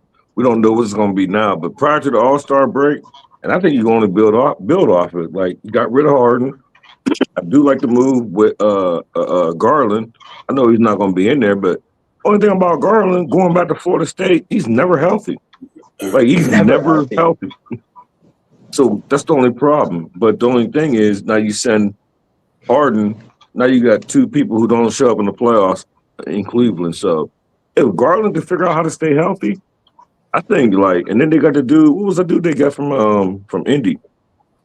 They made a trade for Benedict that. Mathurin, bro, is a fucking bucket, bro. 15.5 points tonight, plus money. Good defender, yeah, too. so like I like without Garland, like I don't know. I think the Garland and the Gordon, they're not the same position, but I think that's an equal trade. Like, I think it's more damage that Gordon's not going to be in there for the Nuggets when we haven't even seen Garland yet. So I like the Clippers at home. I think the spread is good, and I think you should go ahead and sprinkle the money line. Like, I think Clippers going to outright these boys. Jokic's going to do whatever he want, but that's about it. I like it, fellas. I like it. Let's what our guy Jimmy the Bag would say. Let's review our action and get out of here, fellas. I'm gonna start off with Billy, and then we're gonna go Stacks, and then I will go last, and then we will get on out of here. Make sure to get the action in, fellas. Billy, start us off. Yeah, if you want the officials, got to be a silver or gold member in the Discord to see how we really mix everything up. But how my card's shaping out to be, Hawks, Sixers over. I'm right there with you, Wine. And probably use the Spurs as a parlay piece with the alt line on the Cleveland Cavaliers team total over. And then the other one is same game parlay of the day is going to be Boston money line and the under of where it opened up at. There's to see the exact odds and how we mix everything up. And after the fucking tennis goes off of my TV here to the right of me, I'll have like a good hour and a half from about 5:30 to about 7 o'clock to really iron everything out. So, like I said, Atlanta, Philadelphia over, same game parlay, Boston money line and the under, and then some type of variation of San Antonio in a parlay. I like it. I like it. Stacks, let us know. Yeah, I got all my bets written down. I just don't have. I gotta get the vig for the Raptors for Jimmy, but everything else I got the spread and the vig from. So, number one, I'm on the Houston Rockets minus 4.5, minus 117. I'm on the Philadelphia 76ers minus 109. I'm on the Pacers Wizards over 232.5, minus 110. I'm on Stacks play today number one, Knicks minus 4, minus 110. Stacks play today number 2, Scotty Barnes 9+ rebounds at plus 115. Next one is the Raptors minus 6. I just don't know the vig. I got text Jim, but he know what it is. The next one is Wembyana over 2. Oh, I didn't put a period there. Wembyana over 23.5 points, minus 112. Clippers +5, minus 120, and Kawhi Leonard 7+ rebounds at minus 115. I like it. Appreciate you guys. I'm going to go over my action really quick here and then talk about a couple spots that I have question marks next to. I'm going to wait for the market to marinate a little more. Don't forget, Britt's got a college to give out. Oh, yeah, that's right. I'll review action. We'll get to his game real quick then. Let's do. So we are on the Atlanta Hawks +1 at minus 110, the over 238 minus 110 in that game. We're also on the San Antonio Spurs minus 7.5 at minus 110. Only 3 plays for me today. I've got question marks next to the Kings +9 if I can get a 9. Knicks minus 3.5, but I think I'll ultimately stay off that game. Rockets as well. So yeah, we will go ahead and stay off that game. Billy, close us out here with your game, and then we'll get out of here. We're going out to the West Coast late night edition. Get ready, because we're going down to Sacramento State here. These boys have just gotten that upgrade of profile. They moving on up in the world, so they got to get some of these dubs against some of these lower ranked teams. But I love the over in Sac State spots. I've been hammering on the Sac State team this whole entire year. I've been high on this team. They got Mike Bibby, former NBA player, as their head coach. They got Shaq's son in the front court. They got Mikey Williams, fresh out of jail. Yeah, he's not in jail anymore. He's playing basketball. I think people forget Mikey Williams, like 3-4 years ago, was the #1 ranked high school player in the country, and then he went to jail and didn't end up going to Memphis University. This team's got sport. Is he playing? Is he playing tonight? I believe so. So. Make sure you check in the Discord. Discord is where we have everything official. But take the over, take Sacramento State, good money. I've been betting Sac State overs at the house. It feels like this whole entire year, like just blindly. And then if you look at the last time that these two teams played, it was actually Eastern Washington that routed them 75-67. But if you look at Sac State's home road splits, it's like night and day difference of like their scoring at their house versus the road. Have you ever seen Sacramento State's home gymnasium? It is like the equivalent to like a elementary school basketball gym. Like it's like it's like so small. Yeah, so small. But if you want to see the officials, make sure you're in the Discord. We're gonna grind everything out in the next couple of hours. Yeah, guys, and before we get out of here, I have 2 plays in college basketball that I want to make sure get tracked. I will send them to Jimmy. Didn't get a chance to come on and talk them out earlier. I'm just going to give out the plays, not a quick breakdown or anything, because we got to get out of here. Northeastern money line plus 100. I didn't want the point or point and a half. I'm just going to take the money line, them being at home. And I'm also on Vermont -1, -110. So 2 plays for me today in college basketball. I'm going to send Jimmy a message with those. And if you guys can too, send your shoot him a text with your guys' action, just so he doesn't have to look back at all. No, every time I get off the show, I always text either Jose or Jimmy my plays. There we go. And but guys, real quick, just because you mentioned it, I have Northeastern in my bet slip, and Spoon ruined it for me. But you gave me my confidence back. I'm gonna go ahead and add that now. I ain't making it official. I'm just saying I'm a better, because Spoon done. It's just, I swear, it's like, I'm not going to get into it, but just know I'm moving on it. It was in my bet slip, and Spoon just ruined it for me. Let's go, fellas. Jose, take us out of here. Appreciate everyone in the chat, guys. We see Spoon's bets in there. Appreciate you, the Godfather, Nasty Nate, Jermaine in there. Want to scroll. Chris Warren, Weedo, King Al, everyone out there. Chris Warren, the Big Show, our guy. Nasty Nate, Big Mastro, Sports Investor. We love you guys. We'll be back live tomorrow breaking down college basketball, NBA, and I believe that there's an Olympic couple games tomorrow that Jimmy's going to talk about before all that. So be sure to tune into Pub Sports Radio, guys. Make sure to come out to San Antonio, Texas, March 25th through the 30th. That's correct. All of us are going to be there. We're going to be hanging out at the bar, having a good time, guys. So make sure you guys come to that. We are out of here. We love you guys, and we are out of here.